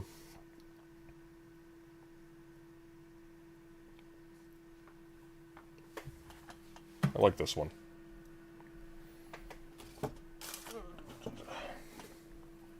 It's my Franklin Library edition of Paradise Lost. Like, just Do you actually read them? I feel like I have like too much ADHD that I feel like I have a really hard time reading books. I do too, but I do. You just set yourself 10 pages a day. I feel like you'd be great for audiobooks. Like, you got a good voice for them. Have you ever considered doing that? I have, but I do not have the discipline or the patience for it. And plus, I'd have to sit down for a long period of time, and that just kind of sucks. Wait, but you can read them, but you can't read them out loud? Exactly. Except when I do, like I was doing before. How long does it usually take you to write it? Or, not write, sorry. To read, I just did Paradise Lost. Paradise Lost? A couple weeks, probably. A pretty, tedious book from what I've read. It's interesting in terms of its content. So, like, a lot of the stuff that I read is not, like, it's not fun. Like, it takes, like, you are kind of digging at something, but the stuff you get out of it is interesting. There's a word for it. I can't remember what it is. Sure. But, like, have you ever, Vosh is reading House of Leaves right now. Did you catch that? Similar deal. Like, it's House of what? House of Leaves. It's really good. But it's a book that sort of requires you to kind of like, because it plays a lot with like references and it uses it to kind of imitate moving through a labyrinth. So it forces you to like chase down references, check the index, compare things, and it's like it's tiring, like it's physical work, but you get insights out of it. You get like there's cool little narrative. In a way. Sort of, yeah. I was watching a video earlier today about like I don't know. Are you a gamer at all? Yes. What type of games do you like to play? All types. My favorite though is horror. I love like amnesia type games. Well, maybe that's why I picked up on it. Wait, did you make this? Is this your channel? This? Yeah. There's this one thing that like YouTube always makes me If YouTube is it always auto if it auto YouTube fills is it. recommending it, it's not from me. That's a good No, rule of thumb. I mean they sound almost exactly like you, but I was listening to it today. It's like 4 hours of Resident Evil clones. And it's funny because like I fall asleep listening to videos. Oh, Avalanche reviews. I feel like this is like I feel like this is literally you as a channel. Avalanche reviews. Here, I haven't heard of that. I will link it to you. Because the voice. I guess he. Oh, he I doesn't know really have- them. They reviewed the. Oh yeah, Callisto you know that. Protocol. I'm like, this is like so you content. Or I'll link it in my chat, and I'll link it in the other. Do you ever watch Noah Caldwell-Gervais? That was way too long of a name, so I assume not. He does Wait. way too long videos. They exceed the length of your average workday, but he has like an 8-hour long review of the entire Resident Evil series, and it's great. Wait, wait, that's the one that I linked, right? The Avalanche guy. No, different guy. It's like. Oh, Although this one also has like this is pretty long though. Yeah, no, this is like your content, dude. He Oh, kinda there we sounds go. like Every you. single yeah, they did it too. There's like 12 hours. Yeah, Okay. yeah. Yeah. Oh, it's so funny that I ended up talking to you today because like this is literally I found this channel last night. It's kind of funny though. Have you ever? Do you do voiceover stuff? Like what? Like you have a very. It's been suggested to me. I haven't really gone out of my way to do it. So. Do you have a purposely like? I mean, obviously everyone presents as they do. Is my voice Everything is a affected? present. Like I'm saying, is this something that you like had to teach yourself to do, or is it kind of just like a thing that like came across because like maybe like your family also spoke with a very deep voice, or is the way you speak? It sounds very like you're on radio. It sounds performative in a way that if I were to do your voice, it would be performative, but it sounds natural for you because it is how you naturally speak. My question is. Did you always speak like this, or is this something that, like, at some point you did voice training?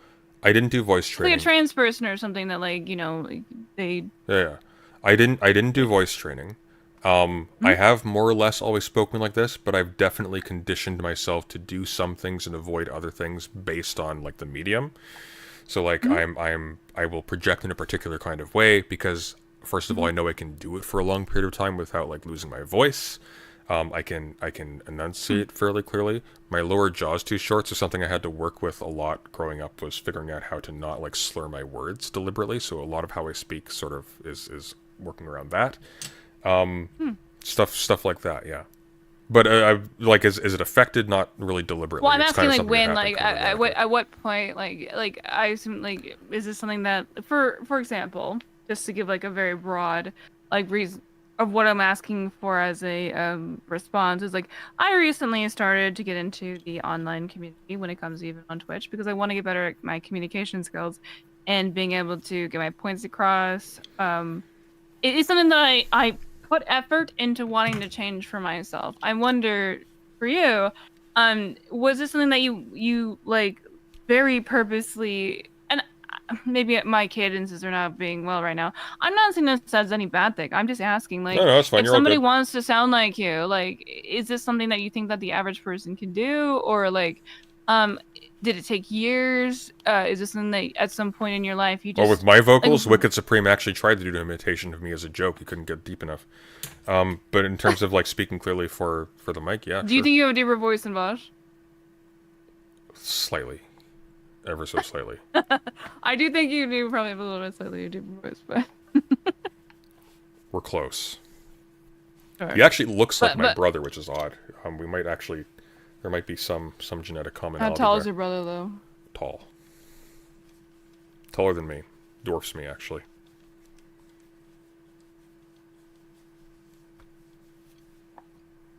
Okay. I'm just thinking about a computer. You could be a Minecraft size. Oh, okay. Well, I'm 6 feet on the dot, and he can like pick me up with one arm. Vosh is like 6'2". Dude, Yeah. love the talls. Yeah, so he's probably like a couple inches taller than Vosh. But like thicker, like a tank. Solid. I think they're actually gonna come back. Okay. No, it's actually getting a little bit late. I have enjoyed the conversation though. Yeah, no, want to be. Yeah, no, not at all. up. I probably need to run too. Yeah. We'll chat again sometime, I'm sure. Thanks for coming on. Oh, And for sure. Absolutely. good Thank job with the nightmare panel earlier. Call her a cunt. Well, I can't think of anyone more deserving, so. No, it was fantastic speaking to you. I hope to speak to you again. Likewise. Have a good night. Have a great night. I guess we'll finish the theory stream tomorrow. It's been 4 hours and 50 minutes. Let me go through the super chats quickly first.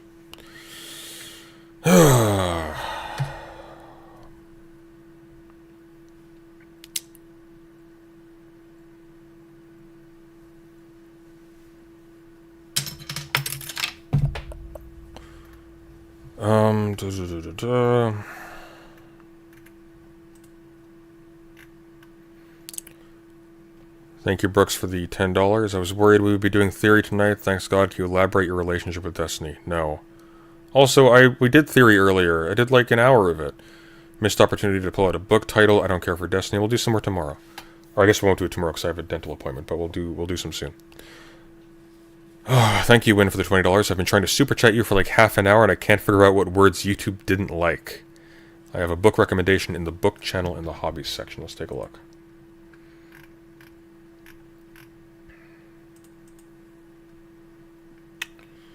China Melville's Boss Lag series. Sci-fi weird fiction. The first novel, Perdido Street Station, when the Arthur C. Clarke... Oh, I've heard about this. I'll look into it. I haven't read China Melville. I heard mixed things about the Kraken, but I did want to... Or was it? It was something Kraken. I can't remember what it was. Let me find out quickly. China Melville Kraken. Yeah, it's just called Kraken. I just because it has tentacles and it's obligatory, I have to read it. But I'll look into that one. Any particular intellectual reasons you stopped converting? I already answered that one, but basically I just didn't find it philosophically compelling. And as I educated myself and I got more sophisticated on stuff, I guess, I didn't see much appeal going forward. Anyways, thanks everybody. Have a good night. Sorry for putting you through that. I guarantee you it was worse for me. I will not see you tomorrow because I have a drilling, which is going to suck, and I'm going to be frozen, so I'm not going to be talking. But I will see you on Wednesday. Ciao.